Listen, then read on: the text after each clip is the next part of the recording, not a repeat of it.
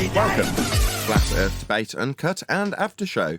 I'm your host Nathan Oakley, and if you are new to this channel, or you've not done so already, then be sure to subscribe, hit the bell notification icon and join button if you'd like to become a Nathan Oakley 1980 channel member, and keep up to date with the Flat Earth Debate. If you would like to support the channel, there is a super chat that runs alongside each of these shows while they premiere, and there's also a PayPal, Patreon, crypto and thanks button in the info box below the video.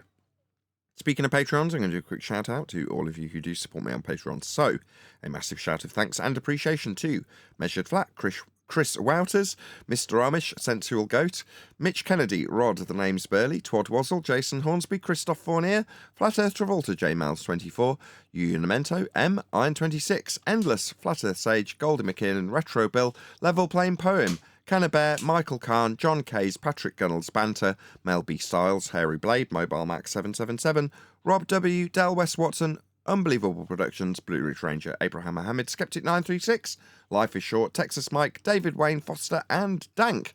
So another massive thank you to all of you for supporting me on Patreon. Now I will hand over to whoever is in Discord and Google so you can enjoy their dulcet tones while I set up for today's live show. I know that acceleration caused by gravity can be described as coordinate acceleration and not proper acceleration and things like that, which clears up a lot of the misunderstandings that we see in general in these discussions. Yeah, but do you understand that you're around people here who have been discussing things such as the speed of light and all of these things that will come into this whole understanding of relativity? Mm-hmm. And if you ask, does anybody on here believe that we have a speed of light? George, There's no speed of light. Okay, so I'm saying to you, omnivore, that, and I wouldn't want to say you're wasting your breath and your time here. I'm saying go and get this stuff published. So when you come back here and say, look, I've got everything nailed down as far as what I'm doing. I've satisfied myself that what I have here is legit. Maybe then, you will have things in place where you could overcome some of these things that you're going to run into here. Well, I don't think that's the case. First off, all of this stuff already has been published. There's plenty of material for somebody who's, sincerely curious about how it works or what the evidence is for relativity, for example, or for the speed of light.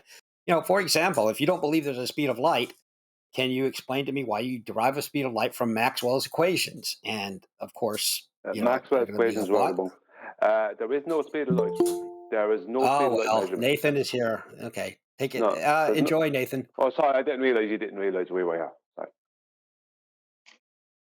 Okay, I'm going to... Wait, so that's just standard? As soon as Nathan comes on, they leave? Oh, that's real nice, Omnivore. There is no speed of light measurement. It was never measured. Nobody's ever been able to measure the one-way speed. There's only a two-way calculation. And you can actually break that calculation down. I divided it by 16, for instance, and it would make absolutely no difference in the real world. We wouldn't notice any difference because the claimed speed of light is so ridiculously fast that even by breaking it down by 16, dividing it by 16, in the real world, how we use things that are claimed to use the speed of light, like radar and different things like that, makes no difference. Absolutely no difference, because the change is so tiny that we wouldn't even notice it. It'd be imperceptible. It'd just be basically all it would be a calculation change and nothing else. So where did this all come from, Brian? The speed of light and everything? Einstein? No, it's kind of before him. The original guy is a guy called Fizeau, I think, is the guy that's the speed of light is actually it's more of a pre-assumption, and a guy called Fizeau tried to measure it, but he measured what he measured, but he didn't measure it. What he did is that he claimed to measure a portion of a second. Now, a second is 1 million microseconds. And he claimed that he measured, this is way back, like I thought back way back in the 1800s. He claimed that he measured what would have been, what I worked out something as 16 microseconds. Now, to measure 16 microseconds today, we would need pretty serious equipment, right, to measure what he's claiming that he measured. You would need, right, I don't even know if it could be done. But he said he was doing it back in, I think it was the 1800s. 16, that's 16 out of a million. If there's a million microseconds in a second, that's 16. If you use his distance that he used, he claimed to use a reflection of light over what would have been an overall close to, I think it's 9.4 miles or close to 10 miles. Then if you take that based off of what the speed of light is claimed to be, you break it down into microseconds. It was like 16 microseconds or something ridiculous like that. So he didn't measure 16 microseconds. That's a complete load of nonsense. He calculated it out. You know what I mean? There's a difference. But they need the speed of light in the theory of relativity, right? It's very important to them. Yeah, it's called Einstein's. What did they call it? They give it a particular name because Einstein admitted that he used it to finish equations. He said that's what it's good for, finishing equations. So he needed to use it for his E equals mc squared, which is not general relativity exactly, but do you know what I mean? He needed to use the claimed two-way speed of light. And he said himself he tried himself to measure the one-way speed of light and he couldn't do it. So I think it's Einstein's, I can't think of the word now.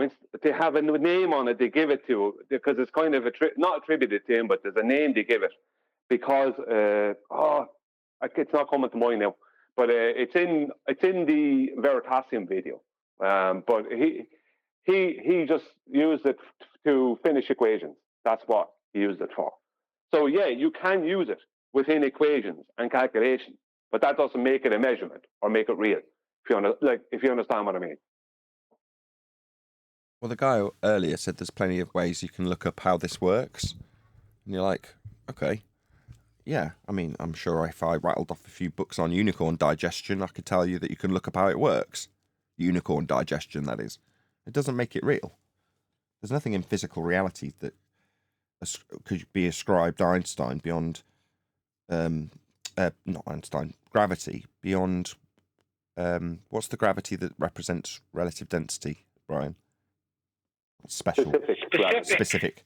Beyond specific gravity, there's nothing to represent in physical reality for any of their bent space-time or forces. There isn't anything in natural reality to actually observe happening. So there is no gravity.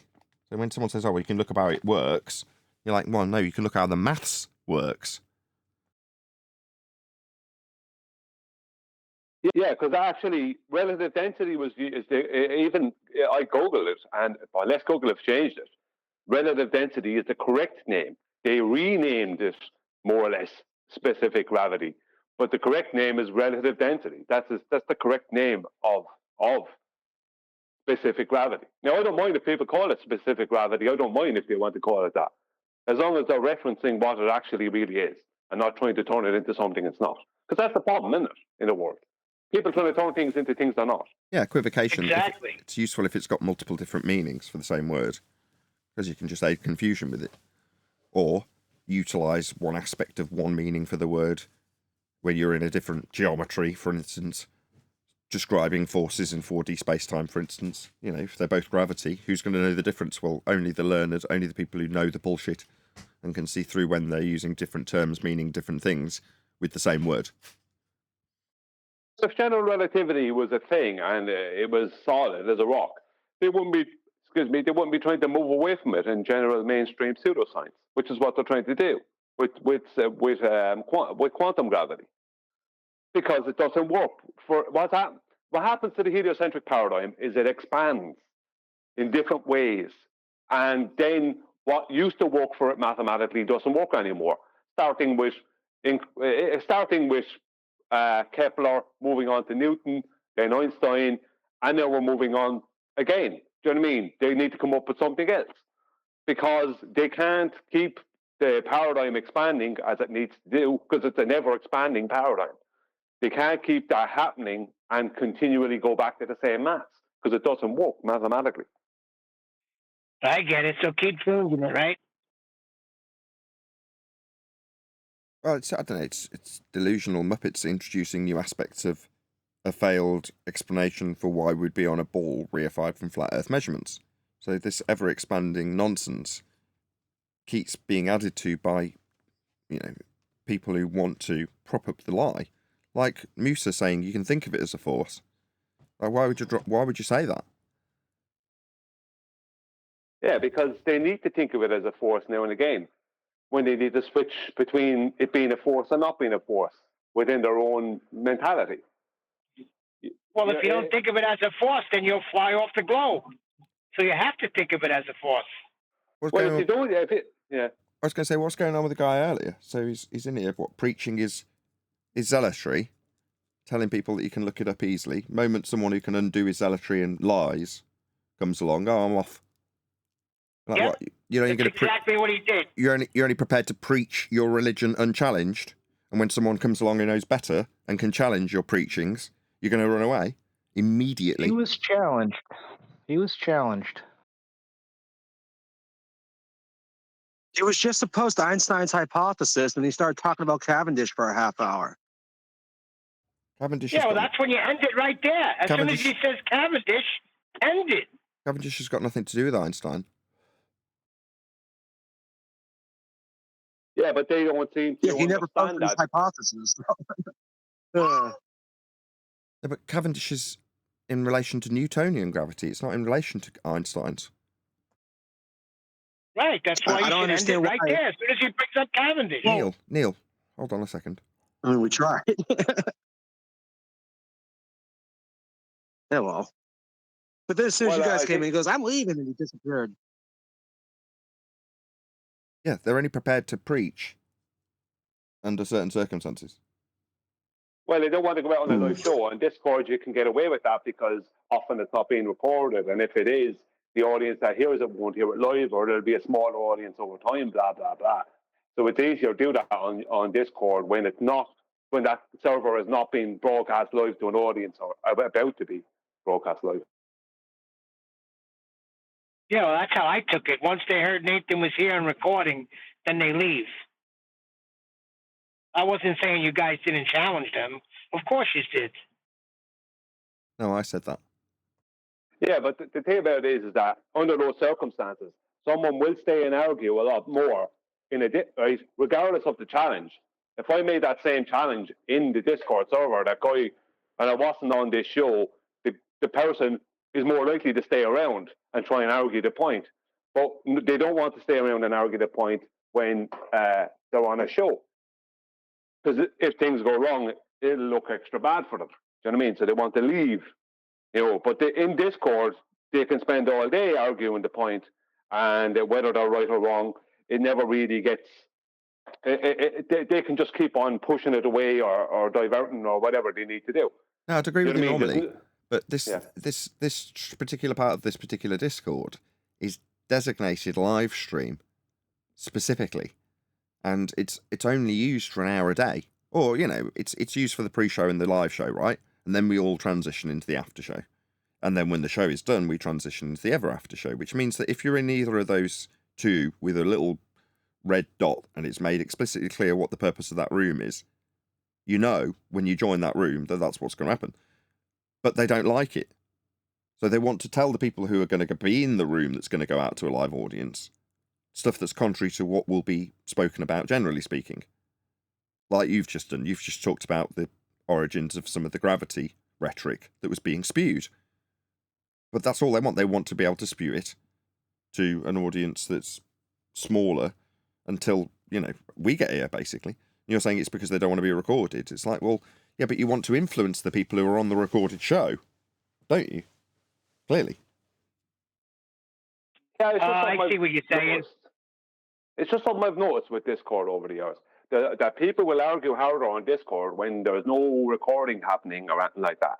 And even though if they're shown to be wrong, they'll fight harder before they decide to just leave or admit they're wrong or anything. Whereas on a show, it's like because it's going out live.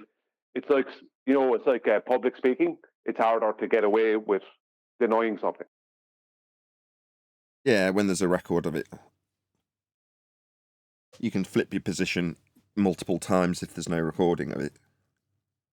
Yeah, well, I mean, you can go around in circles and nobody, and you can deny whatever you need to deny, and trail off red herring. It's easier to get away with that. I'm not saying that the people that in the Discord server are allowing them. It's just a case of that person feels freer to do it, which is why I've looked to debate people who have education on a stage in front of the faculty and students of a university, because then they're held to account. Because even though Discord is bad, YouTube is also, it's not as bad, but it can be close to as bad, where people try their best to squirm around and not admit when they're wrong, or not admit that they're making stuff up. Whereas if you're there in front of a faculty and students of a university, that person can't BS everyone. That's not true. To the same extent. That's not true. Not to the same extent, though. You'd be surprised. You're listening it. Well, you can highlight it when it happens easier, but it doesn't stop it happening. So the amount of political shorts videos that I get presented, not that I'm asking for them when I'm scrolling through YouTube Shorts, sometimes it'll come up with that. What was that name of that black girl that we covered about a week ago? Candace Owens. Say again? Candace Owens. Candace Owens, right. Candace Owens is being asked very specifically about her views on something being race related. Now, obviously, she covers those issues, but it isn't necessarily the case that she's going to come and talk about something that's a political issue and directly immediately connect it to race. But the person that she's talking to does immediately connect whatever she's going to be asked about to race. And she points out to that particular person that that is inherent racism based on her automatic assumption that that is the issue that she's going to discuss with this particular black guest. So she points it out in a very candid way, but she gets interrupted twice. But when she's interrupted, she's able to sort of stop the person, because I'm about to contrast this with college, by the way. This is on a TV interview. She can stop the person because there's lights, camera, action. It's very much in a studio, and say, if you'll just let me finish my point. Yeah? And then obviously all of the mics are on all of the time and everything can be heard nice and clearly, including all the interruptions. But there and then she can just sort of put a hand out and say, no, it's only reasonable my point gets concluded, and then she gets to conclude it. Compare that to, I can't remember the name of this particular Christian guy that goes out and points out transgender issues at college campuses. He'll sit right on the front of the building, not actually on the campus, but on a bit of public grass or whatever, and just go through his rhetoric with them and disagree, but from a position of understanding and knowledge. Now, I've seen instances where that same guy has been in a college and he's in front of the whole, the fraternity and all the different students and such, and they're posing carefully phrased questions to him, and they still call him names and ad homs and get away with offering up a claim that they don't substantiate anyway. And it's just up to him to pull them apart based on their lack of evidence and point that out to them, rather than just listening to them call him a disgusting man when he talks about an issue that they don't particularly like. So I don't think being in a college campus, certainly based on the American examples that I've got, means that you're suddenly going to get a fair crack of the whip. You're still going to get the exact same standard of numpties that come up to you with their woke agenda telling you that you're an idiot because they've decided that they're more superior than you. And the fact that they're in a college setting will only empower them to do that more, based on what I've witnessed on some of the shorts videos, which isn't necessarily a realistic gauge, but that's just what I've seen. Yeah, but I said that they're more held to account. That was my point. I didn't say that they can't pull these tricks. I'm saying in a situation like that, especially involving this particular topic, right, it'll be so obvious and the video would go viral, right, and they know it would, if they're shown to be wrong about something and they're being corrected by a flat earther, right, if they're trying to squirm around it or get around it, it will go viral because people make money off YouTube, and people make money off of editing other people's videos and reviewing other people's videos and responding to content that's out there. And if someone is shown to be wrong and in the presence of a flat earther, and that flat earther is correcting that person is not accepting it or trying to get around it, whatever. At the end of the day, the outcome from that is much huger. So it's not that they can't do it, it's that the outcome of it is much more severe than someone on YouTube, or worse again, on Discord. That's my point. So it's not that I don't expect that someone's not going to try and squirm around a lie or whatever, or use fallacy. It's that the outcome of it is the repercussions are greater, is my point. Yeah, that I'll agree with. And they won't get away with certain things like rumpusing. So if they just carried on blarting through you after your attempted address to their question or point that they've put to you was ongoing, someone would stop them eventually. But in that setting, it's far less likely that someone's going to try and basically go, la, la, la, la, la, I've got my fingers in the ears so I don't have to listen to your question, and then I'm going to reiterate my point once you finish making your question through the top of this garbage that I'm now... They wouldn't get away with that on a college campus. You're right about that. Not that you suggested it, but I'm saying they wouldn't get away with it. But they did say that they wouldn't hang around because you wouldn't let them speak to them. That's the reason they said they won't hang around. Can you back off your mic a bit, Ed Bear? You're loud enough. It's just you're distorted. I don't know. Well, they just said they'll boycott if you don't let them speak and shout and swear at them. So that's what they said in the pre-show. They said if I shout and swear at them. That's not what happened though, Bed. You were here. The guy just disappeared immediately. He didn't get shouted or swore at. No, that's what he said before. No, I heard what you told me. He said that he wasn't going to hang around. I heard you. I heard the first time. I heard the first time. Now, maybe when I stop you from saying the same thing again, Bear, you're going to say that they're right? Now. Like you do now. I knew it. Called it. Yeah, so I stopped him repeating it. I was in the middle of addressing it. And he decided that a repetition of that which I've already heard should start a complete chaos session where Edebear decides that every single second word that I say in address to something that he's just put to me will be rumpused. Now he has decided that he's now going to cause this chaos. I'm remaining perfectly calm while Edebear decides he's going to now make that point for them. No one was swore at. And in this instance, and now you're talking through me. So it's been about a minute and a half since I started to address the point that you put to me, and then in the middle of me putting it back at you with an address to it, you repeated it through the top of me, Bear. Prick. That just makes you a prick. Now what you want to do is project your prick-like nature onto me, like me stopping you reiterating a point through the top of me is unreasonable. Now, when you decide that you're just going to talk through the top of someone who's hosting you, that's what's happening here, Bear. You're being hosted by me. And you're being rude as a guest. That's all that's happening when you decide to reiterate something that you've already said straight through the top of me replying to it. That's you trying to antagonise me as a host so that you have an excuse when you failed point that they made. I heard what they said, but to address it, that didn't actually happen. What happened was they ran away and then Brian carried on addressing the point that they definitely didn't want to hear Brian address about gravity and speed of light.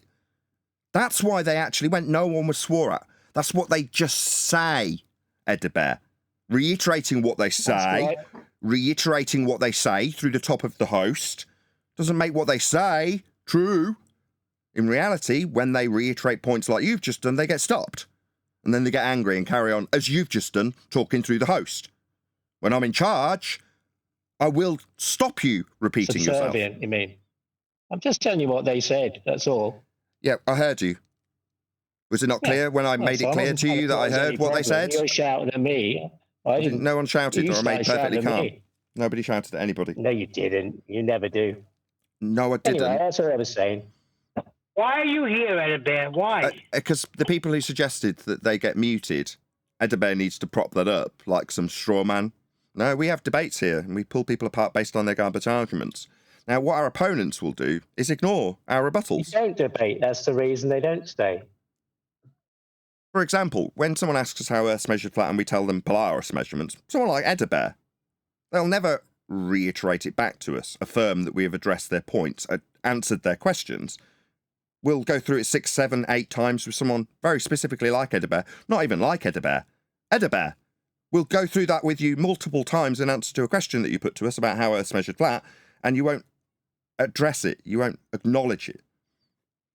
It's Elder Bear, remember? That's what you call me. Elder Bear. Not Elder Bear, Elder Bear. As you baptized me. Thank you. Okay. Yes. Sorry, and what's just happened there is I've put a point to Edabear that completely annihilates his assertion that I just mute people and don't address their arguments.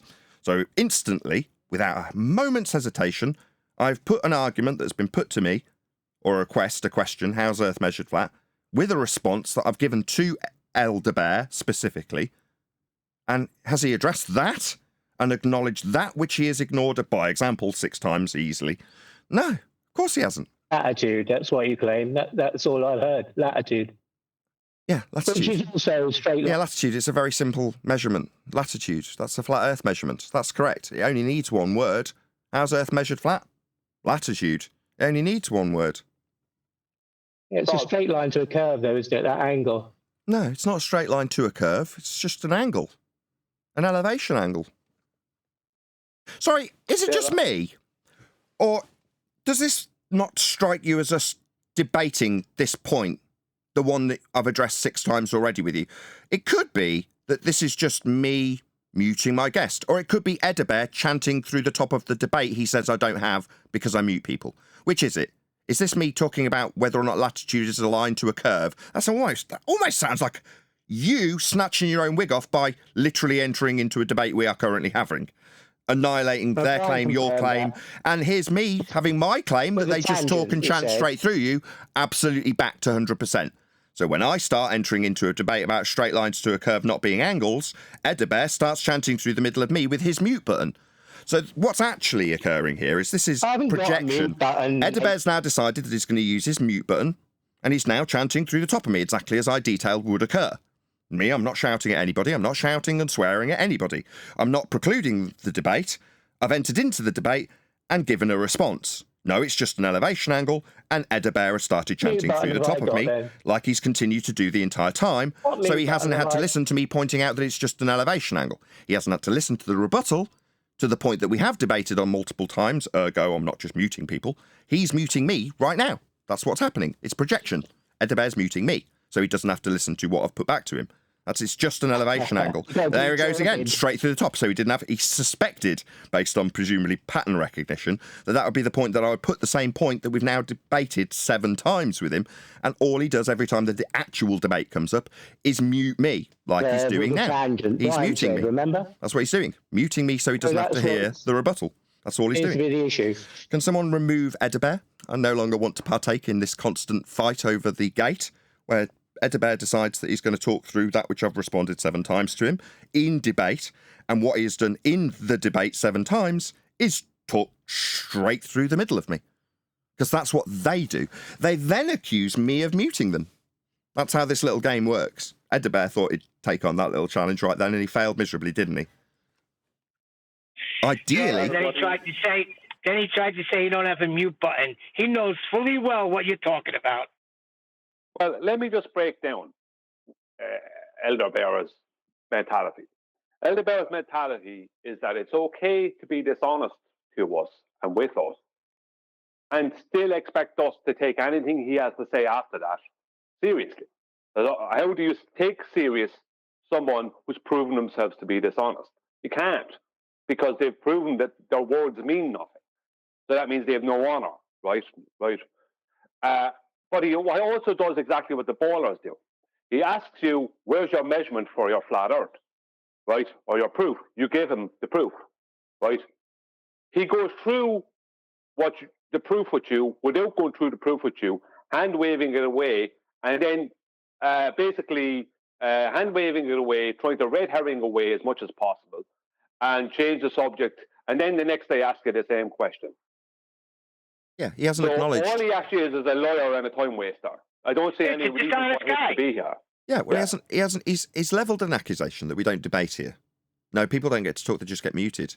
Oh, really? What about the examples of us going through latitude with you? Oh, well, it's just a word. Yeah, a word that requires a flat earth measurement. No, it's an angle to a curve. Oh, no, it seems like we're into debate now. Okay? No, it's not. It's just a blah, blah, blah, blah, fingers in the ears. I'm not listening, so I won't have to respond. Oh, really? That's you muting me, Edabear. Maybe it would be ideal if I got really angry and started swearing at you, because then you'd have made all the points that you say are true. Right?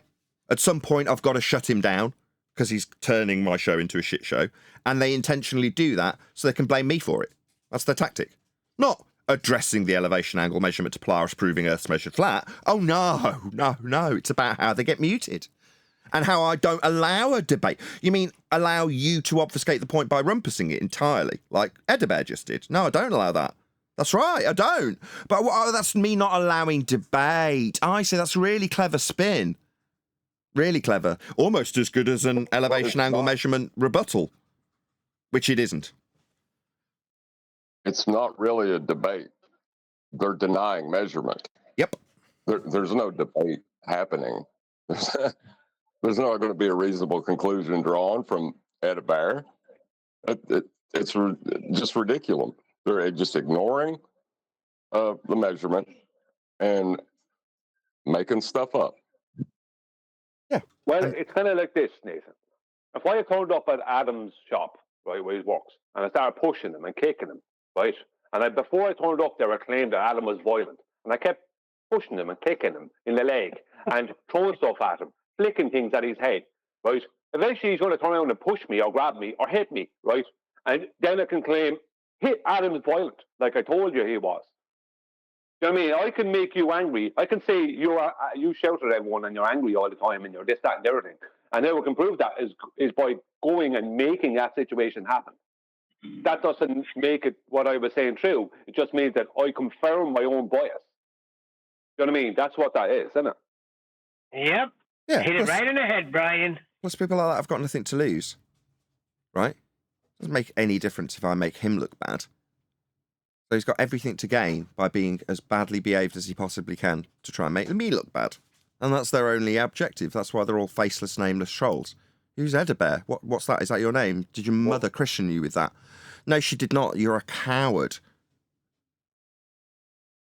Well, what I for find that is that... reason, he should be permanently banned then. For that reason, he should be permanently banned. What other motive does he have for coming here? Well, the same thing happens in chat. They're the same way in chat. When you put your shows back up, Nathan, they come in nice, and then within 3 or 4, maybe minutes or so, or chats, they go right into their character. Well, I would have removed him permanently if I was Righteous Force. I would have permanently removed him completely when he showed himself to be dishonest there a week or two ago. Guys, has nothing to do with Righteous Force. Nathan has all the power to remove him permanently. Do I? Okay, with one click of a button, Nathan, you can remove him permanently. Okay, I didn't know that. It's not about Righteous Force or other moderators, yeah. Well, I thought It's all about Nathan. Okay, Nathan wants him on the show. He keeps coming back every day. Nathan, all you have to do is... But I don't. Okay, I'm sure there is a way, Mush, right? I'm not saying there isn't. And I'm sure I've got the ability to do that, right? But I don't, because I haven't built this server up.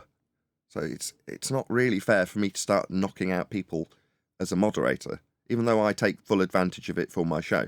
I trust the moderating team to do that.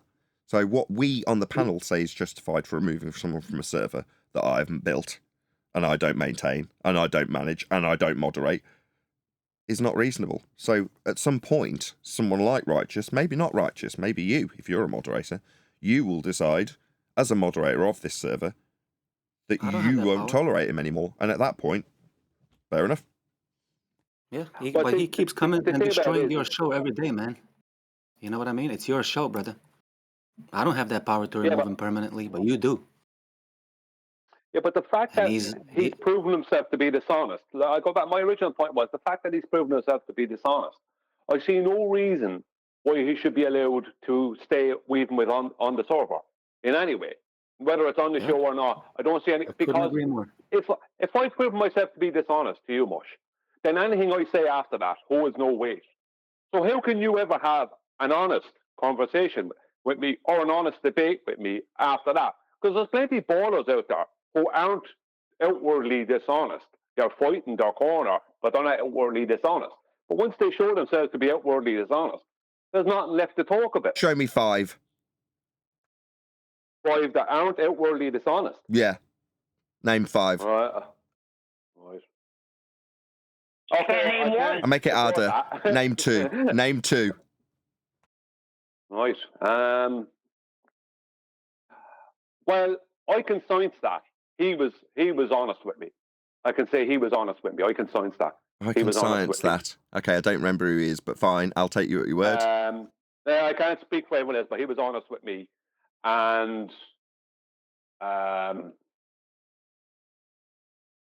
he's an anti-flatty. Actually, generally, Ruhif is honest with me. Now, he talks a lot of rubbish, but generally, he's honest with me. We're on a slightly different. Okay, so you've got to take it to intellectual honesty. I would consider Ruhif intellectually honest, in terms of he's giving his rhetoric how he understands it to work, regardless of where we point out the failures. That still demonstrates intellectual honesty when it retains some degree of coherence at the very least. There are exceptions to that as well with Ruhif. The words have no meaning, or whatever his quote was. So there are exceptions to that rule. But on the whole, I'd probably agree with you. Yeah, so I can't name 5, but I came up with two people. Fine. Yeah. I say intellectually honest. In terms of debating bullshittery and mathematical honesty, Ruhif's definitely not honest. No, his tactics aren't honest. That's what I mean. That's the word I'm looking for. The tactics in debate. But that is what debate is, so you can't really hold that against him. Like most of the time, 99% of the time, regardless of how unmanageable he was, Rumpus would have the same, he'd get to have his say, because in spite of him being a complete prick, he wasn't being overtly dishonest, that is to say, lying and knowing it. Not that lying wouldn't meet that definition anyway, but you know what I'm getting at. No, I understand what you mean, but that was my original point. Elder Bear has shown his hands. Now, it doesn't mean some baller you're talking to isn't dishonest. It means they have to show their hands. As soon as someone shows their hands, that should be the end of it. That should be the standard. As soon as someone shows their hand to be dishonest, they should be removed. You're showing your hand, you're gone. How are you? Oh, good morning, one and all. I'm good, and I'm not so good.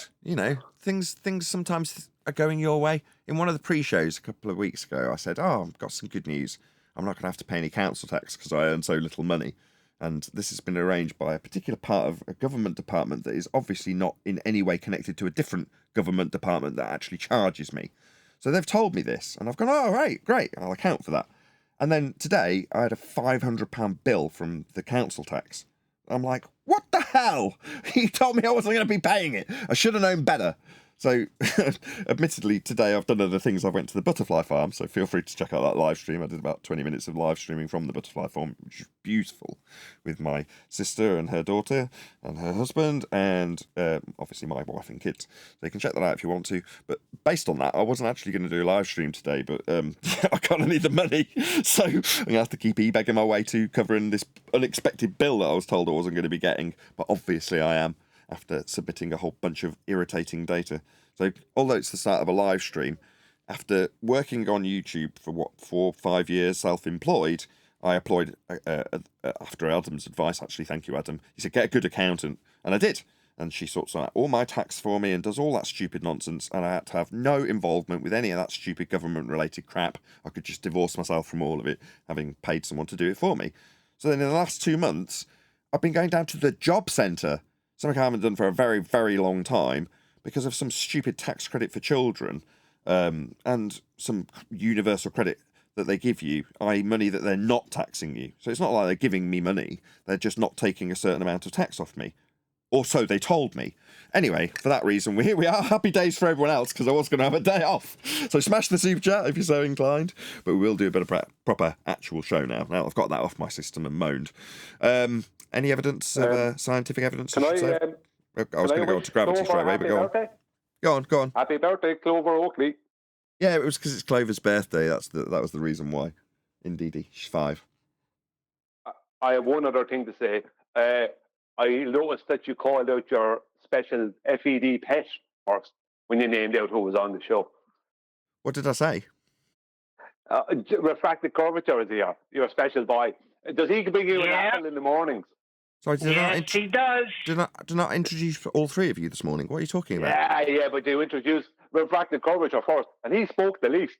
And I think me and Neil joined before him. But you always want to introduce him the most. What, you're accusing me of favouritism?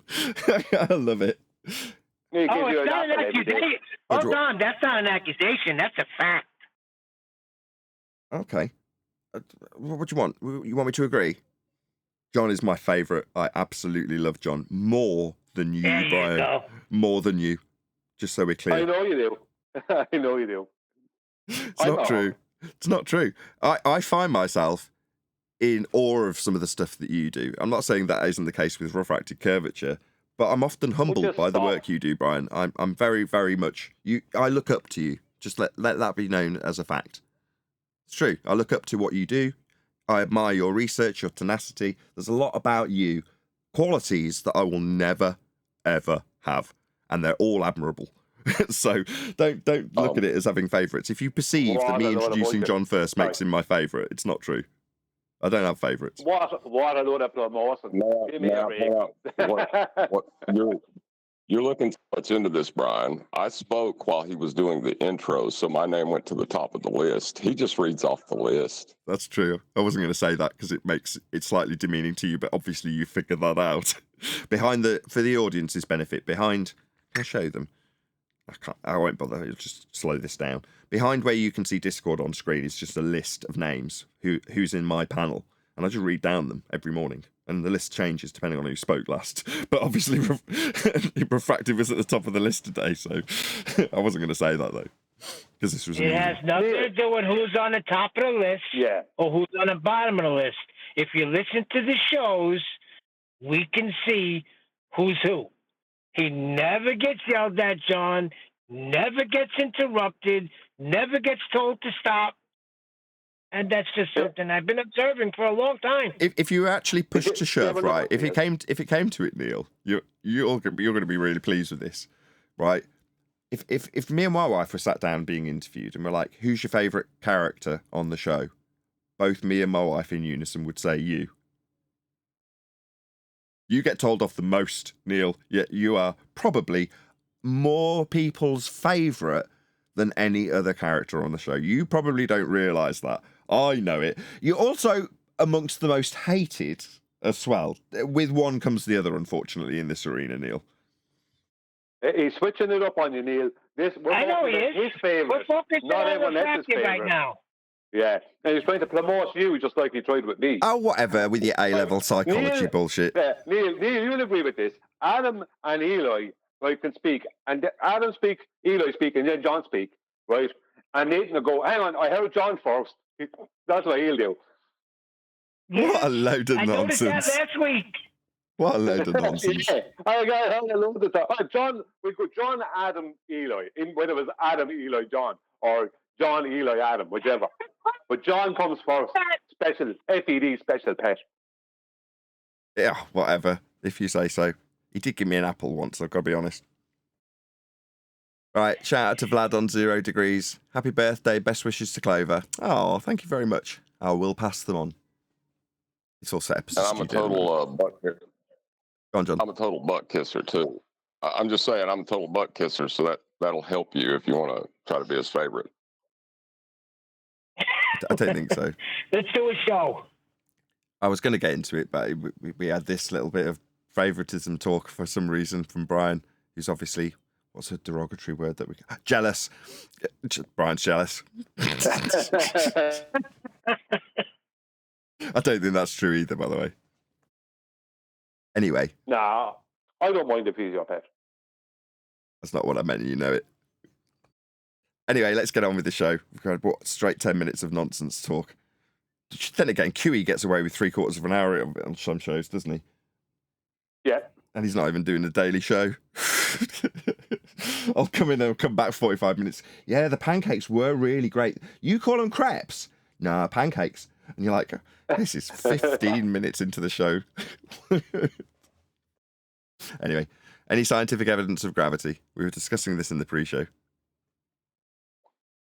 Well, there's 5 gravities. There is only scientific evidence for one of them, and that's specific gravity.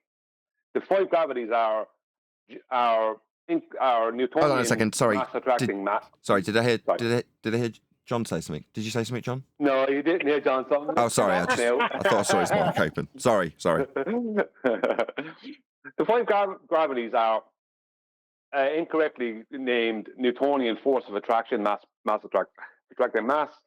There is general relativity, which is Einsteinian, which replaced incorrectly named Newtonian. Then there is quantum gravity, which is the new one on the way. And then there is electric gravity from naive flat earthers. And then there is relative density, also known as specific gravity, or specific gravity, also known as, or more correctly named as, relative density. Now, that one is scientifically provable and proven. Yes, there is scientific evidence for that gravity. For the other four gravities, there is nothing, and there will be nothing. When you ascribe the electric gravity to flat earthers, I don't know if that's fair. It's electric universe origin. No, it didn't. It originated with Bob Nodell. No, it didn't. No, it didn't. It didn't originate with what's his name, Ken Wheeler. Hold on. What you're gonna have to walk me through this. Why don't you walk me through this? Are you telling me Bob? Yeah. Introduced a downward bias to flat Earth and got it named electric gravity? What? Yeah, that's Bob. That's Bob. Because even when Ken Wheeler was on, I don't know if it was on one of the shows with them before Bob passed away. Bob was there talking to him, and he brought up dielectric acceleration with Ken Wheeler, right, and said, "That's my idea of what's happening." And Ken Wheeler was like, "Oh, right, well, yeah, well, we've known for a long time that gravity was not correct, right? But it was Bob bringing up the idea. It wasn't that Ken Wheeler hadn't heard of it before. This is only like within the past 2 years." So where did the incoherent bit? What's the incoherent bit mean? It's that the magnets that the magnetism they're talking about has no specific pole. If you understand, it's just like a switching around situation. And maybe I'm not explaining that correctly, but that's basically it. Where incoherent is in it. I just basically it's if you look at incoherent magnetism, they don't behave as any specific particular type of magnet. If you understand what I mean. I'll ask Adam. Yeah, ask Adam. He knows it. Okay, so but to summarise, there's 5. I understand it, but that incoherent part that never made any sense to me. Me neither. Me neither. I've just always felt too dumb to ask that question in case there was a really obvious answer. But after a couple of years of, getting sideline information and things like Adam being the emissary to the Ethereans, he's boiled down a lot of their concepts to the point where you go, no, that does seem like a reasonable question to ask. Do you know what I mean by that? If you hear a word that's inserted, these days when Witsit does it, I just roll my eyes. I'm sure you're the same, right? But back when you're ignorant of this stuff and you're like, okay, is there some validity? Let's pick this apart. There's a lot of it and there's quite a few long words, and how they're connected to the subject matter is going to be a task to unpick. But I feel that you would agree, would you not, Brian, as my favourite, that we've unpicked all of this nonsense now and can hear nonsense waffle from a mile away and know, generally speaking, where they're trying to connect some nonsense concept to something that doesn't really exist and why they're using the word in that instance. But as you say, with incoherent, why is that in there? I mean, if it's got something to do with the incoherency of magnetism, then I'm sure that'll get explained to us by Adam. It's a confession. You have to put that word in there. Well, I posted a video earlier on Master B, and it's this electrical engineer pulling apart, let's just say, free energy, right? Claims that people making videos that claim to show free energy in the videos, and he's pulling apart the tricks they're using and what they're actually doing. And he's showing how what they're actually showing can't work. And he's giving all the reasons why it can't, due to energy loss and different things like that, how this doesn't work. And he's showing it not working, right? And basically he's saying that these people who are claiming this stuff are frauds because what they're claiming can't be done. That's basically what he's saying. Now, if you can make enough people believe it can be done, and you can make enough people believe that there is a dielectric acceleration and downward bias, then you can basically intellectually defraud a lot of people, and maybe monetarily defraud a lot of people. But that doesn't make it true. And there's always going to be somebody out there who'll show you to be wrong. you know. But how many of these free energy videos were shown on the channels of the people that we argue with on the flat earth side about this? How many of these things were shown on our channels as some kind of fact, when really the guy is even shown how they're using software and different things to make it appear like something isn't plugged in when it is, and different things. He's showing how what these free energy videos are false. You know what I mean? You know, so you have to ask yourself, when they use big words like incoherent dielectric acceleration, what does that mean? It means that you're wrapping up some downward bias claim in a big heap of jargon, doesn't it? To try and intellectually defraud people. That's how I view it. Maybe that's why they've got if it's a downward bias. Go on, John. If it's a downward bias, then it's not incoherent, right? Yeah, well, that would make it kind of difficult, wouldn't it, to be incoherent if it's a downward bias? The whole point of incoherence is that it doesn't have. No, but when it's coherent, it means it's physical, and there's something that we would have to demand, or we would demand, that they showed us. And I think what John's saying is, if there's nothing coherent about it, then they just imply that there's a downward bias that they can extract energy from. But you need this bias, because then it's a constant flow of energy that can be extracted out from. If it doesn't exist, and we know it doesn't, some things go up, then where they're going to pull it out of, if it's going to seem plausible, well, invent the actual force that's creating a non-existent downward bias through an incoherent description, and hope no one notices the word. Well, I can pull it apart, and I didn't get a chance to do this when I was debating with it, right? Because there was so much of the debate was taken up by him, right, wanting to accuse you or QE of doing something instead of actually debating on the topic, because he didn't want to deal with a lot of things I wanted to bring up. But it doesn't matter either way, right? Either way, I won't totally throw the guy underneath the bus, right? But either way, the easiest way to debunk it is, the claim is that everything, right? Everything has electrostatics, right? Now, they're confusing electrostatics with static electricity, right? But everything is electrostatic, right? But that includes gas, because gas has ionic and covalent bonds, right? There's different bonds, but different gases have different bonds, but they don't have hydrogen bonds, and they don't have metallic bonds, but they do have ionic and covalent, right? I think it's like the likes of what they call ideal gases, not ideal gases, sorry, helium, neon, I can't remember the name. There's five or six gases, and there's a specific name on. Noble. Like independent. Noble. What's the word? Noble. Noble. That's the word. I couldn't remember. The noble gases, they have ionic bonds, and other gases, and I don't know. Other gases have covalent bonds. I can't remember all the details, but I know they don't have hydrogen and they don't have metallic bonds. So that means they have electrostatics. So how come these gases aren't being affected by the claimed downward bias? Do you know what I mean? That's the end of that. It's over. Because they are electrostatic too, yet they're not being affected by this claimed downward bias. Got to be careful. Dielectric acceleration. Right. You've got to be careful. Someone who manipulates that gas and shows that you can affect it will then claim victory and say that there's an incoherent dielectric acceleration and a downward bias just by giving you that one demonstration. So careful how you phrase things. There is no demonstration. There is no demonstration. The only thing they can do is demonstrate with plasma. That's not gas. That's ionized gas. Doesn't behave the same. A plasma can be held in place by a toroidal field. Just 1 second, John. This is for the audience, because I heard a guy speaking about this a while ago on the show, right? Trying to argue with you, Nathan. When it comes to hydrogen fusion, right? They take a chamber completely sealed and they vacuum it. Then they fill it with a high density of hydrogen gas. They then heat the hydrogen gas to the point where it becomes a plasma. When it becomes a plasma, it's too hot for them to keep it in any kind of a solid container, right? So they contain it.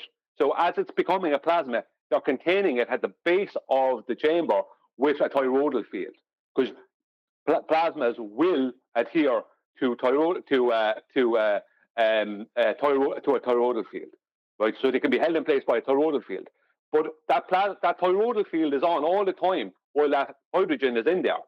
But until they heat it and turn it into a plasma, that has no effect on the hydrogen. Magnetics has no effect whatsoever on gas. So no, there is no way out of what I said. It's bulletproof, can't be beaten. Well, there is an incoherent dielectric acceleration, right? It's just not a downward bias. That would be a coherent. That'd be coherent because it's going down all the time. Coherent, not incoherent. Incoherent is in all directions, muddled. They're taking two things that are antonyms and claiming they're synonyms. When you say an incoherent dielectric acceleration, are you talking about relative density? No, I'm talking about like with magnets. Oh, with magnets, yeah. Right. Yeah, that's not always going east. It's not always going north. It's not always going an objective direction. Right. Yes.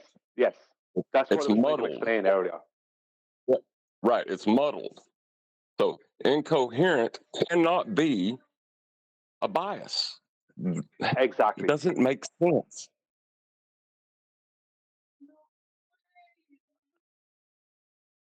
Yeah, I completely agree. It doesn't make sense, exactly. It's one of those that it's like, why is it in there? And it seems like it's a mask to the awful truth that what they're actually describing in reality is incoherent. That is to say, muddled up, as you put it, in all directions. And that would be ascribable to gas behaviour that we do experience. But we don't need to describe it in that manner. We've already got the second law of thermodynamics doing a pretty good job of it. But they've reinvented the wheel and introduced a downward bias and ascribed it to an accelerative force that's come from incoherent dielectric acceleration. You're like, what does that even mean? Yeah, but what they'll try, see, this is the thing. What they would try to do now is they would try and change it around, call it it is incoherent, so there isn't a downward bias, but it's still there, it's still affecting things, it's causing the down and the up, right? And that's how it's affecting gases. But what I'm talking about takes that away, because gases are not affected by electricity or magnetism, right? They're not affected by it, right? That doesn't happen. They are electrostatic because they have electrostatic bonds, right? But they're not being affected by the very thing that they're... Because Witt's claim is that all things are electrostatic, so all things are affected by the same thing, right? Basically, that's what he's trying to claim. It's like, no, gases don't adhere to what you're saying, and they are electrostatic. It's like... It's like black swan, right? If all swans are white, then one black swan debunks that. He's claiming all swans are white. The fact that gases have electrostatic bonding is the black swan. You know what I mean? That's the point. I never got to that point in the debate with him because it was the most of the debate was about how he was unhappy with you and QE. What it comes down to is they're trying to take freely and randomly in all directions and turn that into down, just down. Yep. Yeah, it's pretty straightforward when you break it down. Just like gravity, that is the same. It's no different. Can I say hello to my brother Chris, who's in chat? He was the one that first told me about flat Earth. So if you don't like me, you could blame him. If you do like me, you could thank him. He's not your dad. Thanks, Chris. That was incoherent. No, he's in chat. Chat. Yeah, I said he's not your dad. Who said he was my dad?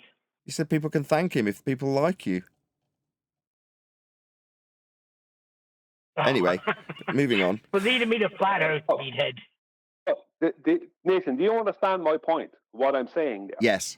I don't know if the gases have electrostatics, and if all things are electrostatic, that means all things are supposed to adhere to this claimed downward bias, right? Then gases aren't adhering to it, yet they are electrostatic. That means that's the black swan. Yeah, it's the identical overcome for both heliocentric and, weirdly, flat Earth incoherent dielectric acceleration with the downward bias. Because the downward bias would be overcome in that rhetoric by your assertion that if it is to be believed to have this force attached to its magnetic properties, then gas would exhibit that behaviour. Ergo, gas would go down, go boom, boom, go splash, splash. Sound familiar? Yeah, it does, because it's the same problem and it's the same overcome. There is no difference, other than what they're saying causes an effect that doesn't exist on the flat Earth side, versus gravity being established as a downward bias throughout your lower and mid to high school education, and then change to a 4D bending space-time in higher education. But they ultimately achieve the same ends, creating an illusion of a downward bias holding you to a spinning ball, or for a flat earther, not creating an overcome for a ball problem, but slightly worse in my mind's eye, which is creating a false hope for a free energy system that will never come to fruition. Did we discuss that at the beginning of the live show or in the pre-show? I forget which. Either way. Well, go on. Well, no, I'm just saying that the what kills them is the term weight, right? Because not only are they killed by the electrostatics and gases, but weight doesn't actually exist. It's only an apparent effect of buoyancy. So what they need to claim is that there is weight. But when the object is weighed in a vacuum, right, it weighs more, not less. It weighs less in air because there's buoyancy. Right, that's the end of that. That kills dielectric acceleration. Because weight would have to exist. The anvil would have to go to the bottom of the tub of mercury. But it doesn't. It goes to the top. Yet it'll fall through air at a great force. Why? What? Where did its weight go? It would never existed. So they'd have to prove weight exists before they could even talk about dielectric acceleration. Right. So we have got a video. I assume you wanted to cover this today, right, Brian? Is this from a guy called Lower Lodge? Yes. Lower Lodge? Yeah. Yeah, I haven't heard it. He made a video. He made another video. I don't know which one you'd like to respond to, but this is like a live stream. I haven't heard this.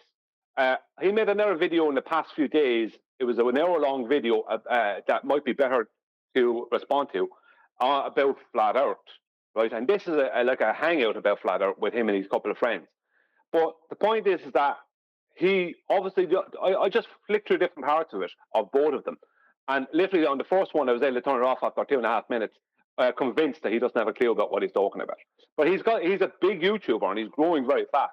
And what the guy does is he normally deals with like missing person type stuff, and he goes through stuff like that. But he tries to pull apart nonsense. When it comes to this subject, I made a comment to him in his last video that I would be willing to converse with him. He doesn't have to be on his show. I can do it privately and go through the subject with him, because I said you can't learn about this subject if you're just doing a basic Google search. They've made that impossible, right? So all you're going to get is nonsense. And he hasn't responded to me, but yet he's responding to other people like Mark Sargent. You know what I mean? So far he hasn't responded to me that I'm aware of. I've offered him to speak with him about it.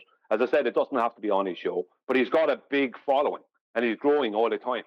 But this is a bad road for him to go down, because regardless of how big his following is, this is going to embarrass him.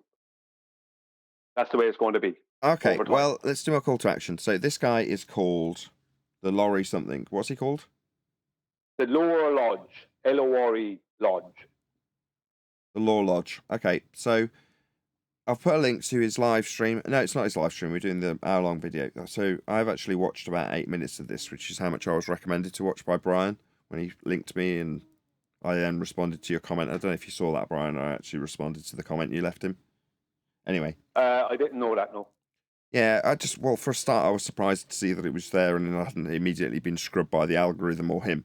So I was like, oh, great. Well, if I respond to your comment, at least it'll nudge it up a little bit.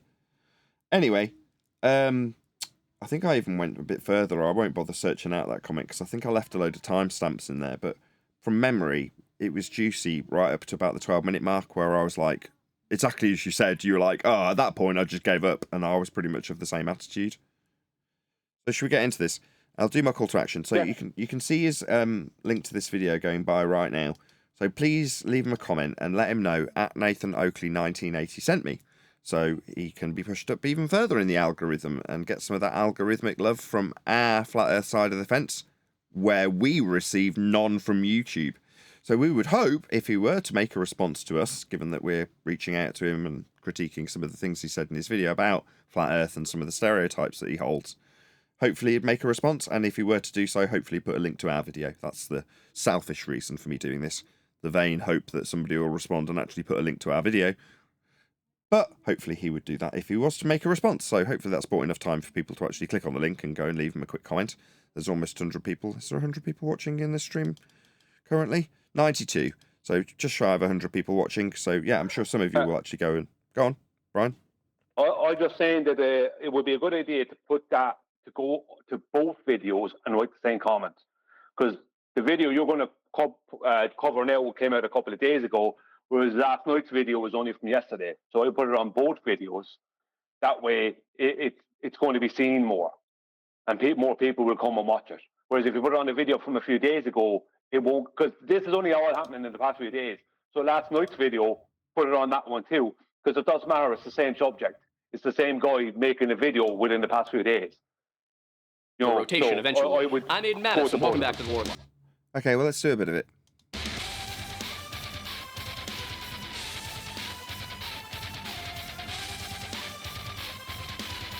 So if you're listening rather than watching, it's LORE, as in, like, lore when you're talking about Star Wars, as opposed to legal. I don't know if it's just that I'm on the younger side of life, or if this is something that sort of erupted in the last few years, but I remember that growing up, I didn't see a ton of stuff about the flat earth, at least not stuff that took it seriously. You'd have TV shows and movies make jokes about it, you'd see somebody making a meme, you'd see it as some sort of reference for a ridiculous conspiracy, but in the last few years, and like I said, maybe it is just because I'm on the internet now more than I was when I was in high school, I've seen a lot of people who seem to very seriously believe that the earth... First problem. So what we're dealing with en masse is people in this arena from Flat Earth who do just believe that the Earth is flat. And when they're challenged, and I've seen this many times at various Flat Earth conferences, average Flat Earther on the street, that is to say, is in the conference and is just a patron of the conference rather than a host or a guest that's on stage, they'll be asked, why do you believe the Earth's flat? And they'll give an answer. And they'll talk about conspiracy and they'll talk about finding God. And you go, yeah, well, you're affirming that which this guy, by stereotype, is now asserting in his video, which is that we believe Earth is flat. Now, we don't believe Earth is flat here on Flat Earth Debate. We know it's flat. That's how it's measured. Earth is not a sphere. There are several different reasons why people seem to attach themselves to this theory, several different entry points. Not a theory. You're in a category error. Go on. Someone wanted to add something.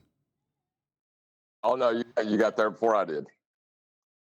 Some people start with the moon landing, and they think the moon landing is fake, and that drives them to believe the Earth is flat in and of itself, and that's why...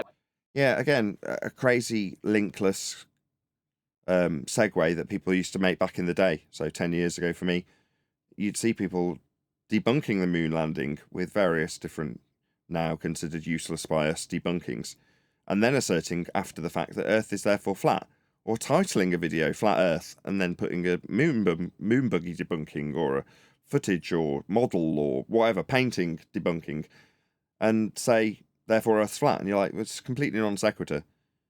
Now, you can debunk the heliocentric model and then revert to the default position in terms of Earth being flat, as it's presented that way to you in all instances. But most people, or no people to my memory, have made that connection, which is to say that is the default position, and what's holding up your belief that we're on a spherical surface are things like the moon landing, because that's what's offering you the images. Go on, Brian. Yeah, the moon landing being debunked only causes a problem for heliocentrism and the globe. It doesn't prove the Earth to be anything because there's no proof of what the Earth is just off of that. But just on what you said a second ago before that, yeah, we don't have beliefs here. We have knowing. We know measurement is not belief. Measurement is not a conspiracy. We don't need to believe anything. People took your feigned cries for attention seriously, Brian. Check out the super chat. Thank you very much for the super chat, Sensual Goat. It says, Brian's level of research is exemplary. Puts PhD Fanny Dorkner to shame. I think that was a spelling error. But yeah, I agree. Thank you. Also, shout out to Roger Ledwell. It seems like the Matrix to me. Which aspect? You'll have to be a bit more detailed. I don't know, but thank you for the super chat. Really appreciate the support. Why we didn't get to the moon. Others point to the Bible and claim that the Bible, as well as all of the other ancient religions, all say that the Earth was flat, and this only changed sometime in the last several hundred. I don't know about other religions because I'm not that learned. Well, I'm not even that learned in the Bible, let's be honest. But the Bible is definitely a flat Earth book. I mean, I wouldn't lean on that. Go on, sorry. That would be an appeal to age fallacy, I believe. If you, yeah, I totally agree. I wouldn't use it as a standard personally. People do, and I can see why if they're justifying it based on what the text simply says. Just take it literally, and it's a flat Earth book. I wouldn't call it a flat Earth book, though. Well, I mean, you don't see heliocentrism in it at all, but I wouldn't call it a flat Earth book. By flat Earth book, I mean that the context and the descriptions of Earth in that book are flat. I don't mean that it's like a flat Earth guidebook. Yes, I agree with that. Well, the only issue with the Bible is not with the Bible, but the issue that he's trying to point out, what he's not understanding is there's plenty of people in the world who are claiming to be Bible-believing and Bible-following Christians, but they're also heliocentrists. And some of these are people like PhD Danny Faulkner, right, and others, who are claiming to be Bible-believing and Bible-following Christians, yet promoting heliocentrism. It's contradictory to the Bible to promote heliocentrism. That's the real point. And that's a fact because he did say that in Joshua chapter 10, when Joshua bid the sun to stand still in the sky, Danny Faulkner said what actually happened was God stopped the earth from rotating, which makes him a Bible denier. Yeah, he wants to. Yeah, it makes people the Bible deniers. Sure, anyway, we are not going to lean on this standard. I'm not going to decry the standard because other people do adhere to it. I've got nothing wrong with that. If they want to contextualize it within their faith, which is obviously what he's critiquing, fine. So clearly, at some point, somebody tried to hide it from us. But even in giving it, what? Whoa. That's a bit of a non sequitur. Where did that get jumped in from? So at some point they came all the way from 2015. So therefore, they definitely tried to hide what from us? I don't even follow where the connection's being drawn there. Is he saying, therefore, the people I'm critiquing say flat Earth was hidden from us? Is that what he meant by that sentence fragment? Well, if this was 2015, I'd say yes, he's correct, because people were saying that. But it became fairly obvious within a short space of time that it was just down to people's pre-assumptions and about the world as opposed to looking at what the world really is. So yeah, in 2015, that would have been a true statement. But by 2016, it would have been a bit of a straw man. What's this guy called again? I want to actually edit the name of the live stream rather than it being Friday's politics show. It's called The Law Channel, is it? Lodge. The Law Lodge. Lore Lodge. Yes. But there's how he's going to make the connection between conspiracy and flat Earth by what people believe the Earth is, and then now people are having to hide it, therefore it's a conspiracy. I see. It becomes a conspiracy immediately. Gotcha. Okay. A couple of examples like that, it doesn't quite capture the scope of what flat eartherism is, because this is not necessarily one distinct, clear set of beliefs. It seems that flat eartherism changes depending on who you're talking to. Different people have different motivations today. Yeah, I'd agree with him on that. I mean, there are lots of different subcategories of flat Earth believers, and they all believe all sorts of crazy different stuff that's often, if not always, unrelated to the actual measurements of Earth being flat. So in that respect, we, like you, summarize in detail. You're not really bracing against them by summarizing them, but we actually brace against a lot of those people for their lack of credibility or evidence, moreover. So, yeah, if anybody else want to disagree or agree with him, as I've just done? Yeah, he's correct. He's correct, but we don't come into that category. No. Us and those who follow the show here, because we don't have a belief. We're not making up stuff we can't support. You know, so yeah, he's correct. There is a lot of different types of believers out there. And that's because they... And Brian's correct. And Brian's correct as in, he might say, oh, well, you're a flat earther. You very specifically call yourself a flat earther, so therefore you're affirming my point that you're all in different groups and have different beliefs. No. we aren't of the belief of anything when we detail how, if you want to look at it this way, show you how your heliocentric world was measured flat. So you could say we're advanced heliocentrists if you want to affirm your bias with what we say, because we're showing the history of how the globe Earth comes from those measurements.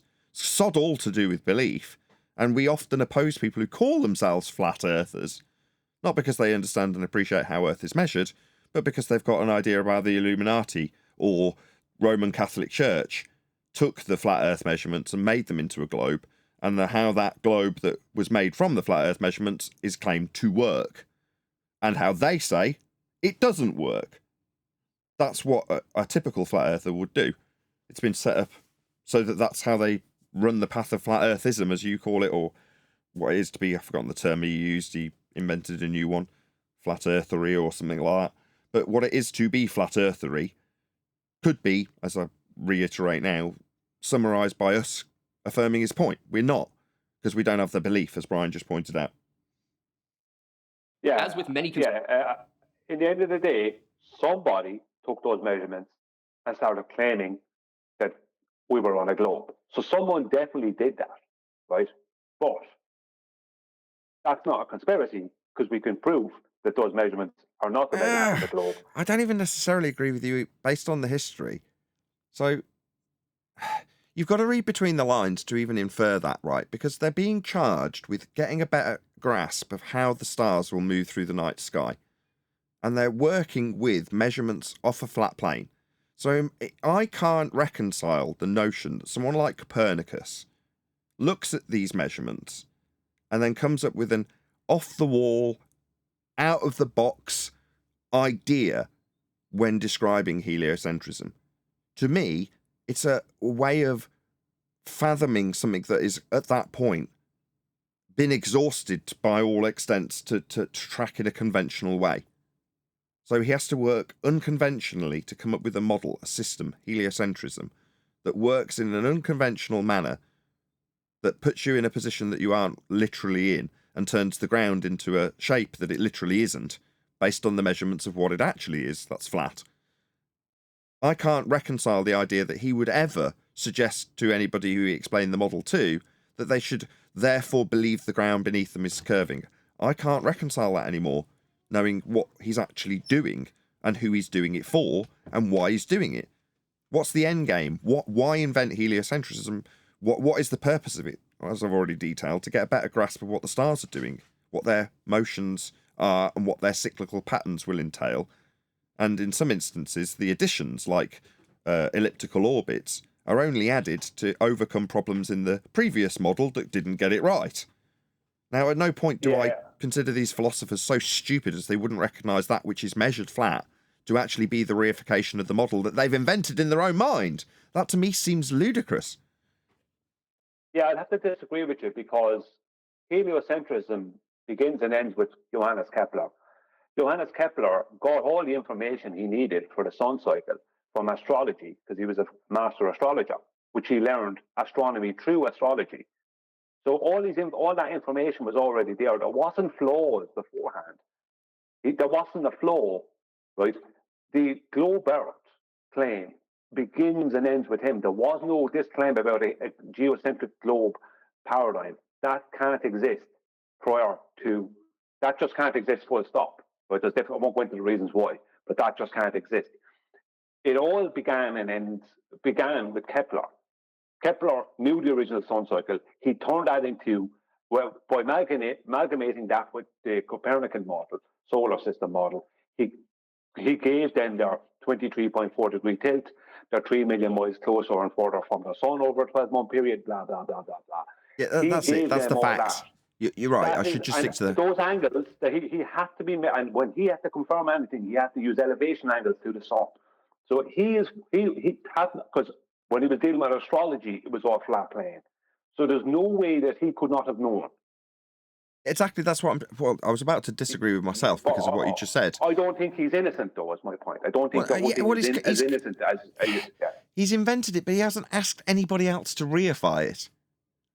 I know he's come up with it, but like you say, it seems beyond comprehension to say that somebody who knows, like John, my favourite, when he made his kitchen into a sphere, you've got to have the mathematical prowess and excellence that John absolutely does above everybody else who comes here to be able to recognise how you're first measuring and then putting into place. I know you've done this too, by the way, Brian. To turn your ground that's flat spherical. You can't then turn around to me and say, well, he knew it wasn't flat. You're like, no, he must know it is. He's using that measurement. How can he not know?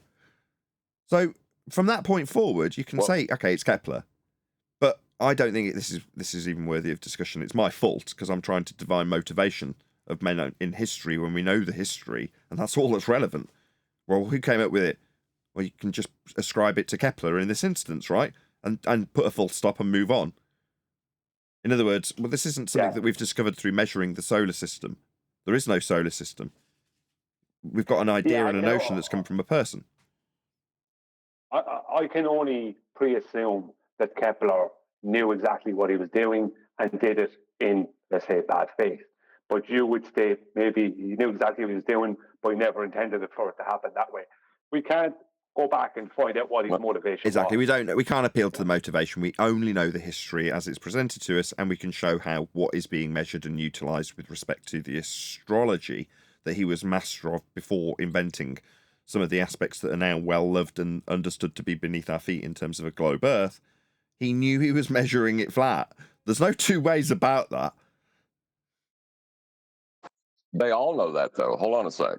The thing is, their reification is they put themselves in the celestial sphere and believe the stars are below their feet. So they're trying to make a square peg fit a round hole.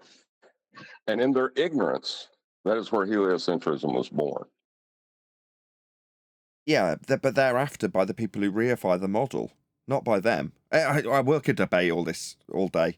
We know where it came from. We know who invented it. To claim that it's a measurement of the way the world actually functions is a lie. It isn't. Conspiracy theories, whether you're looking at the disappearance of MH370 or if you're looking at Tartaria, there are a number of different versions of it. Nobody is in perfect total agreement. See, Tartarians, are they all flat earthers? I don't know if that's the case. I don't know enough about Tartarians. I know that a couple have come here and had their asses handed to them with their baseless assertions and garbage theories. Colloquial theories, I might add. Certainly not scientific. But, okay, if you want to have a pop at Tartarians, feel free. We do too.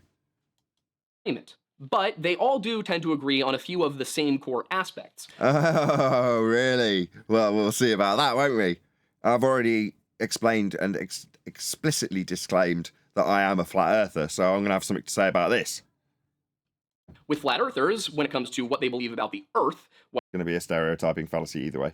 Well, it's flat, stationary, enclosed by an ice wall at the edges with a solid... Oh, flat and stationary. Right, well, the first is an aspect that we measure, so that is obviously clues in the title, so it's redundant. Stationary. It's a non-positive claim. You know, it's the observable default position. If you want to ascribe that to me, I would take it on the chin fine, even though I don't have to actually justify or present any evidence for a non-positive claim of the self-observed obviousness of how we experience the world. That isn't necessary. But there we go, I'll take that one on the chin as well. Ice wall? Hands up who thinks there's an ice wall. I'm going to say there's at least... I couldn't prove that there is or isn't, so I couldn't go either way with it. There might be. There might not be. I haven't got a clue. Yeah, you're right, Brian. I wouldn't discount it based on a lack of evidence unless somebody actually tried to claim it and then I'd present them with their burden and say, prove it. 74,000 miles of ice wall, you say? Prove it. This is just a picture of about a quarter of a mile of a bit of ice. Where's the 74th? Where's the rest of it? Yeah, exactly. I could make an argument, a physics argument for that. I could do that. But it doesn't prove it or disprove it, you know, so you can't know. That's what makes flat earth debate special. We only talk about what we can validate. Yeah, we have no validation for an ice wall. There might be. I mean, feel free to try and prove it to me, but no, I wouldn't claim this. I stick to things I can prove. Solid dome above, and... Whoa. Solid dome above. We must have containment. I don't know what the containment is. Solid dome. Oh, I mean, this is some garbage you've got from The Simpsons and from some of these pictures and GIFs you Google searched. Now, what I know is we've got gas pressure.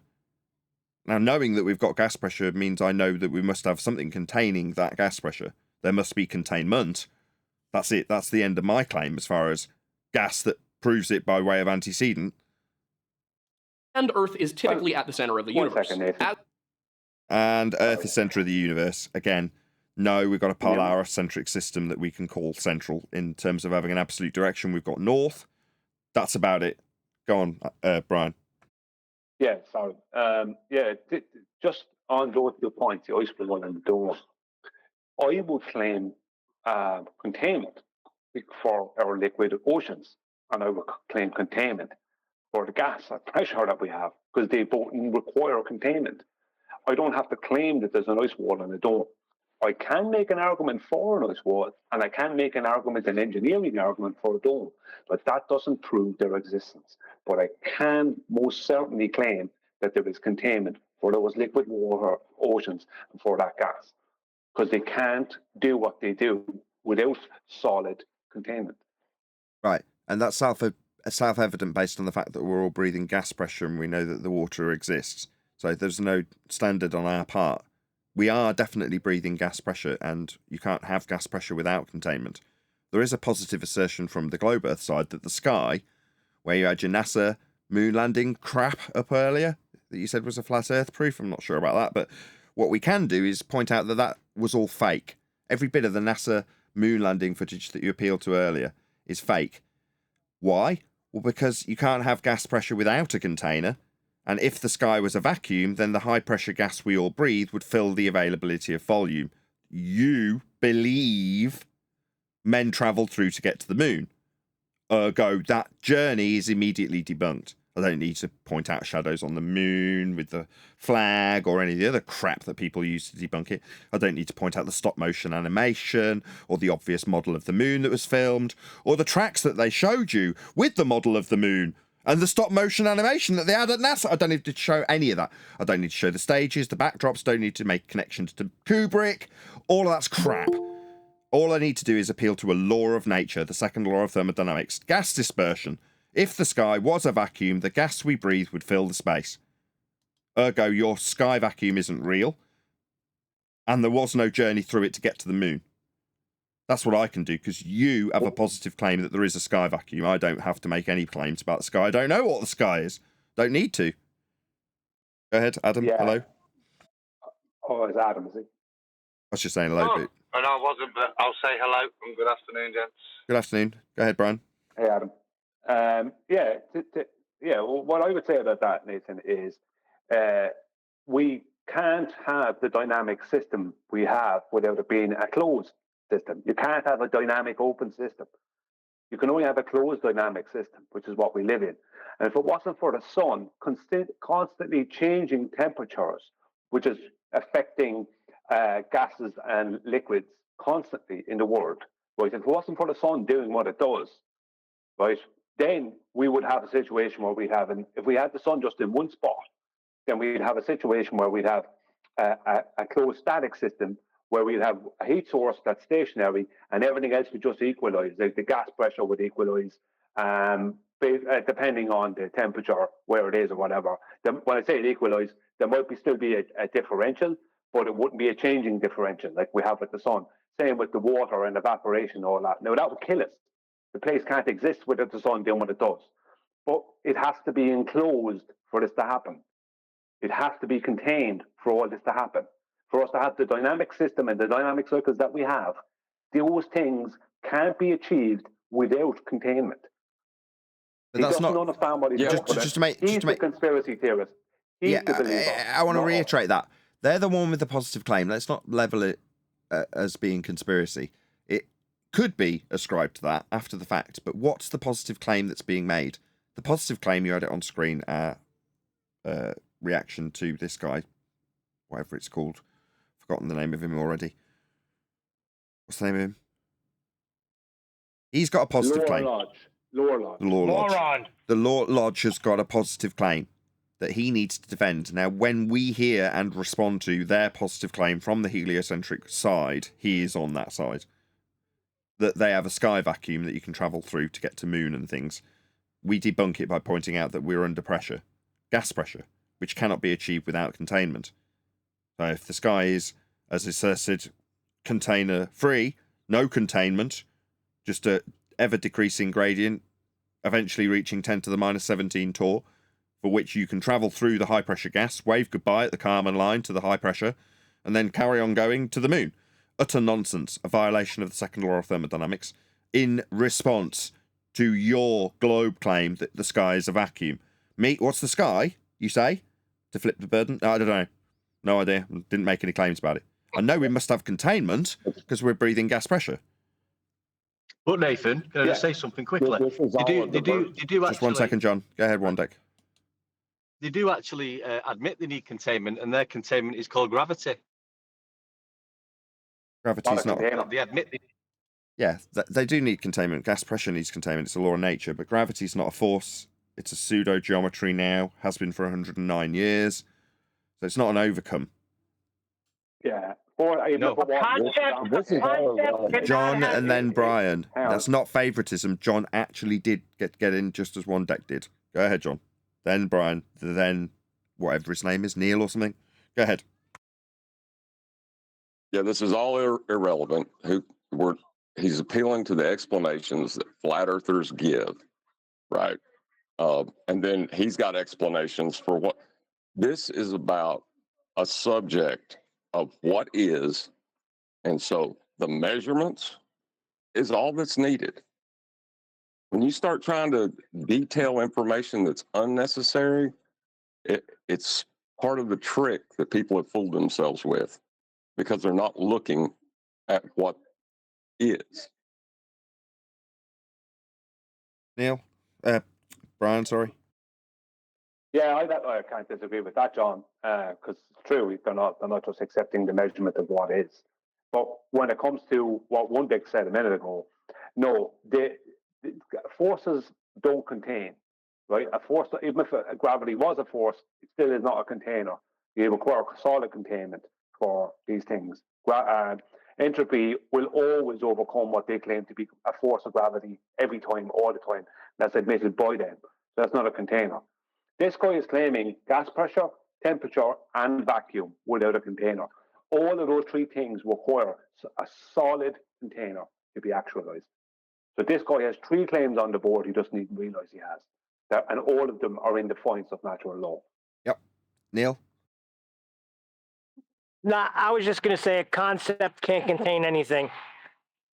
As for the various celestial bodies, the sun, the moon, the stars, all of the other planets, those are typically either underneath or within the structure of the dome itself, and they're not out in the vast expanses of space. They're also perceived to be local, although the extent to which they are local varies. In some cases... Go ahead, John. So there's a vast expanse of space that gas does not fill. According to them. Shout out to Roger Ledwell. He says frisbee golf can be fun. Go ahead, John. Sorry to cut you off.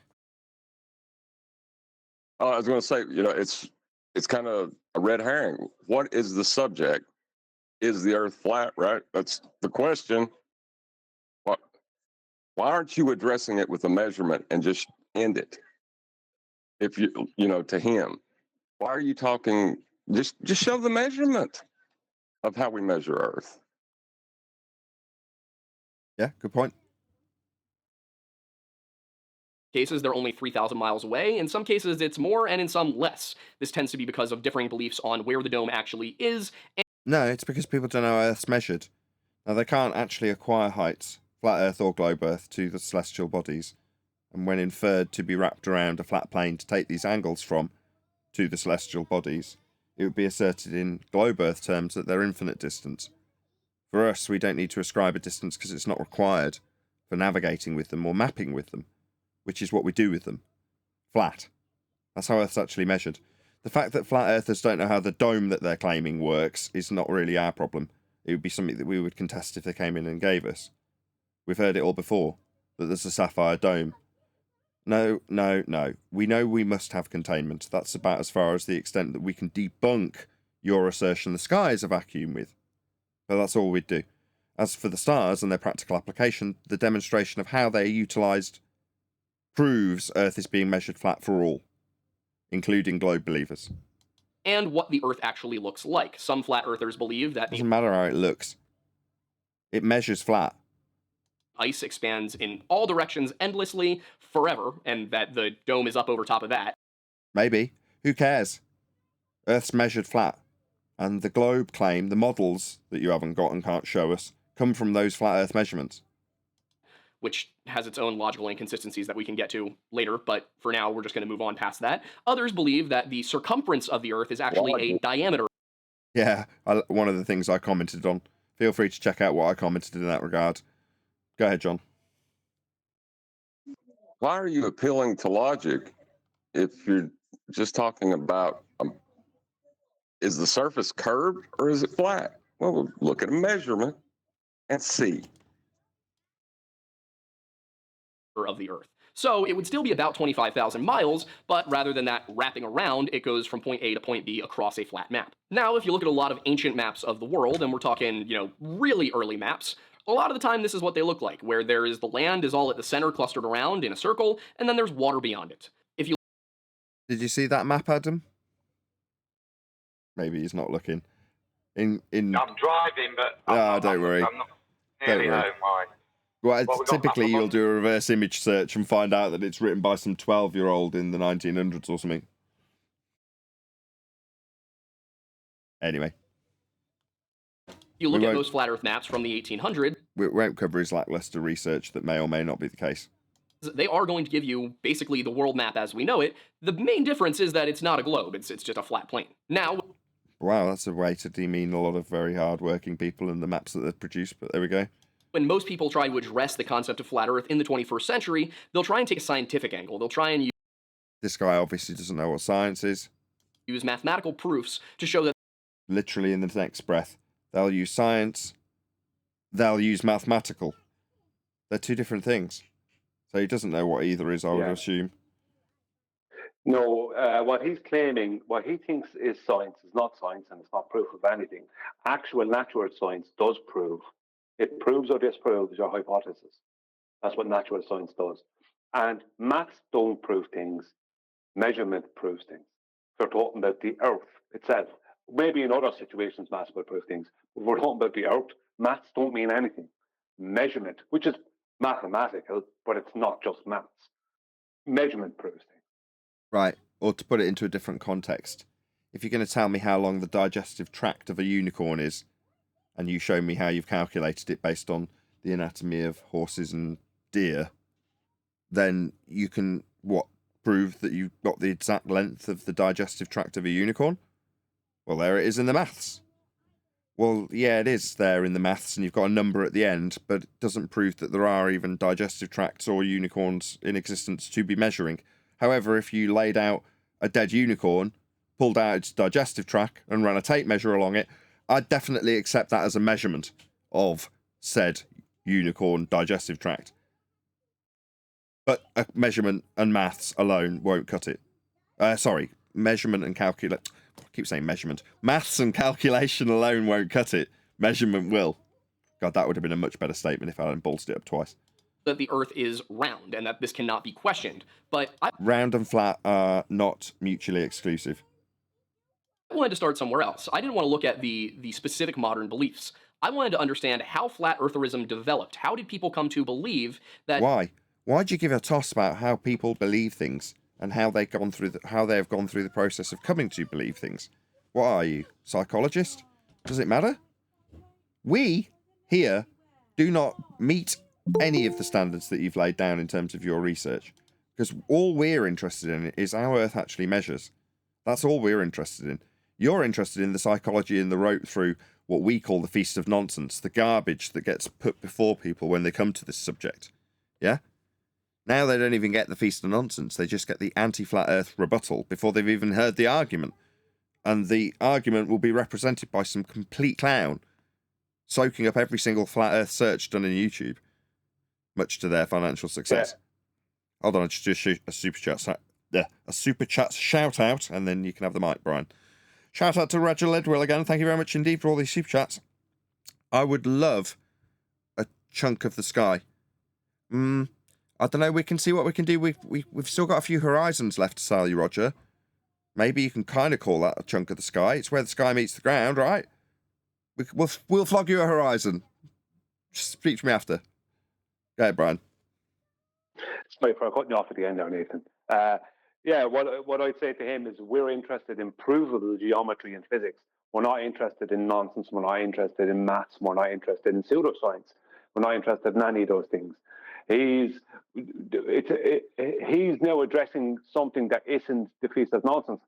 Like, even though, as we combat the Feast of Nonsense, like ice walls, domes, all this, even though we attack that, at the end of the day, if people are shown that first, they're more likely to investigate and research the topic than they are if they're just given an anti-flat out rhetoric. But they're given the anti-flat out rhetoric first now. And that's kind of like, he's more of an anti-flat earther, really. But he's trying to be somewhat impartial while handing us a massive load of straw man arguments that really mean and amount to nothing, while he is promoting complete and utter nonsense from a geometric measurement and physics point of view, with that being the heliocentric paradigm, promoting that as being like the only logical answer. Something so objectively false is true. And I know that if you believe the Earth is flat, that statement probably turns you off. You probably don't want to finish watching the video. No, man, we're critiquing it. I mean, we have actually run out of live stream time because we've done a full hour, but we might do a little bit longer. It's not that what you say puts me off or makes me want to shudder in fear of you saying that it's demonstrably untrue by way of a baseless assertion. You're attacking people's beliefs in flat Earth. And what you might be surprised to hear from me is that in many ways I would align with you on that. Yeah? We also decry people who believe Earth is flat because they should be standing on the fact that it's measured that way for all models, including the globe. That's how it is measured. So this isn't a standard that you can lay at our door. Maybe other people's. I mean, you're doing it by stereotype, though, so you're going to get both barrels from us. Probably writing a comment right now. Sorry, go ahead, start again. I'll leave Neil go first, I'll go back. I was going to say, a lot of ways this reminds me like of my personal relationship with the Lord. I would say you can't have a belief. You have to have a no-so attitude that your life is hid with God in Christ. It's the same thing with flat Earth. You have to know it's flat. It's not a belief anymore. Once you have the facts, you have a knowledge of it being flat. Beliefs are out the window. It's not that there's a have to. We'll come back to you, Brian. It's more that it's a lot less stressful if you know it's measured flat.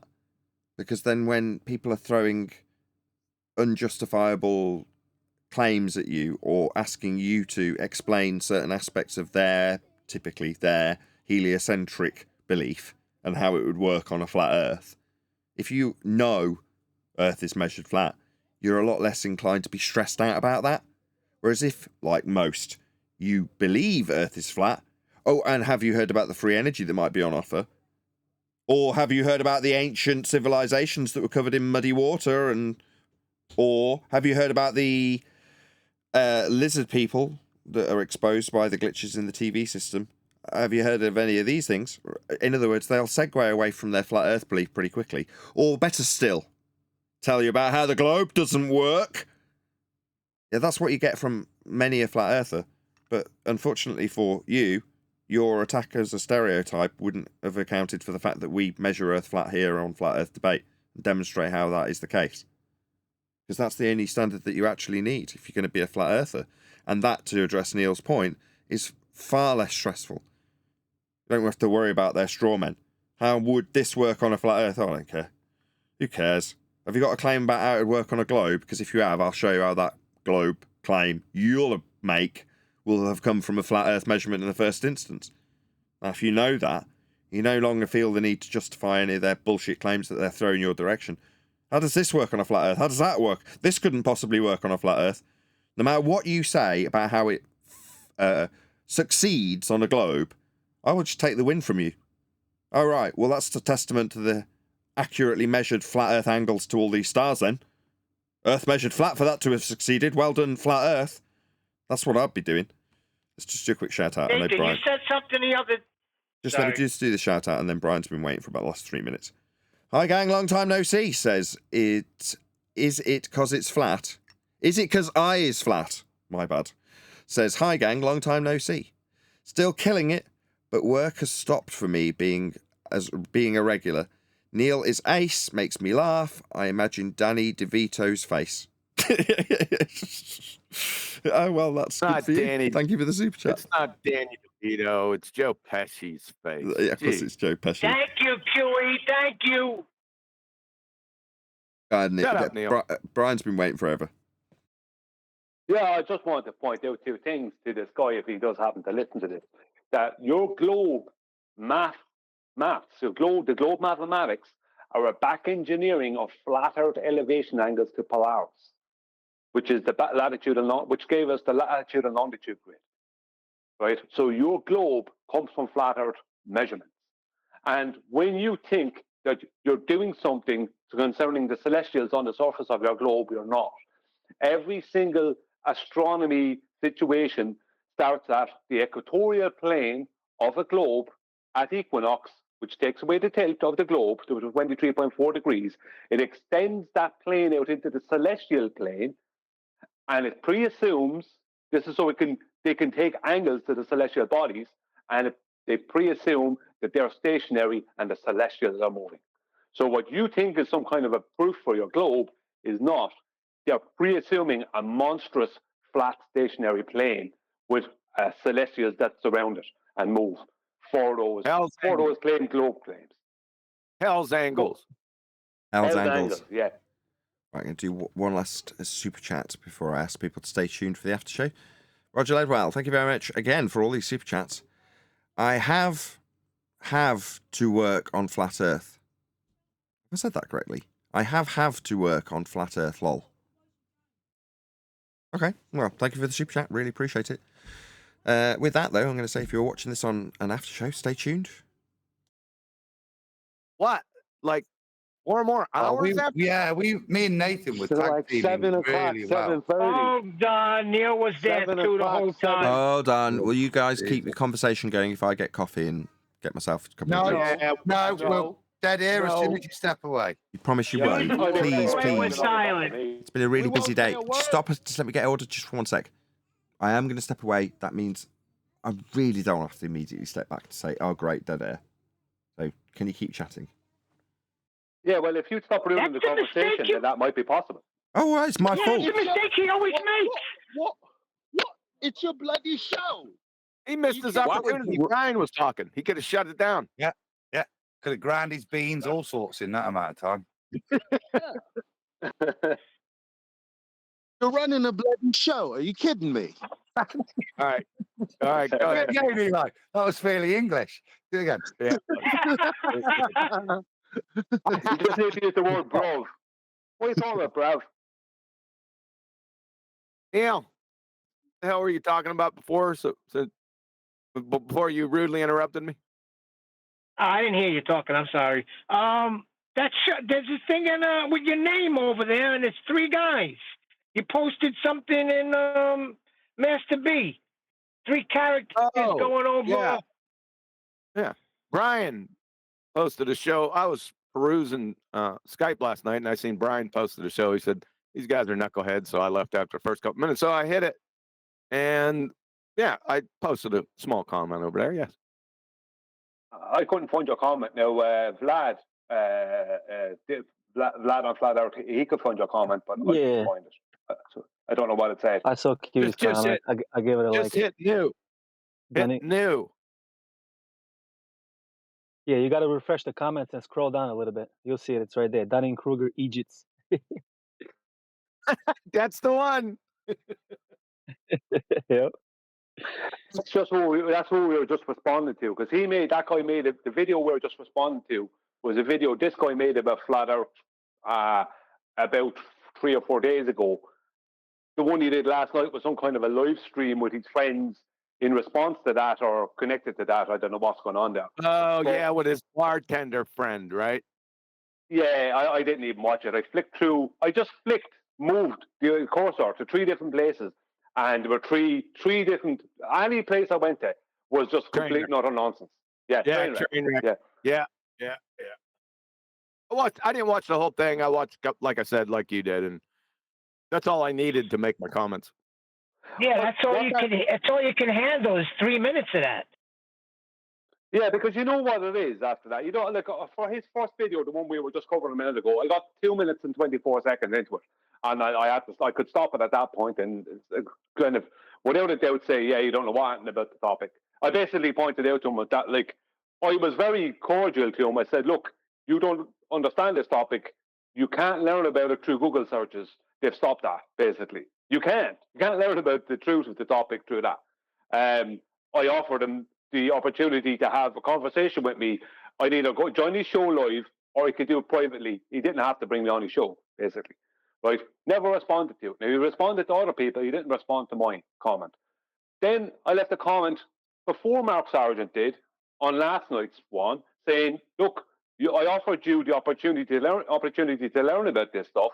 And instead of responding to that, you decided to do this train wreck. That's what I said to him.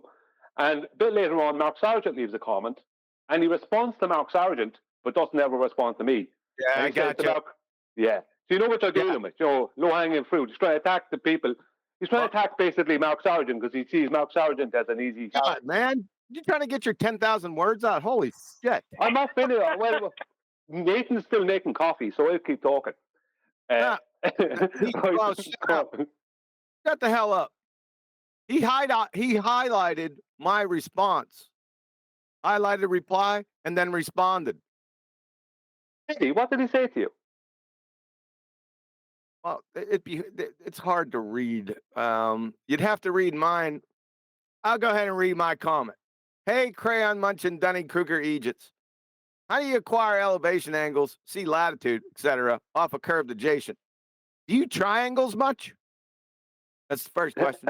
How do you have horizons on a ball tard when horizons have a rate of change of slope of 0, hovering around your collective IQs, and the curvature is defined as the rate of change of slope, non-zero? That's the second question. Then how do you have gas pressure without a container? Do you even second law of thermodynamics? And I wrote science with a bunch of laughing my ass off symbols. You wouldn't know what actual natural science was if it climbed up your collective arses and started kicking footballs wrapped in Carolina Reaper lace concertina wear. And then I put a clown symbol. So he highlighted, is it Mr. E.J. Wheeler? I don't know. The guy is called, the name of the show is The Lower Lodge. I don't know what his name is. Well, it's highlighted, and then there's a comment. So he answered some of these questions. How do you acquire elevation angles off a curved adjacent? He said, easily. You could use a bubble sextant, for example, or even just a protractor with a weighted string attached. You friggin' clown. You don't know what elevation angles are. No, they don't. So, second question. How do you have horizons on a ball tard when horizons have a rate of change of slope of 0? What the hell does horizons have a rate of shape of 0 even mean? Dumbass. Then he says, how do you have a horizon on a flat earth at all? What? Yeah, ordinal proof reversal fallacy. And then how do you have gas pressure without a container? I haven't read these yet, so this is going to be good. How do you have gas pressure without a container? If you mean the atmosphere, it's atmospheric pressure, not gas pressure. Wow. Clown. You know what that thing? If he says if the atmosphere is in a container, why is there such a large pressure gradient? You fucking 2015 moron. And then I said, do you even second law of thermodynamics? The second law of thermodynamics says, he's going to give me a definition that when energy changes from one form to another form, or matter moves freely, entropy disorder, which it's not, in a closed system increases. You screwed that wiki definition up. Not sure that's got to do with your arguing about that. He's a moron. And differences in temperature and pressure. Looks like he quoted this, but no source. Differences in temperature, pressure, and density tend to even out after a while. A moron. Due to the force of gravity. Read that sentence again. differences in temperature, pressure, and density tend to even out after a while. Well, then there wouldn't be differences, would they? There'd be an even temperature. What's he on about? It's a pre-assumption for pre-assuming stuff to do with What, our he's paradigm. pre-assuming entropy? Is that what he's doing?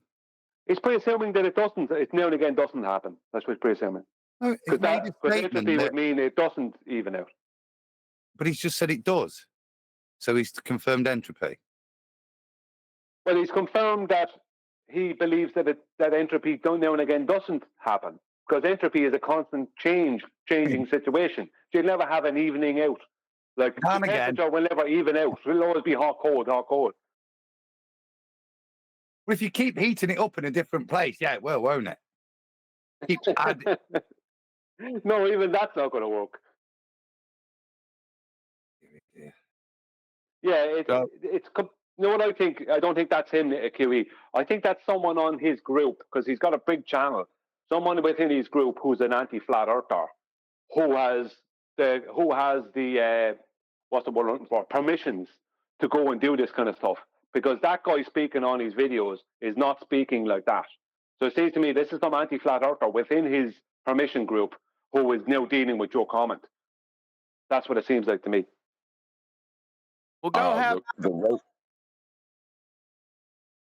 ahead about him, guys. I got too much to do to respond to that 2015 Dunning-Kruger wiki surface puke parroter. I'll give you the I'll put in Master B. Thank you. You too, Adam. Get over there. I'm not one for comment writing. But you're good at it when you do it, Adam. Yeah. That rate of change of slope thing, though, there's no way he could have answered that one. Because slope starts at your feet and goes out to the horizon at 0. So he was asking you, so this flat plane that you just measured, how does that work on a flat plane? Yeah. His first thing about how to get an elevation angle off a curved surface, he immediately went to bubble sextant and protractor with a plumb bob, right? Now that means that number one, he's not understanding what he's actually being asked, or he's trying to red herring away from it. Number two, off of a curved surface, that means you're not referencing the surface there. You're just referencing a horizontal that you're making with a plumb bob or bubble we do sextant. that all the time. Yeah, people take angles off of curved surfaces all the time. That's definitely not like an impossibility. Like, that shouldn't be. I don't think that should be stated to somebody else. What, using the curved surface? Using the curved surface? No, not using the curved surface, but standing on top of a hill or something like that. So they're not addressing the surface. That's the point. The elevation angle that he's been asked about and that we're asking about is the one that addresses the surface. So I don't care what people do and all the rest of it. Yeah, that point probably is what I would describe as a straw man. If you want to go on to the top of a hill or at the bottom of a hill, you're going to attain a level first. That level won't be commensurate with the hill you stood on, but it will be commensurate and parallel to the plane which you're dwelling atop. Does that make sense? The actual local topography is never going to be an exact parallel to the surface you're navigating. That's why you create a level. That's why we use the horizon with the marine sextant, or we have a bubble to create that level. Yeah, I mean, it would just be the wording of it's a little funny, is what I'm pointing out, and that's what we do to measure elevation change, right? So I mean, that's you can measure from a curved surface and measure the elevation change from a reference line. Yeah. No, you can stand on something that is curved and create a horizontal and measure from that. But if you're talking about how we measure elevation change, that's not how we measure elevation changes with parallel horizontals and parallel verticals. And those horizontals are all parallel to the plane of the horizon, all parallel to mean sea level. The verticals are all parallel, so they're not diverging. So standing on a curved surface and creating a horizontal with a plumb bob or whatever, that, you know what I mean? That is not an elevation angle that we're speaking about. That's not what we're talking about. Yeah, No, yeah. not at Just that define point. Yeah. elevation, and it kind of runs the any point, right? Yeah. Because if it's an Elevation above what? elevation, well, elevation isn't with respect to what? A curve. Exactly. Are you back from Guatemala? A straight horizontal baseline. If you're going to describe any elevation of anything, it's going to be with respect to horizontal, isn't it? Well, all elevations are based off of the horizontal that is mean sea level. So they're all based off of what height above that mean sea level the elevation is.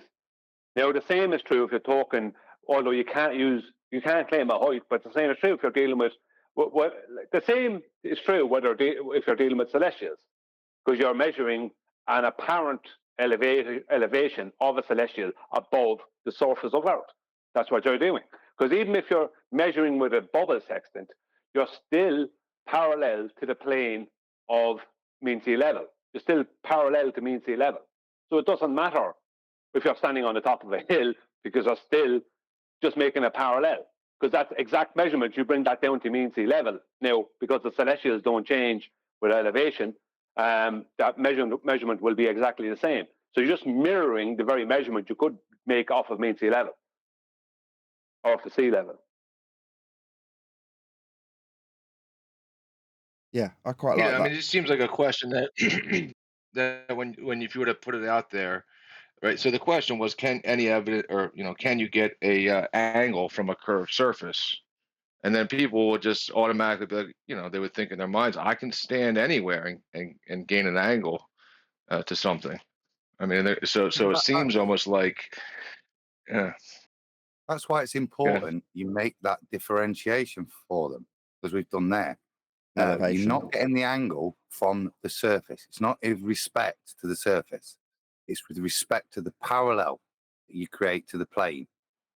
Yeah, that's what you do wherever you are, top of a hill, on the boat. You're creating a parallel plane to the surface you're going to navigate. Right, and in response to the angle on top of a hill, you would make a tangent to the hill, maybe? Is that what you're going to argue? No. The tangent's a straight line, and if you want it to be an elevation angle, it's going to have to be a horizontal. There's no It doesn't make sense. Yeah, we can't. Right, it doesn't make sense. Yeah. Well, no, it would be a tangent to the elevation angle will be a tangent to the hill. Yes, but that doesn't. That tangent that you would describe it as would be a horizontal running parallel with the overall mean sea level of Earth. You're not getting a angle from a curved line and a straight line. That never happens. Elevation angle from a curved or straight line. And by the way, these weasels highlighted the responders reply, I think. Right? Does highlighted reply go on top or on the bottom of a comment? I think they highlighted his response, Mr. E.J. Wheeler, numpty dipshit. That'd make sense. Yeah. Yep. That'd make more sense. So in the background, yeah, these clowns. All right. Fair enough. Well, they're looking for trouble. They're going to get it. You think? Yeah, I'll go in, and I will go into that comment later and leave a response to that guy. Thanks, man. Wheeler or whatever. Yeah. Yeah. Just go into the video and hit new under comments, and you should be able to find it. I'm surprised I'm surprised they didn't delete it. Well, he wouldn't know what he's deleting. That's the thing. He doesn't know what you're actually asking, so he doesn't know if he should delete it or not. He wouldn't realize that that's actually devastating to him. What the hell does Horizons have a rate of change of slope of 0 even mean? Yeah. E.J. Wheeler doesn't know what he's talking about either. Check this definition. Now, he didn't cite anything, probably because there are link averse. He said the second law of thermodynamics says, it doesn't say shit, that when energy changes from one form to another form, what? or matter moves freely. Entropy disorder in a closed system increases. What? Where did he get that? Wait a second. Let me see where that comes from.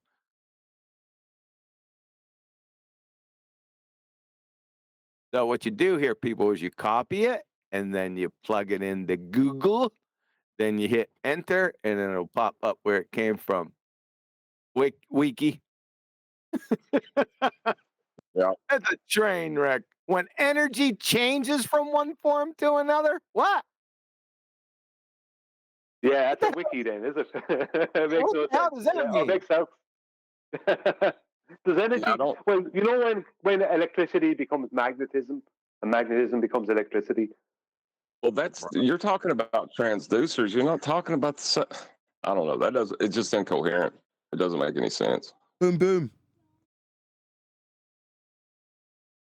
Boom, boom, what? Incoherent. It's a joke from We earlier. were attacking that term earlier.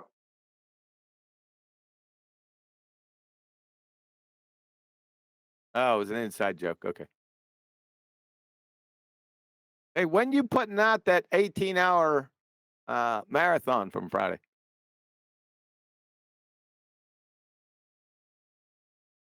Went up. On Friday, we had a guy come in and pretend he was a surveyor. And no the way. After I left. Yeah, he came in, and the way we undid him was rate of change of slope. I pulled him out and said, if you are a surveyor, you would know what the rate of change of slope of the horizon is. He ran the QE. I listened to all of that show. I listened to all of that show. Brian? You mean Brian didn't rumpus you before you got that out? Sorry. No, it was just me and Nathan and Eli in Discord at that time, I think. What? It was only me and Nathan there. Neil as well. Brian, friggin' relax, dude. Good, Adam. I think there was only me, Nathan, Neil, and I think Eli was in Discord at that point. Oh, Brian wasn't there. That's why you got that out. That was good. It was good because one of the guys, he'd been a surveyor for 6 years. And then when put with that question, he ran off. I listened to that, Adam, and he actually said when he had to prove it, he said, well, he's not licensed, right? So what does that mean? That means absolutely nothing. You would spend about 4 years becoming a geodetic surveyor. Now, that is as much a surveyor as you can be. What's he doing for 6 years? He's not a surveyor. He's not anything. That's a guy called Duncan, isn't it?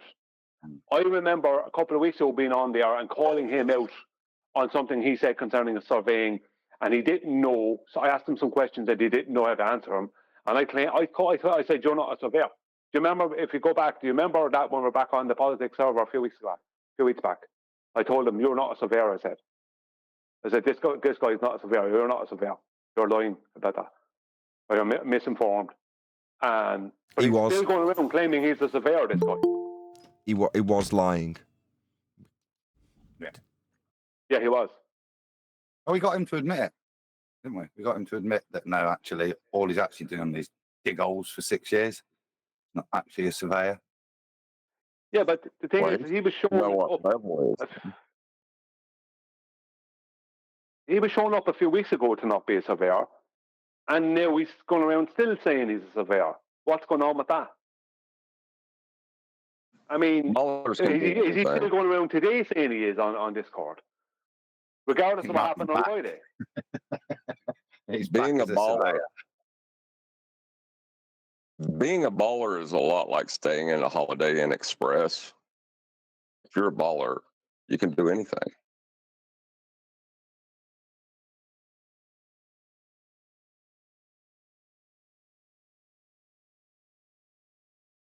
I'd like to take the opportunity. When you running this marathon, I just wanted to say. Shut up. Cool. When you running this marathon, Nathan?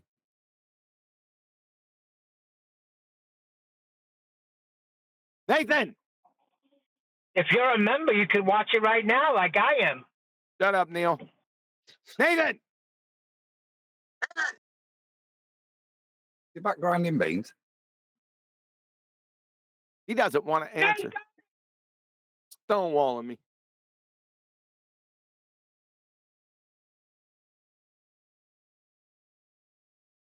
Faith was the best one. After we'd all let humble pie to Eli, admitting that there's no way a baller would be able to go away, read it, come back and admit he was wrong, and the baller did. That was funny. That was classic. Yeah, that was funny. And Eli was that guy told you. Right, can I I'm make this out there. request? Use or not. Can I make this request? Can I? Thank you. Thank you. First of all, I'd just like to congratulate QE on the last week's presentation of the aeroplane not flying over a globe. It was a great presentation, although I couldn't stay to the end because Brian was a bit late there and it lost me time. There you go, Brian. Your actions do affect other people sometimes. I wasn't able to stay, but great presentation anyway.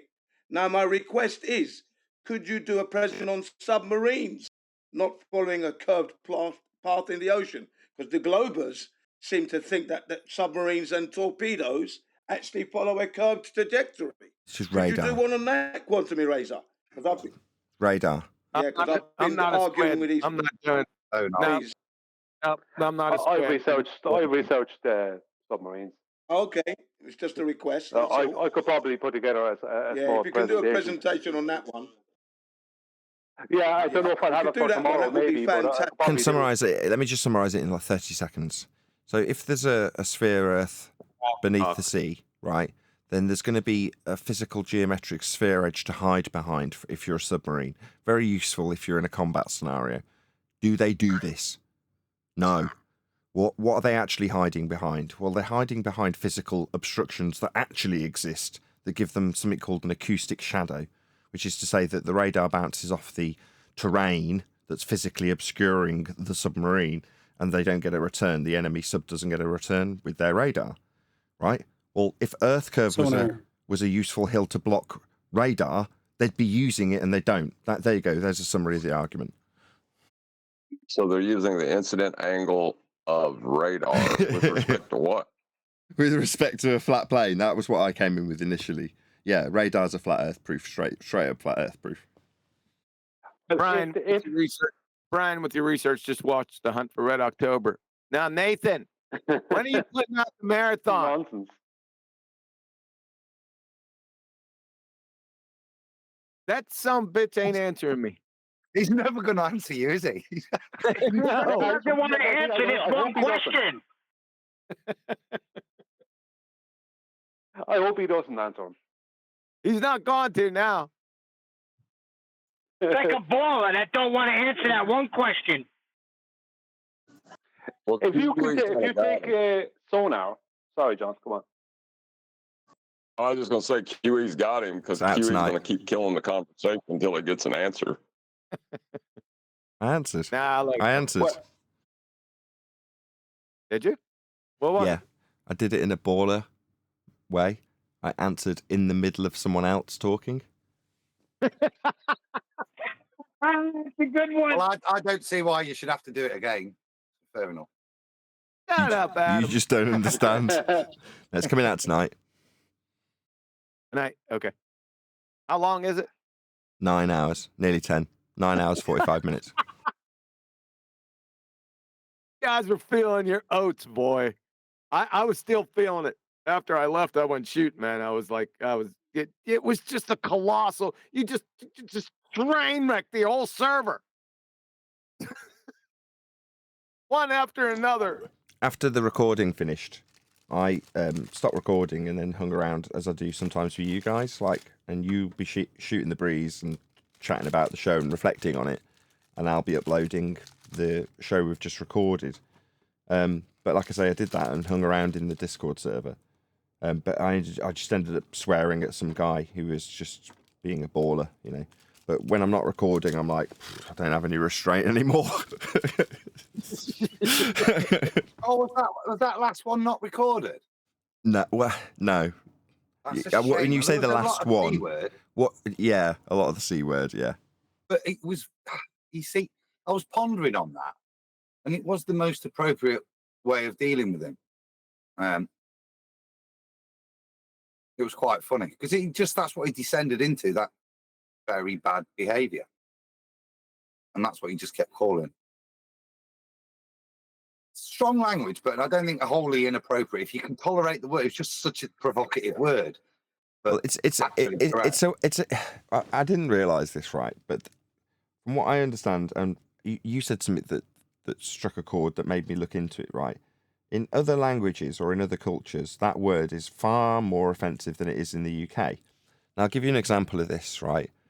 I can't remember the name of the comedian. You'll probably know the name of him. He's was when I was watching him, quite young Scottish guy. Anyway, he does a joke that's like a gender joke. And the way he's talking is, he sets the scenario that he's talking to a cabbie and he's talking about Sam Smith. And and the cabbie says to him, "Did you see what that see you next Tuesday was wearing?" And the joke is, he says, "Oh, nice that you didn't, stereotype him by gender, because see you next Tuesday is a gender neutral term." Yeah. But well, exactly. But in England, especially in Scotland, right, calling someone a "see you next Tuesday" is every second word. I remember dealers that would call it me. Like they were my friends. I'd go out for curries with them. I'd stayed in one of their houses. You know what I mean? But that was the language they would use with me, and I would use with them. Or much to their amusement, when I would do it in an English accent, they would find that quite amusing. You know what I mean? When I'd call it them back. But we overuse it in the UK. Would you not agree, Adam? I don't know about Ireland. Maybe Brian can speak to that. Down south they do, but it's C-A-N-T. It's the way they pronounce it. Yeah, it is. And it's very widely used then. I don't know. What's your dealing with that word in Ireland, Brian? Because you have all sorts of excuses for using swear words. Yeah, it's used appropriately. That's the best way to describe it. It's used not as much as in England, but when we say it doesn't sound as harsh. And it depends on what way it's used. Like, you don't have a stupid "see you next Tuesday." We have a stupid "see you next Tuesday." Or if you say it, it comes out more harsh than when we say it. So I'm told. On how you say it. But it's not used as often. It's never used. I don't know. The only time I would consider it vulgar would be to use it in its anatomical term. Which is how it was used till about the 1800s in the UK, and it was used in road naming. So you've got... Let's just say this without chuckling. Shall I just say the word of the road? Let me just think about this for a second. No, I don't want to get demonetized, so I'm just going to try and do it as it was. Right. So you've got grope. Now, I'm sure you all know what grope means. And then "see you next Tuesday." That would be the name of the road. So grope, "see you next Tuesday" road. Right? Which in the 1800s would have been shortened to just Grope Road, or more commonly, so it wasn't associated with why it was called that, Grove Road. So if you're in a town that's got a Grove Road, there's a good chance that Grove Road has been changed from Grope Road, which was formerly Grope "see you next Tuesday" road. Now, what would be on Grope "see you next Tuesday" road, would you think? Red Light District. Precisely. But that would be on the banner, on the road. That was the name in the map. Yeah? That was that. Yeah. So here, and Adam says it correctly, the moment you attach it to a piece of anatomy, which is what the word means, yeah, then it becomes incredibly vulgar. But that isn't what... When we give it a scale, I have found that in the UK. I don't know if you found that up north, but I would imagine it's pretty much the same as here, Adam, right? You can have, he's a bit of a... he's a massive... He's an enormous, you know what I mean? It goes on a scale, whereas where Brian seemed to draw a distinction was it would be a stupid "see you next Tuesday." What a stupid! In other words, it's got a connotation. Lovely one as well, aren't you? Oh, he's a right lovely "see you next Tuesday." No, it can only be like he's a stupid or he's he is or she is see you next Tuesday. We don't emphasize it much different than that. That is super interesting. What was his claim? Sorry, whose claim? The see you next the Tuesday guy that was guy? exhibiting the see you-ish behaviour, because that's what it was about, wasn't it? It was. Oh, it was Ed Bear. Just picture Ed Bear from this morning in the pre-show. He did that. So he didn't have a point. He didn't have a was just point. No. trying He presented as though he had a point, which was occasionally dropped into the discussion. But the point was to get me annoyed, right? Now, in today's pre-show, I can remain calm and I'm reasonably well rested. I've just been to a butterfly farm. I'm pretty relaxed. So I can stay calm and just tell him to get lost eventually, as he constantly uses the fundy mute button on me. Whereas after about a 9/10 hour live stream, while I'm into the 11th hour of it, but obviously I'm not recording, I'm just uploading, at that point you're like, you just want to tell people to shut up when they're being an idiot like that. And I would say he was see you next Tuesday-ing through the top of me. That's how I would phrase it. That's how I was actually addressing him. Stop see you next Tuesday-ing through the top of me. It's like after the fact, because my wife was hanging around wrapping presents at the time I was doing that, 'cause she was in the lounge with me. And, she didn't bat an eye because she could hear the context of what he was doing. So occasions she'd look over and roll her eyes. And after I'd finished uploading, she was like, were you recording that? And she got annoyed with me, Adam. I was quite surprised. I don't know if she can hear me. Oh, no, she's gone out with kids. She got annoyed with me. She's like, well, why weren't you recording? There's me pottering around being quiet and stuff. If I'm going to be like that, I want to know at least you're going to be recording and turning into money. I'm like, well, no, I'm glad it wasn't. I was, the level of swearing that I never got monetized. And she was like, pfft. As in, she was put out that I wasn't recording it. So I was like, oh, okay, fine. Like I said, it was very interesting because you called it as it was. Yeah, like it was very pubby language, but there was you weren't angry you were just calling him as it was for what he was doing. It was good, honest, straight talking. That's why I said I'm a bit disappointed myself. Be good for people to listen to, because actually, when being horrible to him, we were just pointing out his behaviour for what it was after a long day. Well, good afternoon, ladies and gentlemen. gentlemen. I have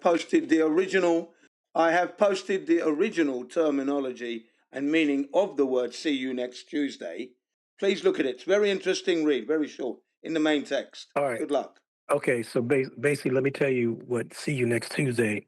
I just had a discussion with a co-worker, female, and according in the United States, my own experience is that is like the lowest, most degrading thing, because in the United States, women call each other female canines, fluently, like term of endearment. Yeah, you female canine. You better shut up, female canine, back and forth. But to call somebody see you next Tuesday, whether it be from one see you next Tuesday to another see you next Tuesday, or whether it be a male to a female to a male, whatever, that is like the lowest.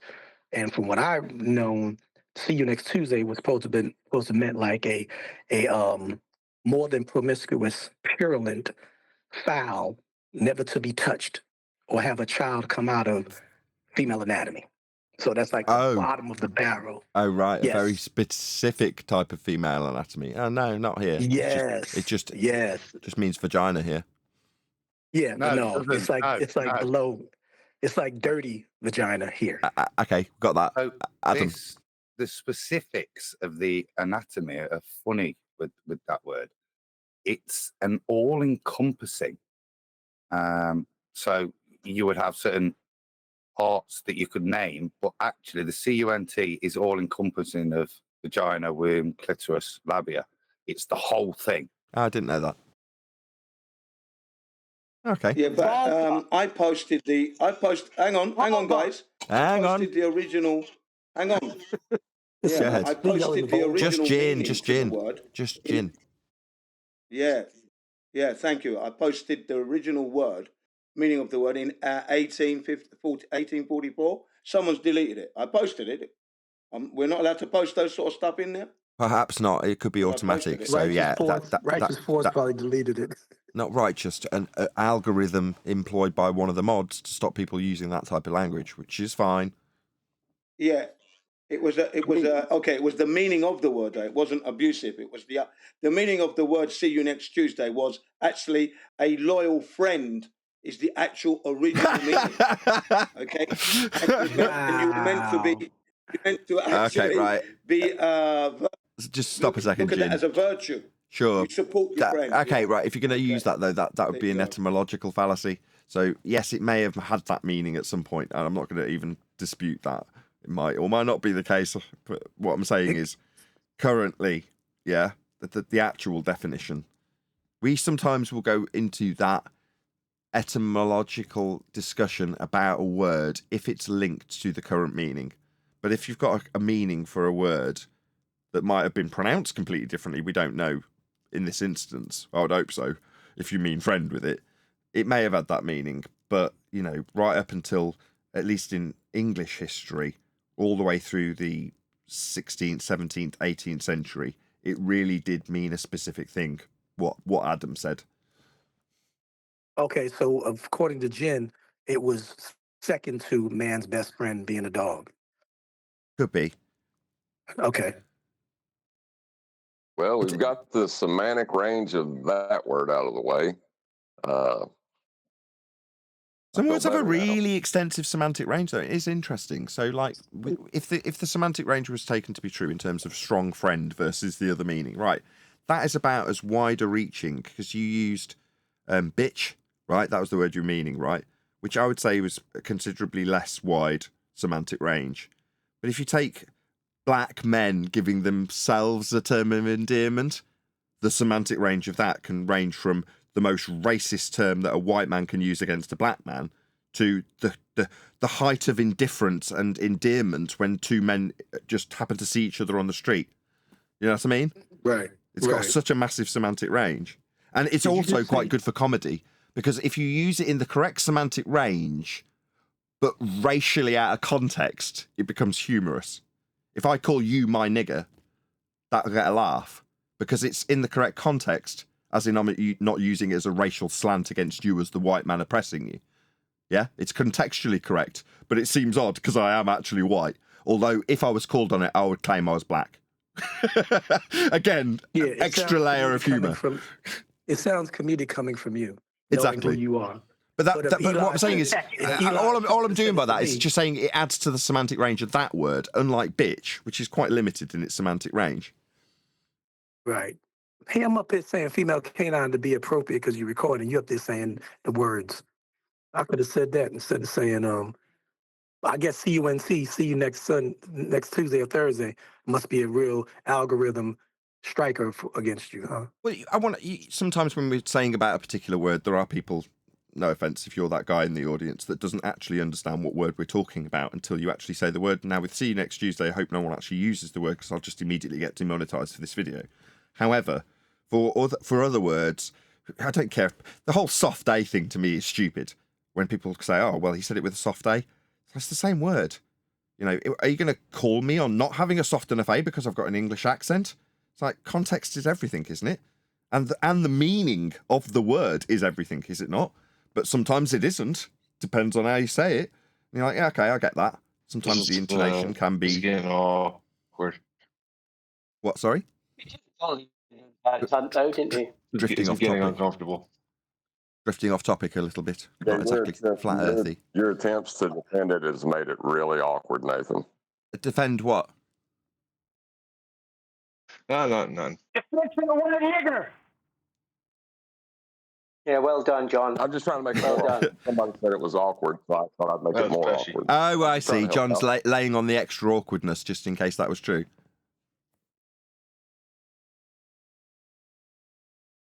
Who was the one that just shouted it out? Was that you? It was the racist Neil. Okay. Yeah. Someone should stand up. Someone should stand up. Yeah, I got a problem with that because you put that ER behind it. And say, here we go. He literally. I did it deliberately. Here we go. Like a cracker. Are we not literally going to have an in-context soft arb argument in our midst if we're not careful? Because that literally is what you just did there. I mean, who's Nathan was Nathan. Who's the fault really on though? Like the person. Who was when that? Nathan used the I use it as example, an ignorant person. when It could be a woman. If somebody cut me off, I say, "You stupid," and it could be an Asian person in there. But because what he did was stupid and ignorant, I called him up. Okay, that's and you got what I am. Gotcha. That's like the Chris Rock explanation for what he means when he puts a certain intonation on that word. Right. Opposed opposite from what you were saying. What up, my? That's the GA part. Right, which contextually is also used by black people. But this is it. We're getting into this particular word, which is controversial and has a massive semantic range. It's interesting. I like words. Well, that's what I was talking about, the bitch word. How women amongst one another, yeah, bitch, you know that bitch. But if a guy is even heard speaking about and is overheard eavesdropping by females, and the guy was like, I know, and this bitch, they get offended. So it's so much. That's why I talk about the hypocrisy in it. It's like we can use it, but you can't use it, type of thing. You know? Right. Anyway, back to flat Earth. Fun though it is. Fortunately, we're in our own server. Hold on. Let's not forget about QE. He uses a word that you crack up too. You know what I'm saying? Oh, no pun intended. Crack up too. Yeah. He calls people that. You know what I'm saying? And he knows what he means. We know what he means. I didn't. I only found out what that means recently. Right, when anybody used to say that word, here a cracker just means something you put cheese on. And for some reason, that was what went through my mind until someone said, no, it actually means someone cracking a whip. I'm like, oh. Whip, yeah. Right, whip United States, cracker. yeah, United States. I didn't know that till recently. What was the and all problem when that I was a happened kid on Friday nights? I was talking to him. Oh, Neil's got his Italian aggression on. It's Go ahead, probably Neil, one go of ahead. those belligerent. Go on, no So tanks. keep talking to me. Right, Go ahead. Oh, okay. No tanks then, Neil. Sorry, yeah, and that all happened on a flat Earth. It all happened on a flat Earth. Useless. That's what you got to Jin, remember. if you're going to introduce a segue, it's got to be good, mate. Segway standards are quite high here. I got a good segue. On Friday nights when I was a kid, we used to order chinks. What's wrong with that? Yeah, we still call it that. A chinky is a Chinese takeaway. Adam, what would you I call don't know. I would never say that. I'd never say that. Can I say this though? Well, let me see if Adam would. Adam, would you call a Chinese takeaway a chinky? We I call would it have chink. done. Hold up now. Right, so Neil, breathe. So I have to admit, when we were younger, you and we used talk to then. Go on, D-Rose. we used to describe. You want me to hold on? Well, I'll ask no, Adam. he's going to go anyway. You might as well at this stage is the point. Go ahead, D. Oh no, I was going to say real quick. Speaking of the word chinky, I have to correct myself. I redact me saying never saying that. As a young man and a young boy, we should describe girls with pretty almond eyes or nice small, creasy eyes. Say, oh man, she's beautiful. She got this and got these chinky eyes. That was the description that we used back in the day, growing up, to describe a girl with pretty shaped eyelids and eyelashes. Almonds. Or whatever. Almond eyes. Yeah, you mean almond shaped. eyes. Yeah. But we didn't know about almond eyes. We just said chinky eyes. Okay. Anyway, Adam. So I think that's the definition of this like a chink in your armor, like a small little sliver, like a tiny little crack. I think that might be the where it's derived from. Yeah, chink in your armor is, I don't think, why we call Chinese people chinks. That's a racist slur. We're saying Isn't that it in without any racist intent in England, I'm nearly there. We call a Chinese restaurant a chinky, and you're not calling it because you're being racially slurring towards someone who is Chinese. It's just what we call it here. I don't know if Adam's about to agree with me or disagree. We'll see. if given the chance, I'll agree. There's a distinct. You wouldn't call a person that would be it, but going for a cheeky chinky is would have been perfect. Like, I don't know if I'd use it so much anymore because people are so freaking woke, aren't they? And they would try and pretend that I've been racist, even though that term isn't racist. It's just an abbreviation of a type of food, nothing to do with people's eyes. That's when it becomes could be interpreted. But even then, intent is everything. If you're just describing an oriental eye shape in a very positive manner, it's hard. See, it's just woke people want to turn that into racism when in actual fact, it's just common language. I would agree with say that. no. I would say it's up to the people who it's being referenced to. If they decide they don't like that term, then There you go. then it's racist. You know. No, it's intent. Adam's right. It's just down to intent. I'm not saying the intent is to do that. I'm not arguing with the intent. I'm talking about the people. If a person who's Chinese or Asian in any way says, I don't like that term, but, right, then that is offensive to me. That's racist to me. No, it's not. No, it can be offensive. It can be offensive. An offence is taken. It's never given. You take offence at it. You take all you want. You can't, just because you've taken offence, then give intention that the other person had behind the meanings that you've taken offence to. No, that's your problem. You do. I will fight for your right to be offended. Adam, are you serious, Adam? So you're trying to say by saying things or doing things which offend others, you're not the offender?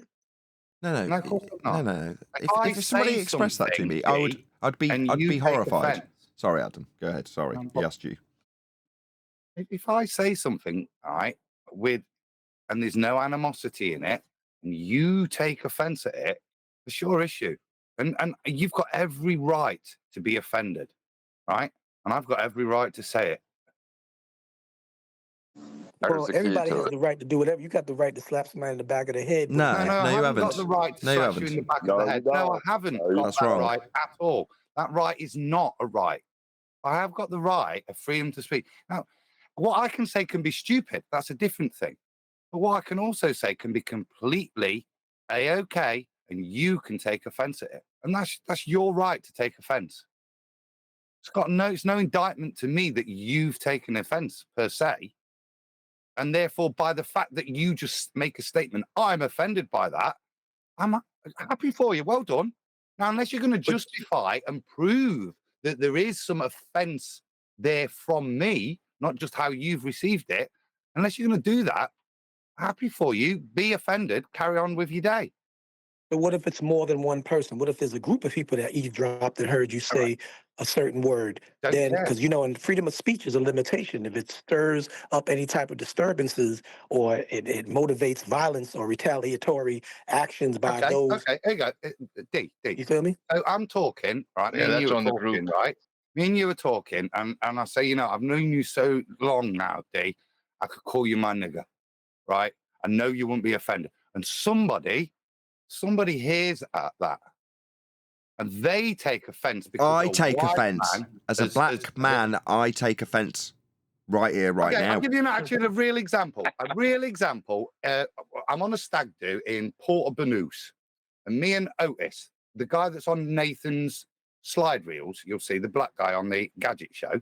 I went to uni with him, and we're on a stag do, and it's stupid o'clock in the morning. We're sat at the bar, and it's funny because he's changed his tune now, but we'd be about 21, 22. And we're discussing whether the N-word is appropriate. And I'm saying, no, it's not. And he is a young black man. He's saying, yeah, it is. I wouldn't mind if you called it me. I said, I wouldn't call it you. Yeah. Now, there's some other guy, another black guy down the bars heard me say it. He's taken offence. And Otis has had to say, no. He's saying you shouldn't use it. And then, but he's took offence. He's took offence because he's not understood my meaning. Not my problem, because you just instantly take offence. Got you. But I was trying to get it in earlier. I would be if there's a part of my language that does offend somebody, and they take the trouble of explaining it to me. I see maybe it's sales training. I tend to be a bit more grateful that they've gone out of their way to explain that to me. Now, I'm going to draw a distinguishment between the people who militarize, or whatever the word is, weaponize, that's the word, this woke crap because they feel bad about themselves and want to feel special. I'm not talking about them, and we all know who I'm talking about, right? I'm just talking about somebody that, in that circumstance that you got, right? Let's say in that bar scenario, I didn't know you know Otis, but that's cool. Very cool. Adam knew someone who's famous. Anyway, you're having that conversation with Otis, the word nigger comes up, and someone overhears it, doesn't know the context, right? And it ends up that you're in a setting where you happen to be at a meal with them. For whatever reason, after the fact, that person who was offended ends up in the group opposite you at a table. And they say, I really don't like it when you use that language. And at that point, if I was in that setting, I'd be mortified. I'd be like, I had absolutely no desire to offend you when I used that word. And the fact that I have, I don't like that. I don't want you to be offended by things I say. So I am sorry that you are offended. Now, when you hear it phrased like that, you can see that there's a sincerity to what I'm saying, because the way I phrased it was intentionally the corporate way of saying it. I'm sorry you are offended. Yeah? Right. Not I'm sorry I've offended you. That's different, because I can't help that. Yeah? What I can control is my intent with my words, which is what I'm just going to reiterate what Adam's just said, and maybe I should just hand it back to him because it was his point. It is all about intent. I've got a question for you, D. D-Rose. Well, I'm gonna have to go to lunch. I'm gonna have to go. I'm on lunch right now. I'm going to have to go. Let me answer this question then. I will. Quick. I will. 10 seconds. Right. So I'm in a room. Back here right now. And most of the people are black, D, and the N-word is bandied around between them. Am I allowed to be offended? Yes. Yes, you are allowed to be offended. And everybody should go, oh, we shouldn't use that word because he's offended. You didn't catch him out, Adam. You didn't catch him out. He said yes. Brilliant. Yeah. So you're saying that, right? That's fine. If it makes them I have friends who are of the Albion Pale persuasion, European, who say, please don't say that word around me. It's inappropriate. It makes me feel uncomfortable. And I respect that. It's called civility. It's called civility. And typically, I would think you, Neil, being someone who claims to be Christian, would understand civility. It's about respecting others' eardrums. If you're around children, D-Rose has got to go. Just let him get to the end. He said he's got to go. Let him get to the end. Neil, just let D-Rose get to the end. Neil!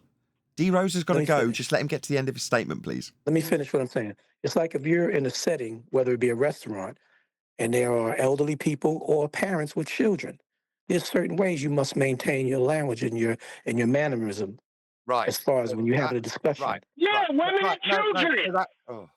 I don't. D, thank you. I know you've got to get off. Thank you very much. All right. We'll talk. All right. I'll see you bitches later. See you later. Don't you better be listening to me right now. I'll see all you bitches later. He's not going to, Neil. Do you think the football team should be the Washington Redskins or the freaking Washington Commanders? He's gone, Neil. He's gone. Neil. Okay. Neil. You can hear me. The moment's passed. He's gone. I just want to finish on that. On that, he made the distinction I wanted. Yeah. Right. Civility. That's the request there. You're responding to a request to be more civil. You're not doing it because I'm offended, because the actual response is why should you be offended? I'm not talking to you. Yeah. We can make all sorts of piss weak excuses for people being offended. Sorry, you've got the right to be offended. Go and be offended. Yeah, but don't expect people to modify behavior if the only indictment is that you are offended. Yeah, I'll fight all day long for your right to be offended as well. Exactly. I will. That wasn't a joke, actually, Brian. That's sincere. I know it's life for Brian. I know. Was it from? I wasn't even trying to be quoting, but I said that with the utmost sincerity, right? Because it's akin to, it's parallel. It's the flip side of the coin when you talk about freedom of speech. Well, it used to be. It's the flip side of the coin when you're talking about getting the proper medicine and who's responsible for your health, etc. It's the same line. Who's responsible for how he feels? Are you responsible for how he feels, or is he responsible? It's just a responsibility that now you need to, somebody needs to change their life to accommodate what that person believes is truly good or truly bad according to whatever moral standards they interject on the world. I agreed with you right up to you said they. No, we qualified it earlier. That's a societal standard that we lay down. When we talk about being civilized, that's a societal standard. So when you say they, that is potentially where a lot of the propaganda currently in our mainstream, perhaps, I don't know, I don't watch a great deal of it, but certainly on the social media information network, it's being punted out to divide us. Certainly the same with the race issue. A lot of what could be perceived as anti-race what's the word? Campaigning. In other words, what on the surface level seems like, and literally says on the cover of it, this is for the purposes of anti-racism, are actually stirring up racism. It's bizarre how it's done with propaganda. Well, may I point out how? It used to be the standard that I may not like what you say, I may detest what you say, but I will fight for your right to say it. Yep. That was the way of thinking in a predominantly Christian culture. And it was a way to introduce multiculturalism to that culture. Now that they have a foothold, they're looking to limit the amount or limit what you can and can't say. Yeah, it's a slippery slope to complete. Yeah, like, when I say they, it's just whatever the subject pertains to, whether it be health, whether it be gender, etc. Whatever it is, whatever side. You're breaking up. No, Tanks, can you drop and rejoin? Because you're roboting. It's their responsibility, whoever they are. You're roboting really badly. Come back in. You can drop and rejoin. But I got the general gist of what you're saying. And again, I would just reiterate what I said earlier, which is, as much as there are certain things that are dictated to us and go through Parliament or bills for you, well, yeah, that is obvious, and yeah, we have to abide by those things. But don't underestimate the power of a society in terms of what they will accept as a standard. And we dictate that. It's not a they, but they'll make you, the propaganda will make you believe that an individual group, sometimes tiny and very uninfluential, will be dictating the way that they change policies. Well, that stirs up hatred between groups, and that's a very good distraction technique. But it doesn't mean that it's true that they are going to influence how society will behave in terms of speech and various other things. No, society will lay down that standard. What is civilized is it just is what it is. What is civilized, yeah, and what a society will accept as being civilized is just that. It's what the society accepts. It's such a slippery slope. Absolutely. Why would you be offended? Hold on, would you be? Nathan. Hold on, Neil first. I heard Neil. I mean, John. Would you be offended if someone said, "I'm going to have some limey food tonight, some, fish and chips"? Well, that's an interesting one. So here we call a chip shop a chippy, and they're mostly run by Greeks. Yeah, I was going to say it's Greek food. I'm going to say kebabs, Greek, much. That's what we get in chip shops. Kebabs, chips, fish and chips. The fish and chips is British because we're on an island and there's lots of fish around us, right? Fine. And it is traditionally considered the most British food. Is it made by Brits? No, predominantly made by Greeks. But do we somehow have a racism where we call it a chippy because it's short for chip shop? Like Chinky's short for Chinese shop, because that's what it's called, Chinese, across the top of in great big lights.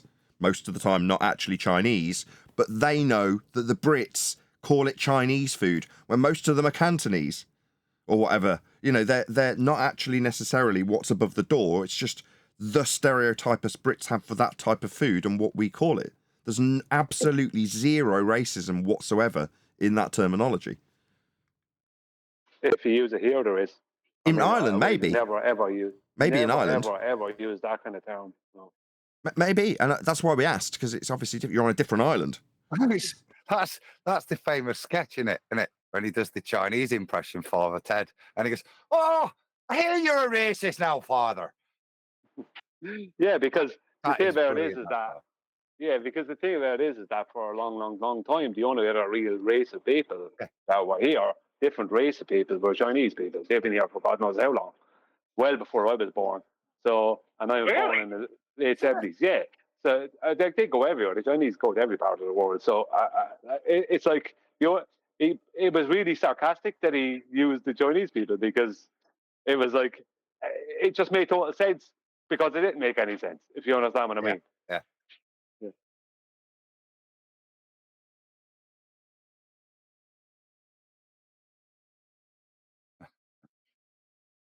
Well, something as well from that big long show the other day. I was listening to it, right? I may as well pull up some parts.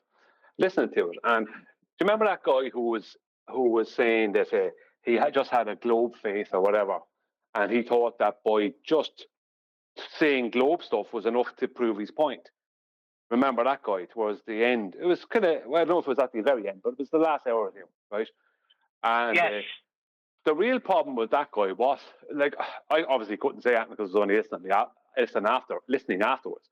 The real problem with him is he thought that we as flat earthers wouldn't know what we're talking about. He pre-assumed that we can't know what we're talking about because we're flat earthers. And this is a common thing with the borders. They pre-assume that we wouldn't know what we're talking about. That they wouldn't know what they're talking about because they pre-assume we're wrong immediately. There's a very high likelihood that by stereotype they'd be right. Not even by stereotype, really, Nathan. I don't think that's fair either.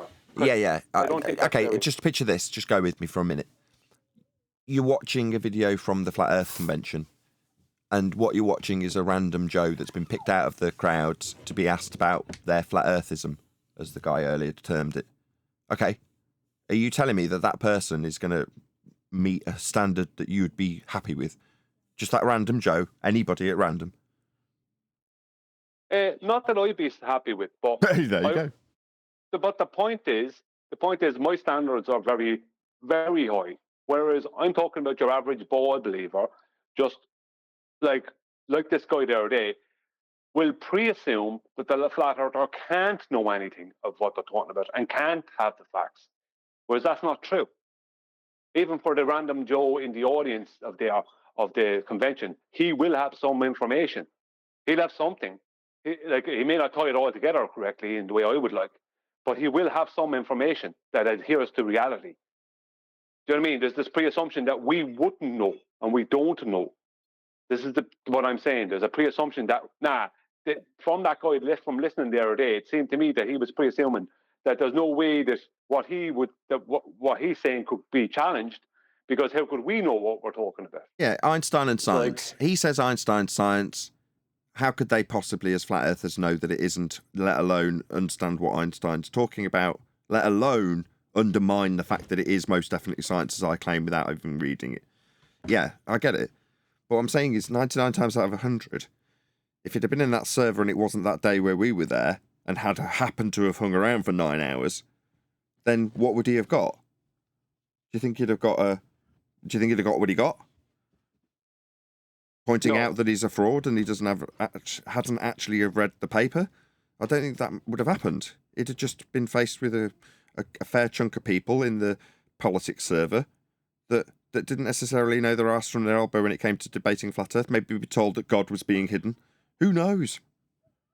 Yeah, he would have got away with it.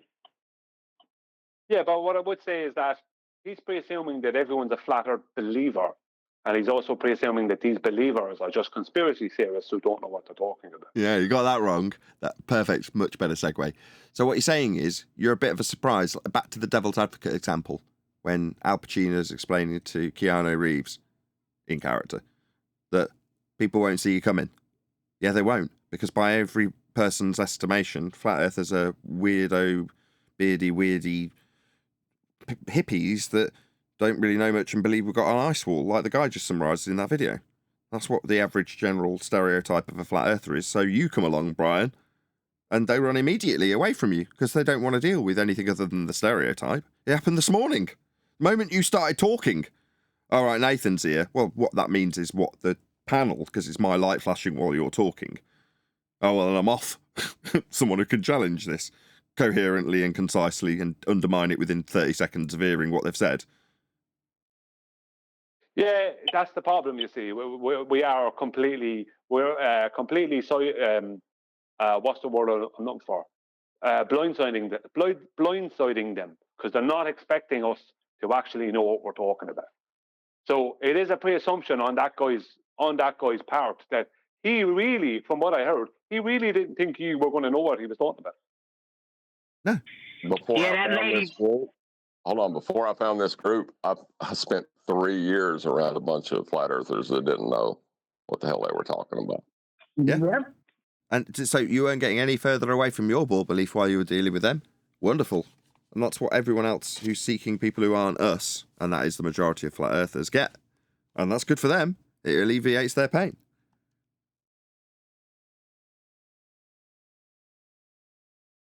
My experience for the last 9 years, that people have underestimated the knowledge that I carry, blindside them, if you will, yeah. But I love it. I use all that to my advantage. Yeah, the hand at Mona Lisa's skirt. Hey, Jin, can you explain that little assignment you did with your class the other day, or whatever day it was? Would you have the kids draw a picture of the shoreline or something? Can you go over that? Yes, you know what I'm talking about? Yeah, thanks, Neil. Yeah, I can do that very quickly. Yeah, I know what you're talking about. Yeah. I was invited to teach at junior high school, and elementary school here in Japan to teach English, which I still do. And I got them. I wanted to introduce them to Flat Earth, so I got them to, out of the curriculum, of course. So I've got them to do this: draw a picture of the seaside. And you got the yachts and the people swimming in there, people sunbathing, seagulls in the sky, the sun, everything like that, the beach scene.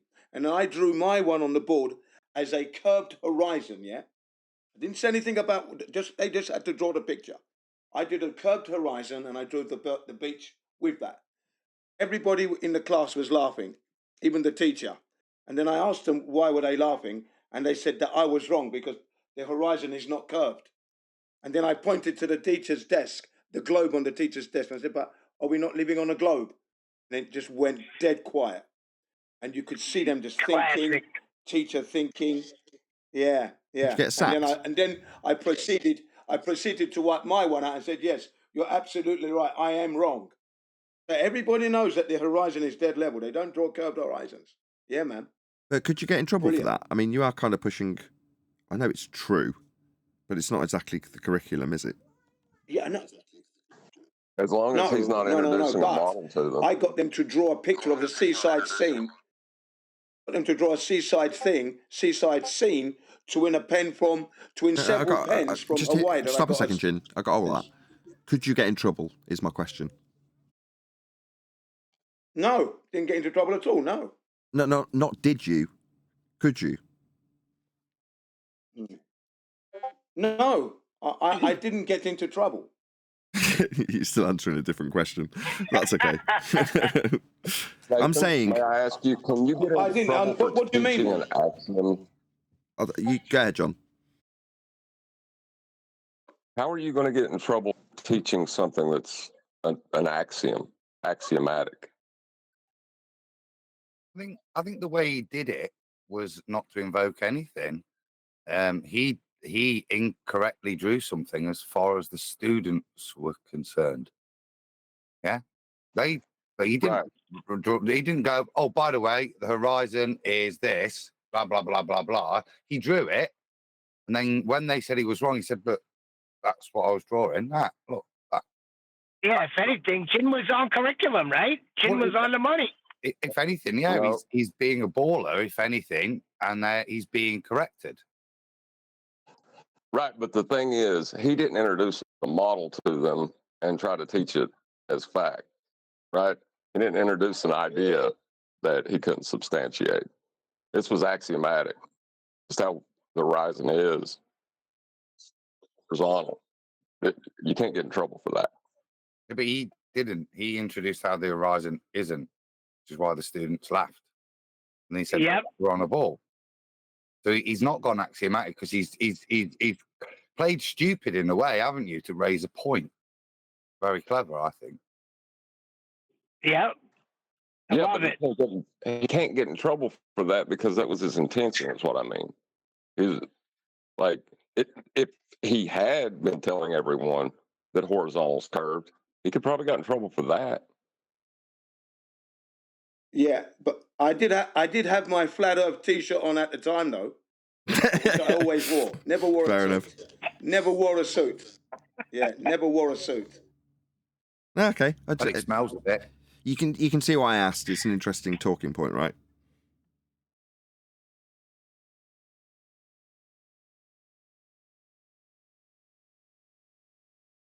That was to you, Jin. Appreciate that, Neil. Nice one, man. Thanks. Now, if he'd have pointed at his shirt and said, "This is how the Earth is," he could have got in trouble for that. Why? Because the curriculum doesn't say that, does it? No, prove it. And then if you can't prove it, show the curriculum and where it says that. The curriculum would refer to World War II and specific events in a certain way. If you were to deny some of them, specific events in a history curriculum, you would be reprimandable. The same would apply in any part of the curriculum to me. If you're going to teach something that opposes the curriculum, that's where you've got an issue in terms of education. You're not there to learn like how to be a critical thinker. You're there to learn certain specific facts and regurgitate them. Somebody presents opposite to that, that's contrary to the purpose of you being there. And there's probably a bit more critical thought in Japanese education system, but in the UK, that's where you would have the issue. Well, so for yeah, example, if I was disparaging certain medical treatments in my profession, it would be against the curriculum. You know what I mean? I can give certain responses that are correct and true and would be challenging to people. But if I start going out there making claims against the curriculum, that's when I would be reprimanded, wouldn't it? Right, unless you can show that it's a fact. No. Even if I can show it's a fact, both in the education system and in my analogy, no. Oh, he's gone. Doesn't matter. Really? Oh, it doesn't matter. It doesn't matter whether you can show it a fact, is it? That's not the issue. It's not what you're there for, to learn facts per se, is it, in the education system? You're there to learn what has been decided you should learn and be able to recite. That was the basis of my question.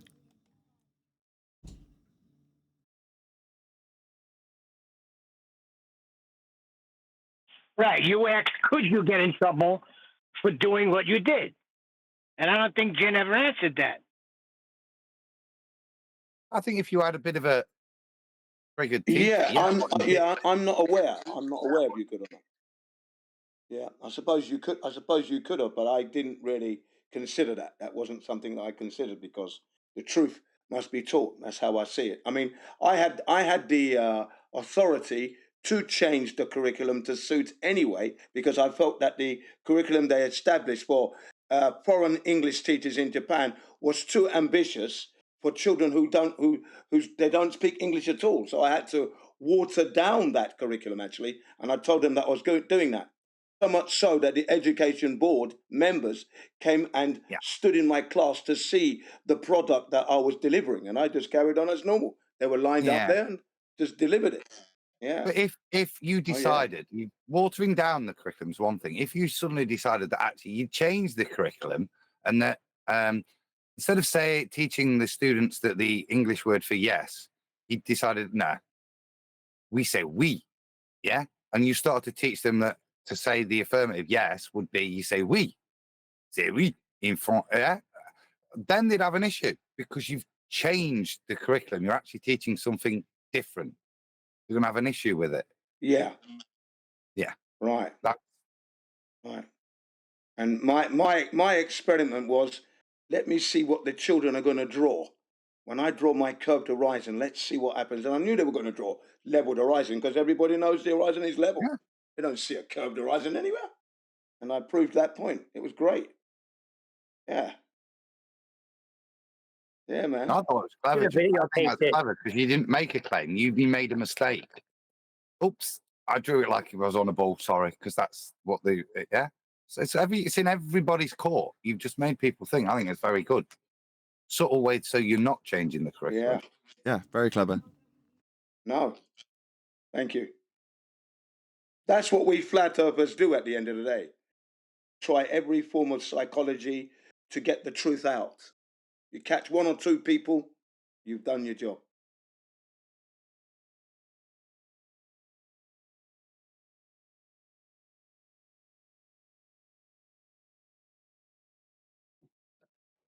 But the students knew what it was about anyway, because when they asked me about my T-shirt, I told them that the Earth is not. I told them that the Earth's not a globe. That's why I'm wearing the T-shirt. Told them that. They were asking, "What is this?" Nanny got it. They were saying, "What's this?" Yeah, man. So there was no avoiding it. You can't stop me. By doing that first, and then them asking you questions, you got the upper hand because they drew what they know is reality. Yeah, that's right. So they're being truthful and honest. Yeah. Did people in Japan get as outraged about flat Earth as they do in like the United States and Europe? Like, did they start freaking out if you mention that? Only those who are worried about curriculum. So, because at my English school where I teach, my private one, I did lose a few students over the flat Earth because obviously they've gone home telling mummy and daddy that today I learnt that the Earth isn't a globe, blah blah blah, and here's a map because they wanted one. So I gave them a laminated flat Earth map, and then they came in and said, well, this is going to be the last for this month. We won't be coming back. Okay, fine. So I lost about maybe 10% of my students left that way.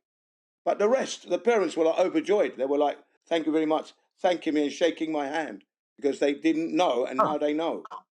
Yeah. Weird. You know?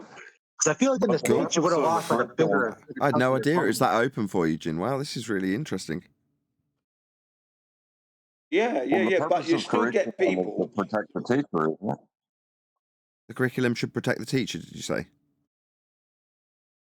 That's the purpose of it, is a protection for the teacher. That's why you would create it, so that you can, that way, as long as they're teaching what's in the book, they can't get in trouble for it, or in the curriculum, not necessarily the book. But if they're teaching the curriculum, they can't get in trouble.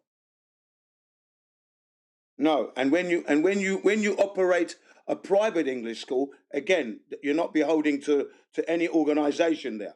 So that's your private school. You teach what you see. You set the curriculum, not following the government there. The government doesn't have the right to tell me what to teach. Dr. John Dee was a bit like this, mate. I remember chatting with him, and he wouldn't teach in the classroom, but he was in a private school, and he'd often chat with the kids about it. Particularly his more brighter students. I remember him telling about he's like the best chemistry student he's ever had, and he'd chat to him about it. But I think in a more maybe in a state school you might have an issue. I think because you've got lots of people without real purpose and jobs flexing power. But I think in more institutions like that you might be a bit more free thinking, and academic thought might actually be encouraged. Even just to consider the topic, even if you're going to disagree with it, but to be able to consider it, kind of more free thinking you get in private education than a state school where the only thing that matters, and they're probably not even going to get through teaching you all of that, would be the curriculum. Well, I can give you an example. I had a teacher in high school who tried to teach evolution and the Bible. He was a biology teacher, and he was teaching kids how he rationalized evolution with the Bible. Kid you not. But he got in trouble for that. Why? That Bible bit, won't it? Denying evolution. Teaching outside the curriculum.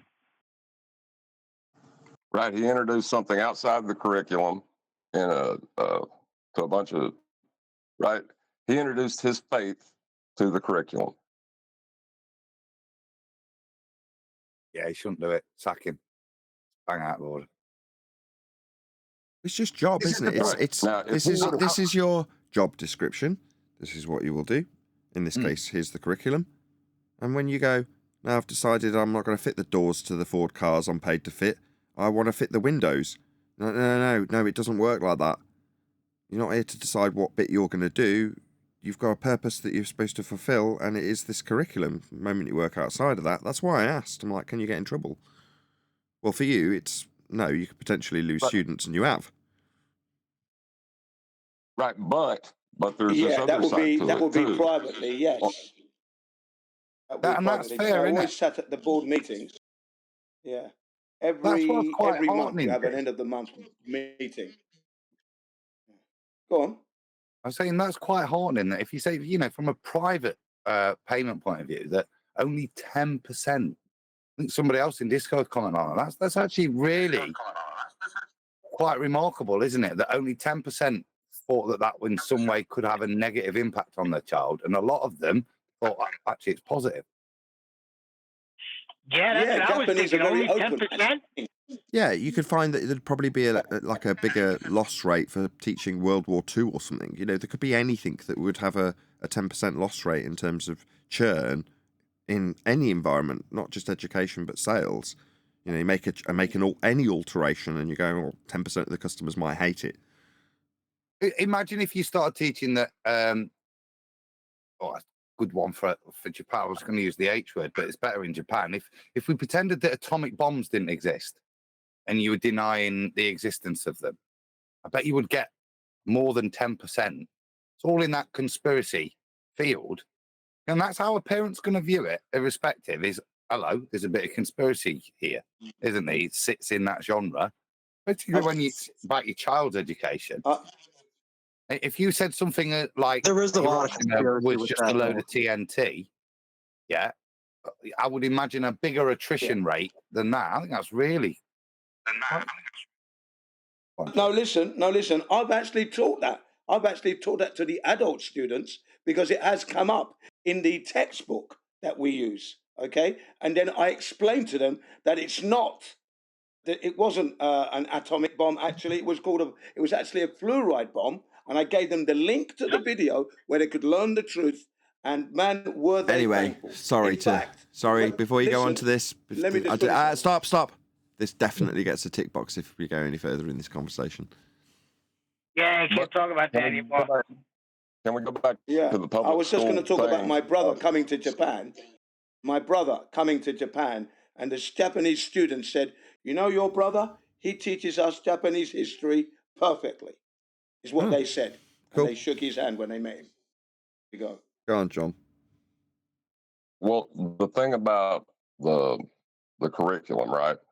If you're going to state something outside or point out a part of the curriculum that's wrong, you better be able to prove it. Or if you're going to make a statement outside of that curriculum, you better be able to prove it. That doesn't need protection. If it's a fact, you don't have to protect it because it's a fact. Yeah, you don't have to defend self-evident truth. That's right. If it's self-evident truth, then what defense could you possibly need to offer? Right. If I walked in there and said you can't get elevation angles because the surface of Earth is curving, therefore levels a curved line meeting a straight line. There's no such. So Eratosthenes completely can't measure an angle to the sun. They could fire me for that.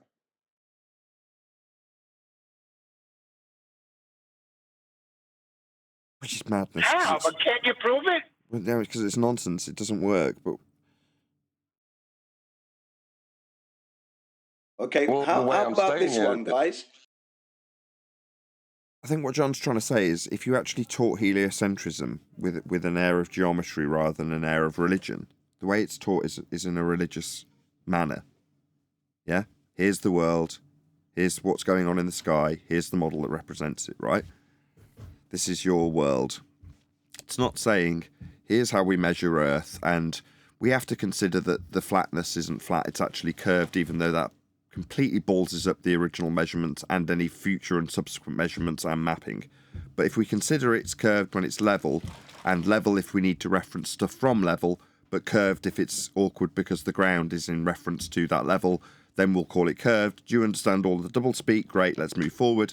John's saying that would get you sacked because it's nonsense and makes no sense and can't be proven and all the rest of it. But that is because you're teaching heliocentrism from a geometric standpoint where it makes no sense.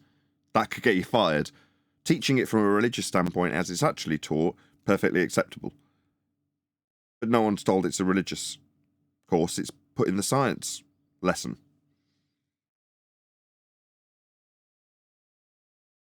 I go back to Dr. John Dee. See, he would he'd teach the curriculum, and afterward he'd make some other statement. So after he'd done these globy bit, he'd say, "What's the definition of an angle?" Get to two straight lines. Students, can anybody find me a definition where we can have a section of a curve intersecting a straight line and that would be defined as an angle? Leave it at that. That's the kind of thing that you can do in the classroom. You can't go, oh, this is a load of waffle. You can't get a curve off us. Yeah. You just put it in an intelligent way. And that's what I kind of got the way he was getting a message over. It's about teaching. When you're in that state, you've got to be cognizant of what you're being paid for. So you're being taught to educate children. So do it. You don't need to preach anything religious. Imagine if that was a Muslim coming in and he starts giving his religious view. People are going to you'd have an issue with that. You've only got no issue because it's teaching what you believe true on supplementary. But teachers are paid for one job, and that's to educate the children. Now, they can get other things over in a guise of critical thinking. And that's the way I would do it in that way. Make people think. I've just taught you from the curriculum about attaining an angle from a curved surface. Just finish off. Can you get an angle from a curved surface?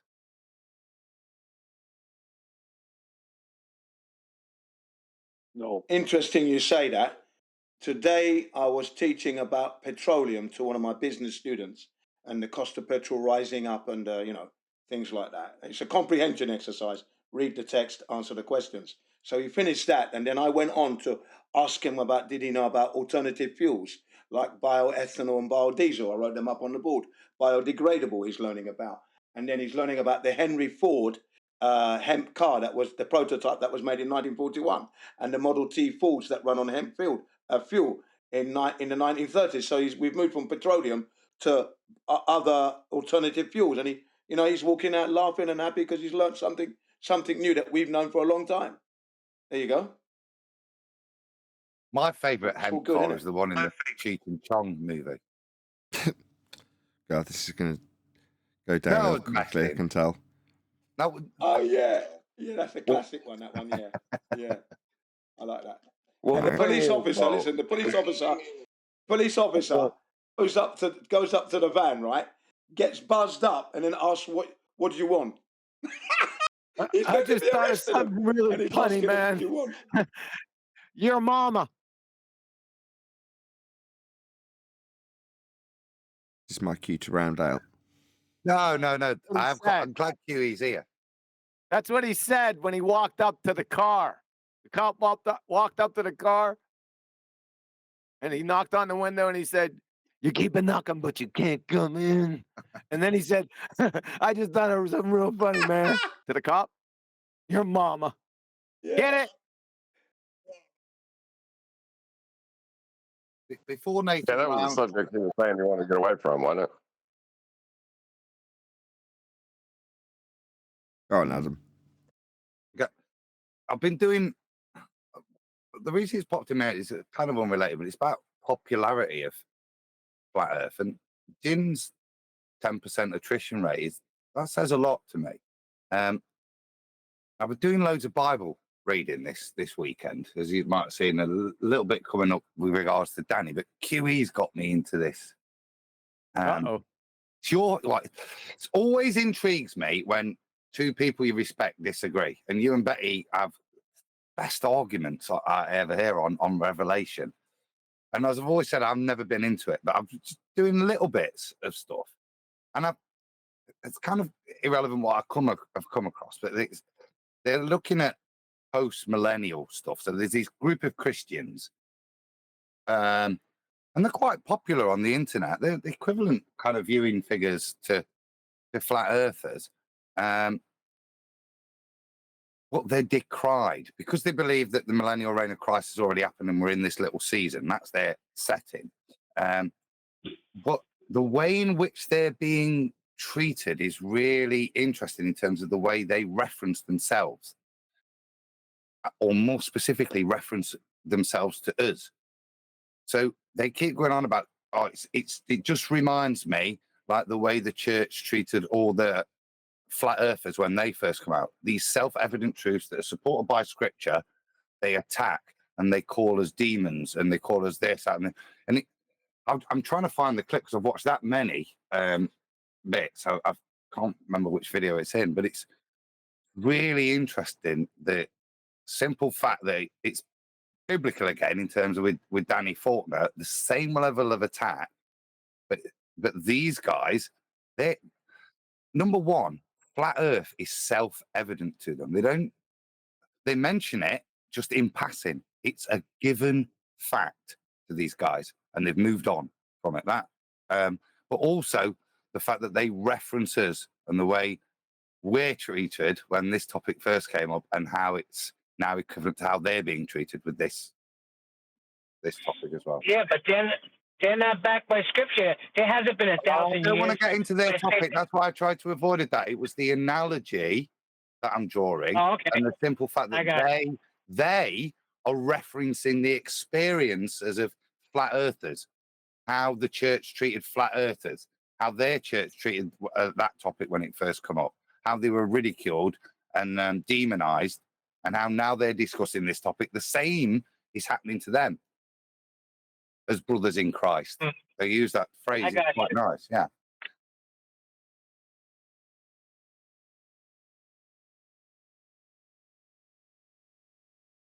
Yeah, that's my son's on that side of the fence. To be honest, Neil, it's not something, like I said, I've never been that interested in Revelation per se. Yeah, it'll be what it'll be. But these are some very interesting arguments. Give me one. That from a historical point of view, make a lot of historical sense. So if we were to look at history per se, some of the problems we have with history, some of the buildings we've got, it rolls into all these fields, but the way in which it would answer those, if you were to just accept it as true, it gives a very good, clean explanation as to a lot of the points of perversion of history, where we are in history right now. Let me finish, because you asked. Yeah, the buildings, for example, across the world. Why are they so synonymous with each other? Why are they all got the same theme? Then why are they all seem impossible for us to build now?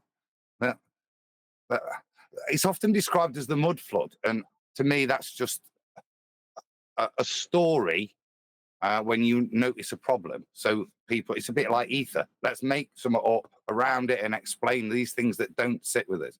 And it's the same with that. If you take that analogy, actually, well, you can use those buildings to support that narrative as well.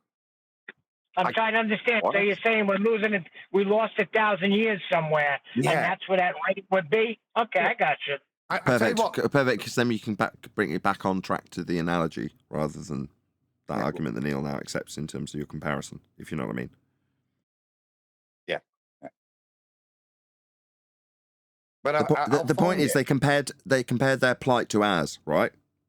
Yes, all three of them. One's a British guy, the two are Americans, and they're all good Bible believing Christians, and they're on this specific journey, and it is. I will find it because I was like, wow. Yeah, they're picking on us just like they even mention Dean Odell as well, the way that people have attacked Dean Odell recently and stuff like that. But like I said, remind me who Dean Odell is. The name's familiar. He's the guy that went on the stage debate with the other guy. The guy who lives by me that I was going to go see that day. Is he a flatty? He's a flatty, but he's semi or Ethereum. The guy who stormed off alongside the other guy who stormed off after a blazing row. Aye. Okay, that's Dean Odell. Okay. The website is Understanding Conspiracy. Yeah.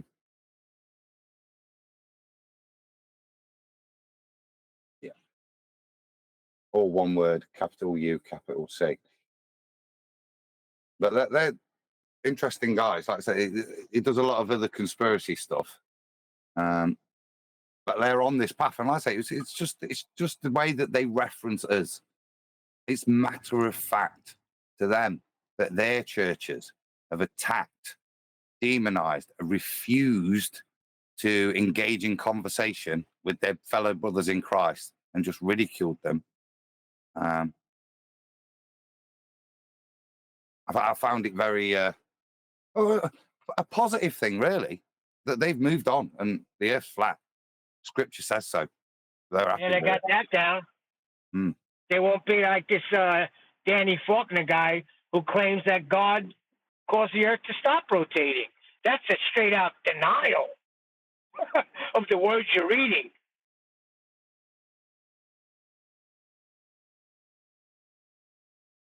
That's a changing the not just a denial. I was just Well, going to he's make another adding. It's little not even a point. change. Brian, it's not even a change. He's adding.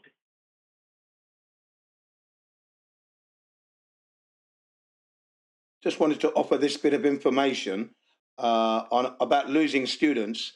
I lost 70% of my students in 2020, that first year of the beginning of the unmentionable. Okay, 70% because I wasn't wearing a mask. Okay, that's all I'm going to say there.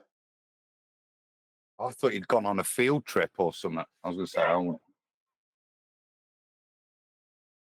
say, So just because of the mask, you lost 70%. Wow.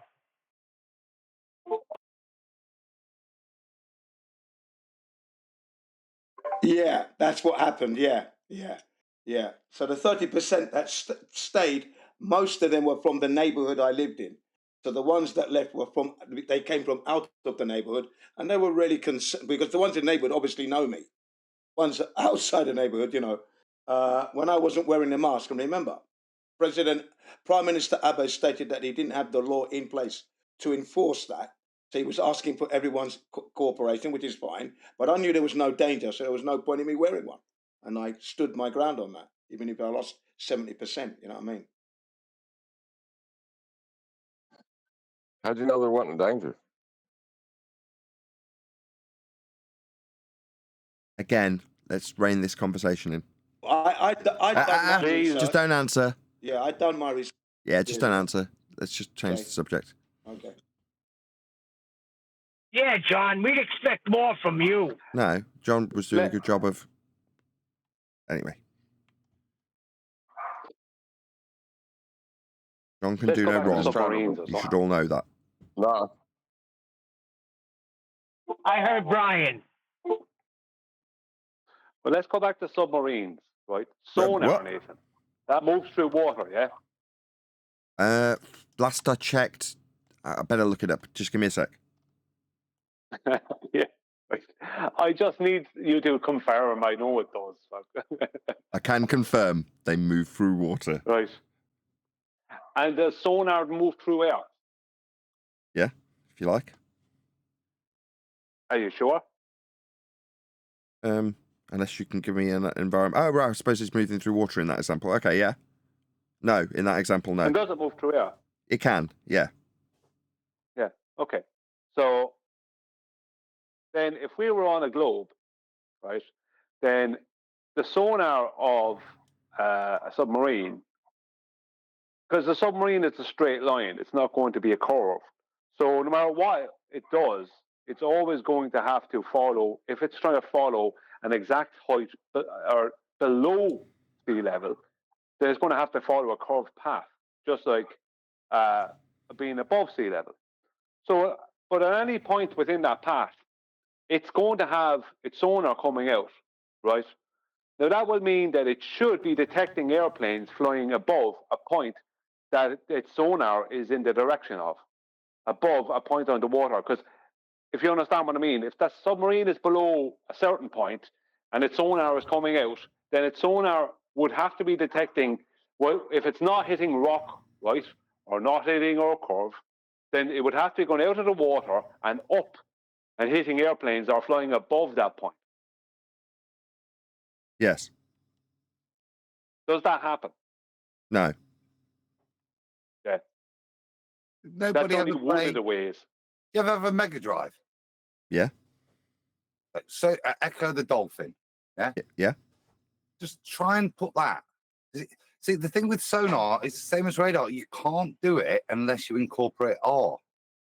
Because you've got a given flat plane and you got the rate and it's a bounce back, it's all fine calculation wise if you assume altitude is equivalent, it's the same height from you, right?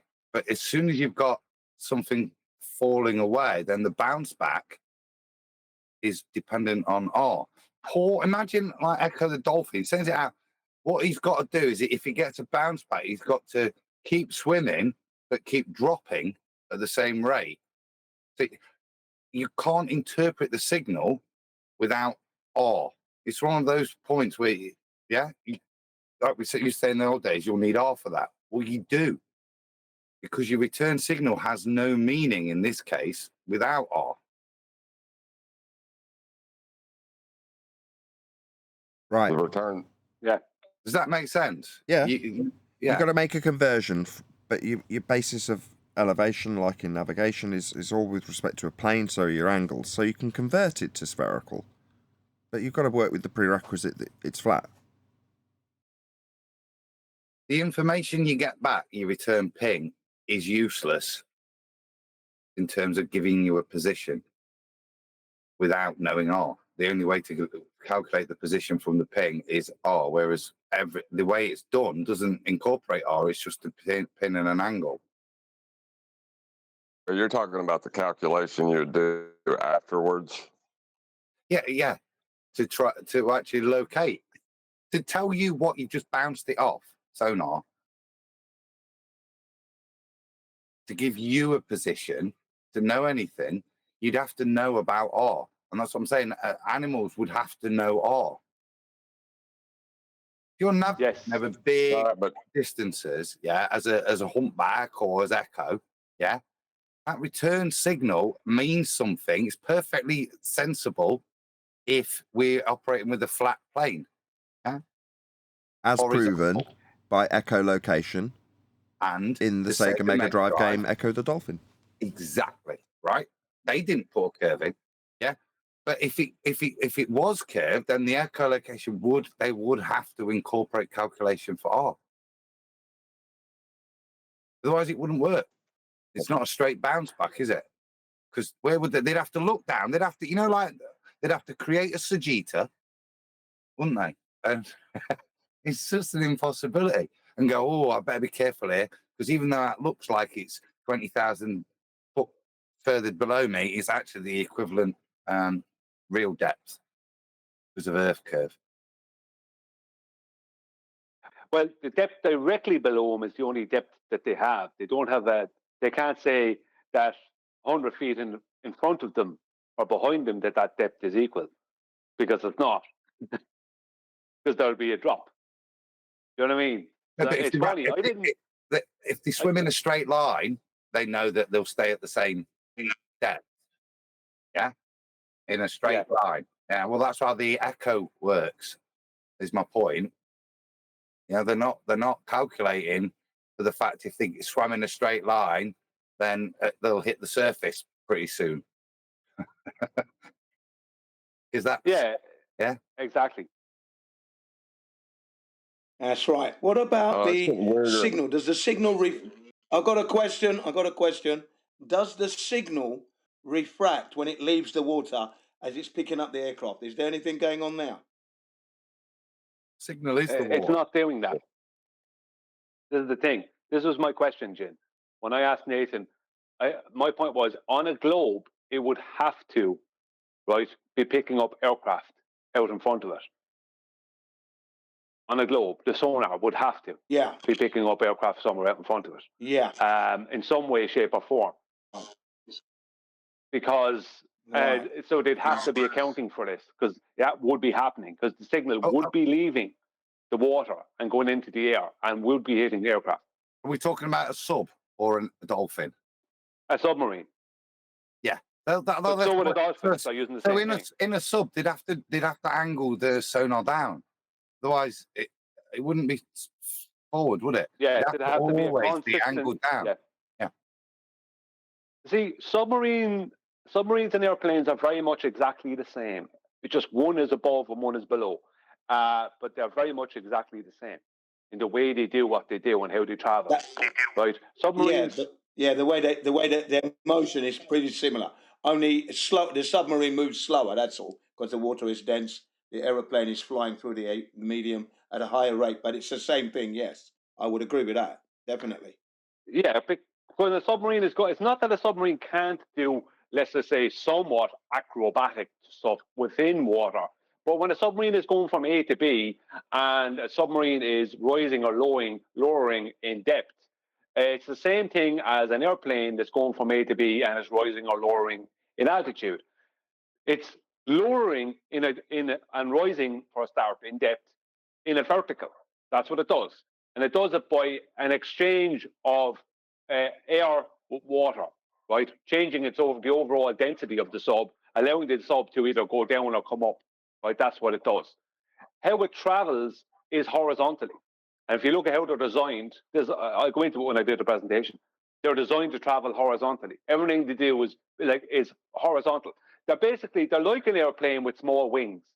Because if you look at the tail of the submarine, it's very like the tail of an airplane, where you can move the elevators and the back tail, I can't remember the name of it now, the back, the rudder, let's just say, right, and the elevators on the tail, and you can change the direction of the sub with the rudder, and you can cause the submarine to go down or come up at an angle with the elevators.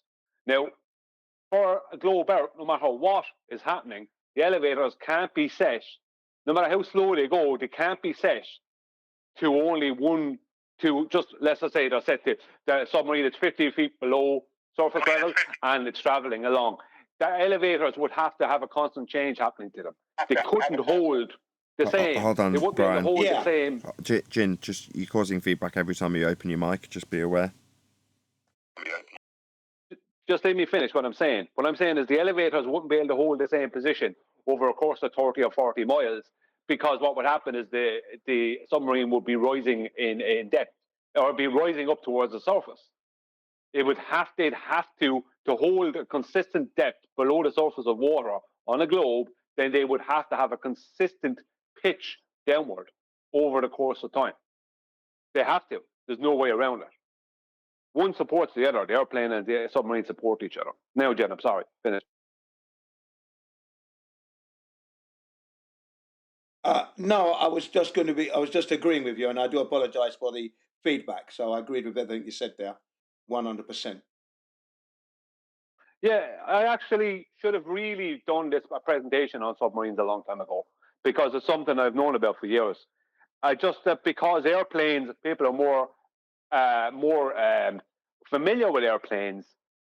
Airplanes is more the go-to thing, but the submarine does exactly the same thing within the argument as airplanes, and it actually kind of does it in a more simple fashion in some ways, because people can understand for the submarine to do what it would need to do on a globe, then it has to do these things. It's in some ways it's even better than the airplane in some ways because you're showing that if it doesn't do these things it needs to do, then it will be coming up nose first out of the water if we're on a globe.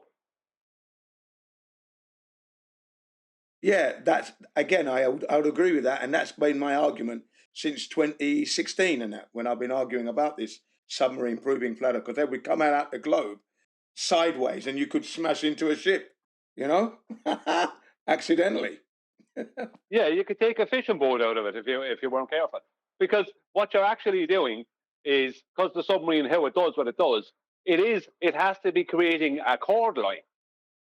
Do you know what I mean? That's basically, if we look at what the submarine does and how it does what it does, on a globe, it could only be creating a chord line between 2 points on the surface of water. That's what it would have to be doing. So 2 points on the ocean, it would have to be going from that point to that point and coming up. There'd be no way it would actually drop in depth to a depth that it can't be at. You know what I mean? Because it would be creating a hump at the midpoint of that chord line. Because there's going to be a hump at the mid of that chord line, right? And that would be its highest, that would be its deepest point. But if that hump is, let's say that hump could be anything, because if you start off at 30 feet below the surface level, then that hump over the course of whatever 100 miles, and that hump could be 4 miles or something mad like that. I mean, submarines don't do that. The submarines generally don't go below 60 feet, because the whole point of them is that they can come up if needed, and no matter what happens, there's a lot of safety stuff in there, but they can't go down really, really deep and expect everything to work proper, because there's too much pressure differential. So for several reasons, they stay somewhat close to the surface. They're outside of range. You know what I mean? But if you look at submarines, they cover themselves so they can't be seen from the air visually, right? They make it look from on the top of them so they can't be seen from the air visually. So if they were a couple of miles down, they'd never have to worry about that, would they? But if they're going from one point to another point on the globe, then there would be a point where they'd be in the middle of that journey where they would be several miles down. Because either that or they're consistently changing their elevators to consistently have a nose down pitch away from level, which is what they're using. They use level. They literally use level, bubble level. They're literally using it. You know what I mean? To hold the horizontal. They're literally using these things within the sub to make sure that they're not pitching down when they're not supposed to be. Okay, Brian, what about the torpedoes? Do they take a curved trajectory? Because this is a point of contention with the Globers. They're saying that the torpedoes are taking a curved trajectory to their targets. I say no. No. That's what they say. No, the internal navigation system of the torpedoes also adheres to horizontal. The torpedoes also adhere to horizontal. See, it depends on what they're shooting at, right? But they're not going to take a curved trajectory because they have an internal navigation system. Depends on what they are. Depends on the type of torpedo. But if you're talking about a torpedo going straight up, Jim, are you? Or are you talking about something going straight up to hit underneath a ship? Or are you talking about something from submarine to submarine? Or from submarine to ship? Like the bottom, like the hull of the ship that's below sea level. Like, why would they take a curved path? They'd have to be programmed to take a curved path, wouldn't they? And are they programmed to take a curved path? If they have the navigation system in them that, let's say, anti-ship cruise missiles have, then no, because anti-ship cruise missiles are programmed to follow a horizontal. They just keep a certain height above sea level, but they're programmed to follow horizontal. That's what they have. They're on board. All their onboard instrumentation, their accelerometers and their ring laser gyros and all this, they're all designed to make sure that the thing goes in a horizontal line. It might drop in altitude, like the anti-ship cruise missile will drop from a high altitude to a low altitude, so it can hit the side of a ship, and so it's harder to stop it because it's kind of trying to go below radar, right? But but mostly that's based around speed. They move at such a speed, right? Because anti-ship cruise missiles move at ridiculous speeds, way faster than a jet fighter. So most jet fighters. So consequently, it's the speed they have to deal with on ships. So if you're talking about a torpedo, how do you if a torpedo is any similar? I haven't really looked to see what the navigation system is in a torpedo, but it's not going to be any different. If they have a navigation system, which I don't know if they'll even need it, because they just have propulsion, which will just drive them straight forward. But if they need it, if some of them need a navigation system within them, they're going to have the same things: accelerometers and ring laser gyros, making sure the thing goes horizontally. That kind of way. There's no way that they could. How are you going to program a torpedo to follow the curve of a globe? What is their evidence of that? Ring laser gyros and accelerometers. Sorry, Brian. So hang on, Brian. Their explanation is that the sensors that this would be modern torpedoes. It couldn't have been the ones during the Second World War. But in the modern torpedoes, I think they're referring to here, they're trying to say that this happened in the Second World War torpedoes, is that they had sensors that kept them at the depth. All right, let's say the Japanese Type 93 that's in contention here, they were kept at a depth of 15 feet. Okay, that was the depth.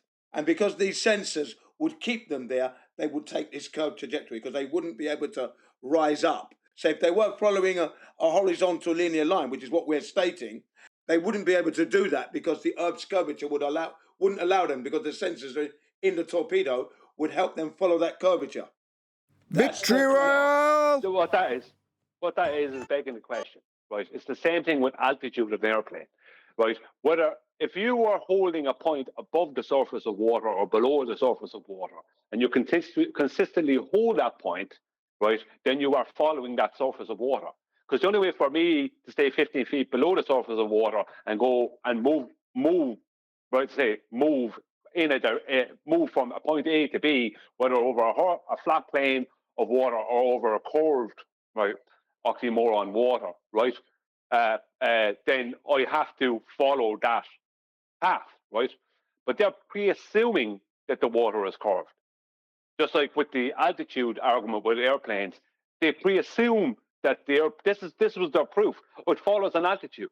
Yeah, for a start, altitude is a vertical height above a horizontal plane, number one. Number two, that's a pre-assumption that the plane is following. That was the only way they could ever come at us with airplanes. Altitude. And I pointed out to them myself, it's like altitude has to happen over a flat plane or a globe if you want to make that argument, number one. Altitude is just altitude. So it has to. So it comes down to how the thing is operating. That proves whether it's going over a consistent curve, following a consistent curve, or following a consistent horizontal. So they have to. The sensors they're talking about are just depth sensors. So it's holding a depth. That's all they're doing. But it's how the thing is moving and is it programmed to move in a horizontal? That's what you need to check out with the instrumentation inside it. Because they're just talking about depth sensors, the same way as an airplane has an altimeter. Oh, the altimeter, yeah, that's a horizontal height above, or that's a vertical height above a horizontal plane. What's your point? Because I bet you what they're talking about is a vertical depth below a horizontal plane. They're just begging the question. That's all it is. Purely begging the question. Begging the question, it's a globe. Yeah, and if I may just cut in there, altimeters prove a globe. It's like, no, that's complete backwards. Yeah, altimeters prove a flat Earth. It's a horizontal reference plane and the height above it. Yeah. Yeah, that's right. So in the case of the Type 93, which was known as the Long Last, named by the Americans of the Japanese torpedo, it had a range of 25 miles. Okay, 25-mile range, this thing. It had a gyroscope inside. And I think the gyroscope would be the thing that's keeping the torpedo horizontal all the way through that linear straight line. There was no electrical or programming for it or control. Once you aimed it, you shot it out, that was it, finished. It had fins, of course, to keep it there, just much the same as a dart. When you throw a dart at a dart board, if you remove the fins, it doesn't go horizontal, it doesn't fly. But once you put the fins back on, you can get to the board. So it had the fins along the torpedo and at the back, and then and the propeller that propelled it forward about 50 miles per hour, 55 miles per hour, range 25 miles. Now, if we factor in 15 feet and you got the Earth's curvature on top, it would have surfaced at 7 miles. Hit its target 25 miles away, much to the surprise of the those who are being killed. And there you go. So I agree with what you said. You know, everything's horizontal. You had the gyroscope in there, and that's keeping it going horizontal. That was it. Well, you're going to have, if you're trying to go make that go follow a curved path, you're going to have an energy loss, because that little pitch down that you'd have to do with the torpedo or anything else, that little pitch down means that the torpedo then is not at a parallel, right? It's not making a straight line parallel with the surface above it. It has a little pitch down, which means that it's like as if there's more water hitting the top of the torpedo, which I reckon over time, if you were to look into it, would just be a massive energy loss. But like it could get to the point where it depends on how far away the target is. When it hits it, it may not even hit it with any great force. to or something. Maybe it may not even make it to it, because I reckon it would be an energy loss happening, because you have to pitch down the nose to reach the point you're looking to reach. So no matter what you do, you're pitching down with the nose. No matter what way you work it, you're still going to be dealing with more water over the top or hitting the top of it. You know, when you pitch down the nose of an airplane, you have a load of air comes up over the top of the wings. It creates what they call negative lift and pushes it down, right? And sometimes you see in movies where they're trying to get the plane back up. That's because the amount of negative lift. You know, when they're pulling back on the joysticks, the amount of negative lift is kind of an homage or whatever to that negative lift thing, where they're trying to get it back up because it can be basically forcing it downwards. Right, so the same would happen with a torpedo. It would be getting slightly forced downwards, which would be an energy loss. And I mean, what could happen, I would say, is that likely over a curved path, that it would actually not hit the target. It would possibly end up beneath the target and not hit anything, because its trajectory couldn't hold an exact curve. Yeah. If you understand what I mean. Can't get a word. Yeah. Yes, Brian, I understand what you mean. What you're saying basically is that if the torpedo had to follow this curved trajectory to get to its target, it would be offering up more of that body of the torpedo in the water, causing a drag, which would rob it of its speed through that trajectory. Exactly. Yeah, I totally understand. And it would probably push it down a bit more, so its trajectory, it would lose its trajectory and energy.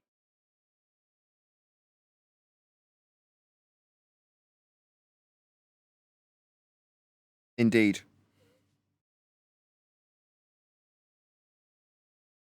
Yeah, I'm looking forward to doing this submarine thing. That should be good, because the submarine, it's actually very basic.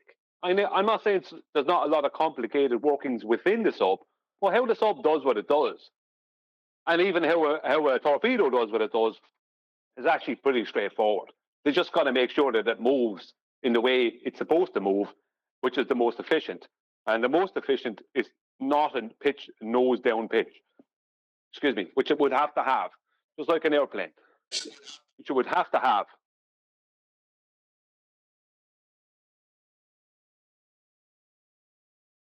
I would say that the torpedo and the aeroplanes are perfect flat Earth instruments, but beautifully and well suited to flat Earth. No swearing. You know, there you go. All roads lead to a Jim. flat Earth. It doesn't matter what the example. You'll be able to connect it. It's like the 5 degrees of Kevin Bacon.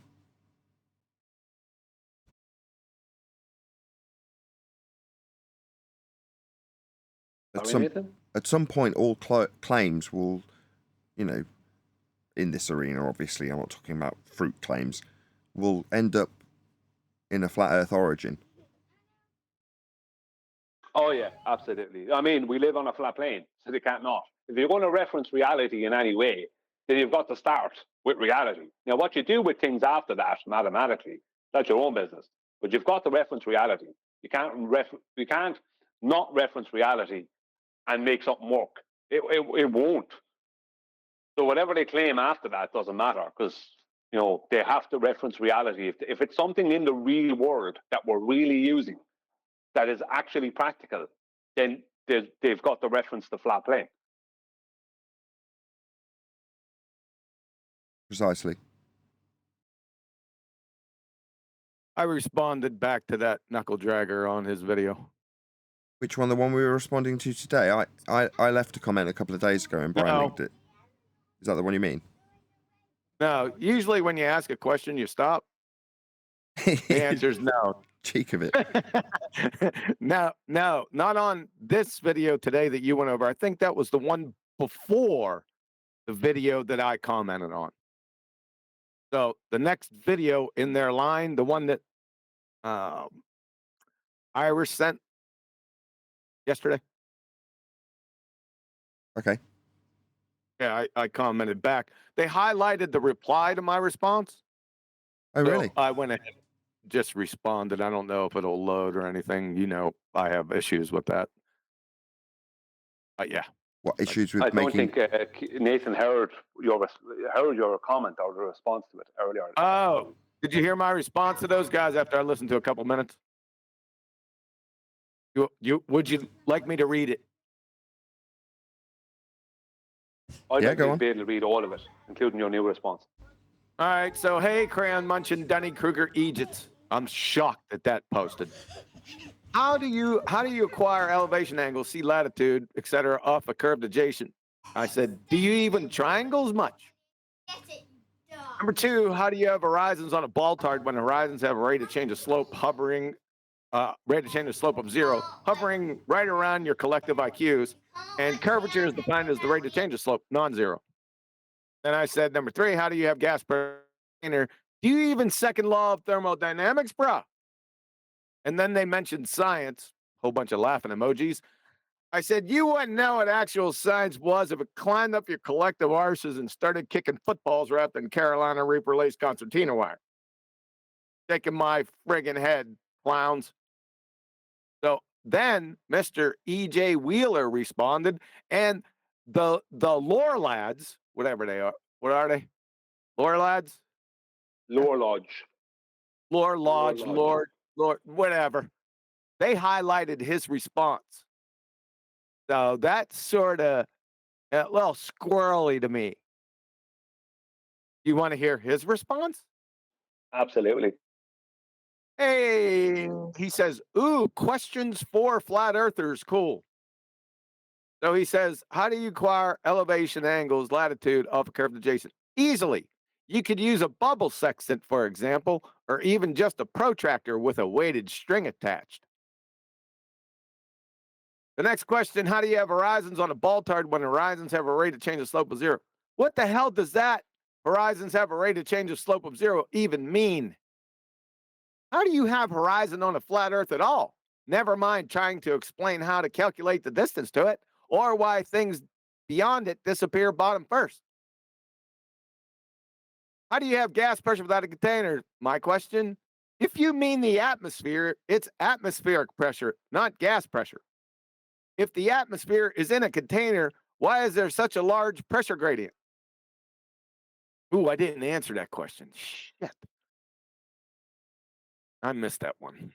Okay, his next response to my do you even second law of thermodynamics? He states it, well, he doesn't cite it. He puts it, I think they might have link restrictions on here, so I afforded him the same courtesy with mine. But I digress. The second law of thermodynamics, this is from Wiki, says that when energy changes from one form to another form or matter moves freely, entropy disorder in a closed system increases. He says, I'm not sure what that's got to do with your argument about the atmosphere. Let's read on. This is another Wiki quote. Differences in temperature, pressure, and density tend to even out after a while due to the force of gravity. I didn't comment on that either. Density and pressure do not even out vertically. Density and pressure on the bottom will be more than on the top. Oh, look, there's the answer, gravity. So, would you like to hear my response back to his response? Yeah, yes, and you should cover those 2 topics you didn't cover. Yeah, make sure you get those. Brian, it was just so much. I missed them.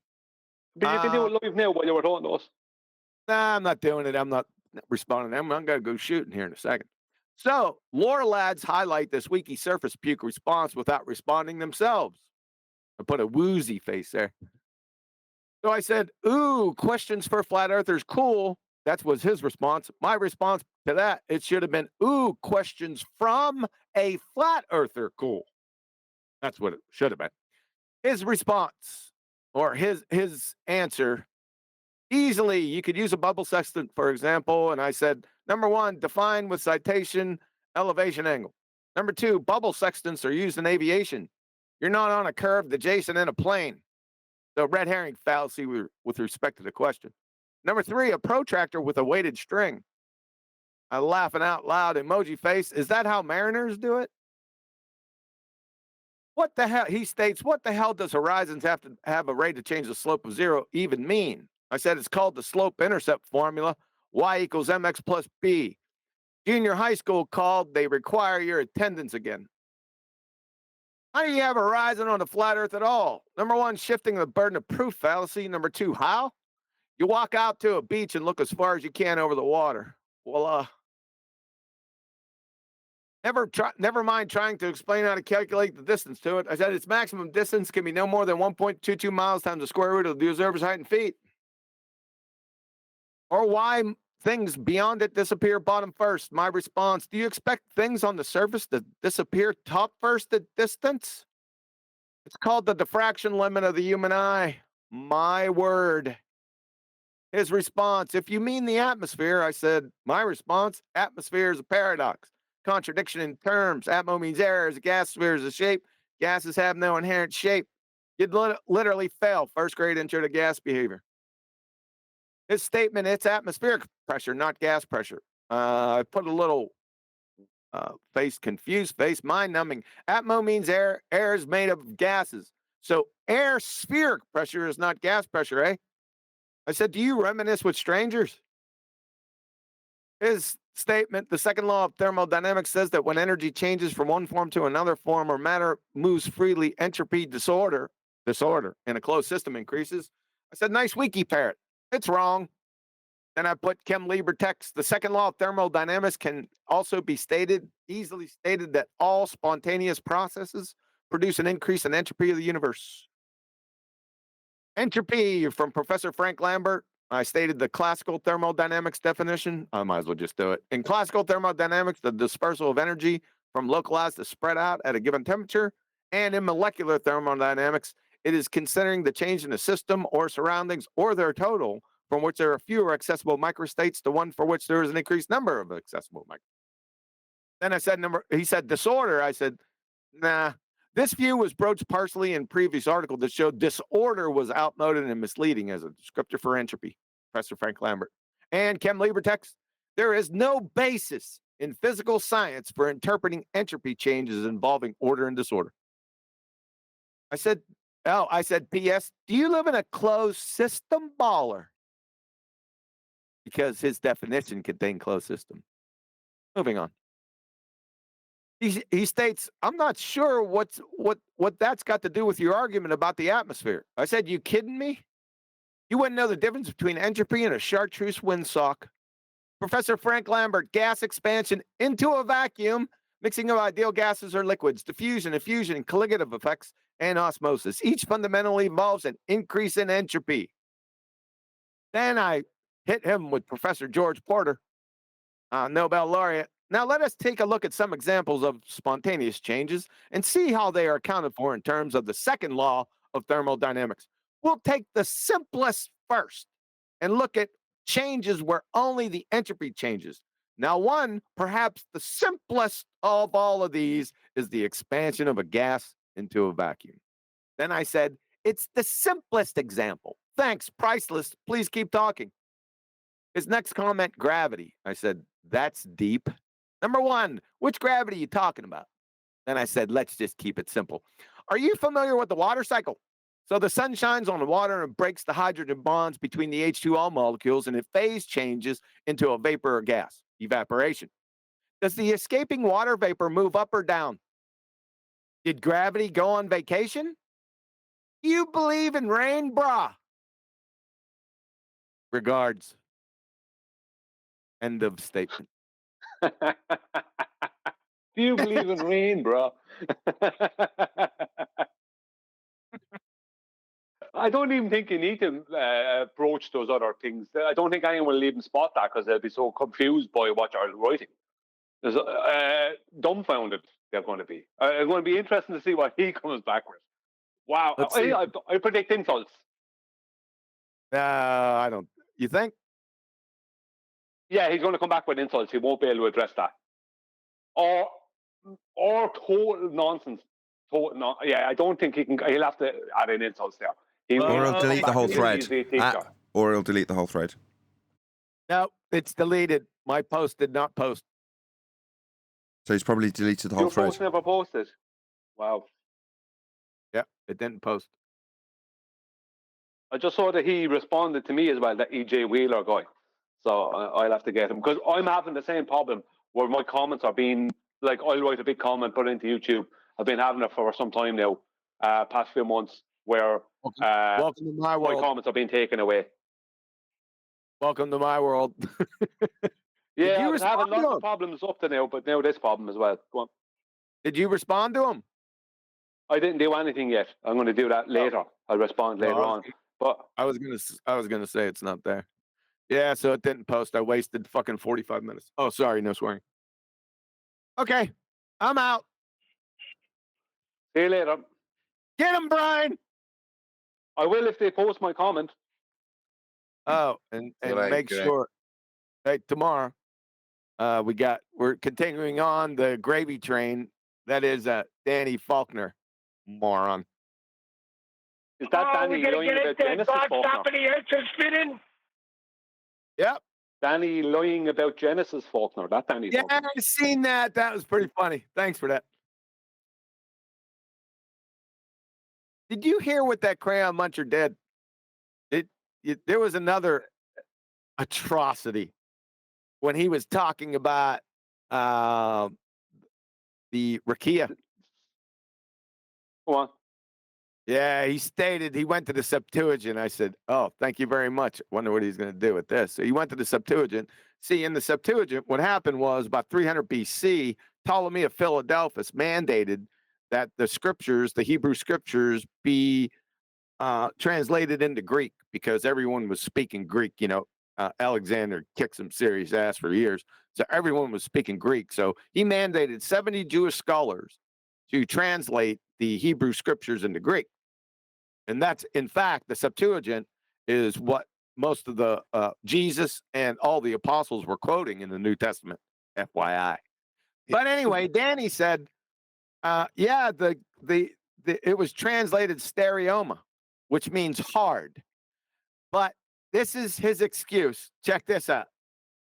He said that because he didn't say 70 Jewish scholars. He wouldn't say that. He said they translated the stereoma to stereoma being hard because they were under Greek rule, and more or less, when you're in Greece, you do what Greeks do. So the Hebrew scholars basically used Greek mythology because they were confused about the word that was used there, rakia, and the Greeks had this idea of a hard surface also around the sphere. So what happened was that the Jewish scholars said, "Oh, what are we going to do with this? We might as well just insert the Greek mythology about this hard surface and put it into our scriptures." That was his response. And where in Greek, besides that heap of rubbish, where in Greek mythology did it claim a hard surface around a sphere we're living on? I have no idea. You can't do that. That's not. You can't rebut the Septuagint like that, or the Septuagint as it should be, shouldn't it? It ain't Septuagint, it's Septuagint, and yes, Danny did. I know, but you can't. Is that the Septuagint you're talking about? No, it's not just the Septuagint. It's separate. The point I'm making is this 72. Right, so the story goes, isn't it? The 72 individual transcribers, and the majesty of this document is that all of them match. Now, that's the original story. He has to challenge that to put that postulation as to that misinterpretation. That all 72 of these individual people substituted the word, their understanding of the Greek of the Hebrew word firmament for what was it? You said stereoma, wasn't it? Yes. Right. So that's the point you're attacking there. If you're going to use that as your defense, then you're saying the whole of the Septuagint is not as described. Yes. Yeah. Do you get me? It shows a lack of biblical history if you're going to make that defense to me. It's making so feebly, pathetically weak.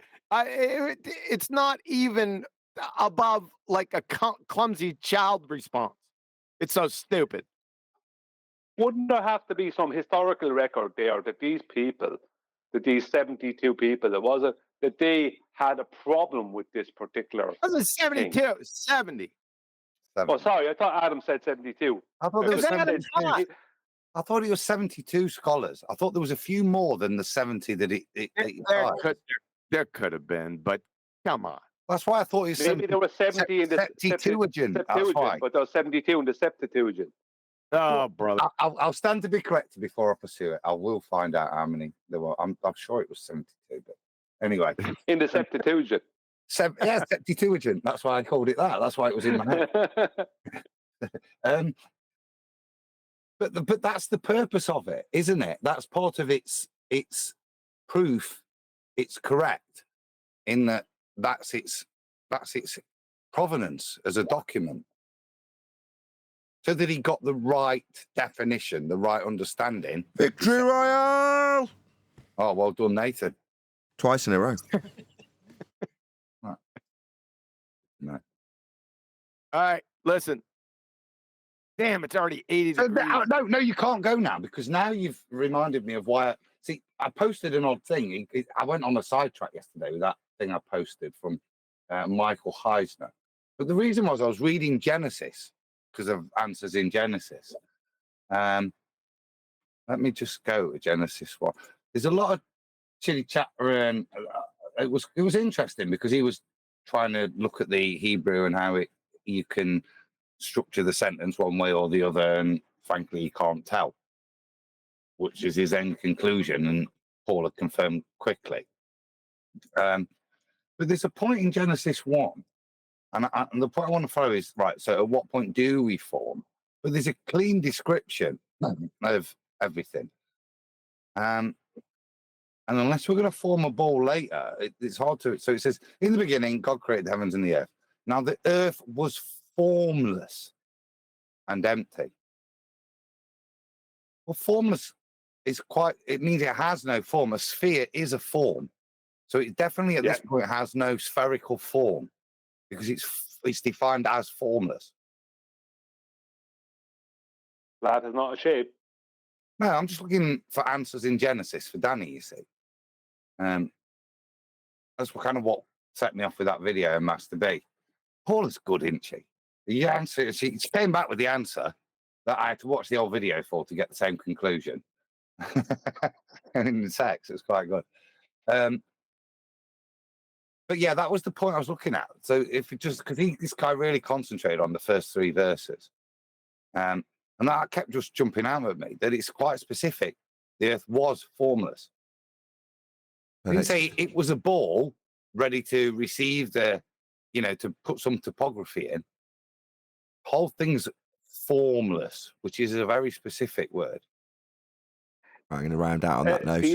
Hold on, Brian. Treating the Bible like his own Hold on, I don't want to be told playground. I've cut off some incredibly important point. So I am going to round out on that. With that, a huge, massive, enormous thank you to both Discord and G+ panels for making today's after show possible. And of course, a massive thank you to all of you in either Nathan Oakley 1980 or Nathan Oakley Premiering streams for hopefully smashing the super chat, liking, commenting, sharing, subscribing, and all that good stuff. I've been Nathan Oakley, and I'll see you all in the next video.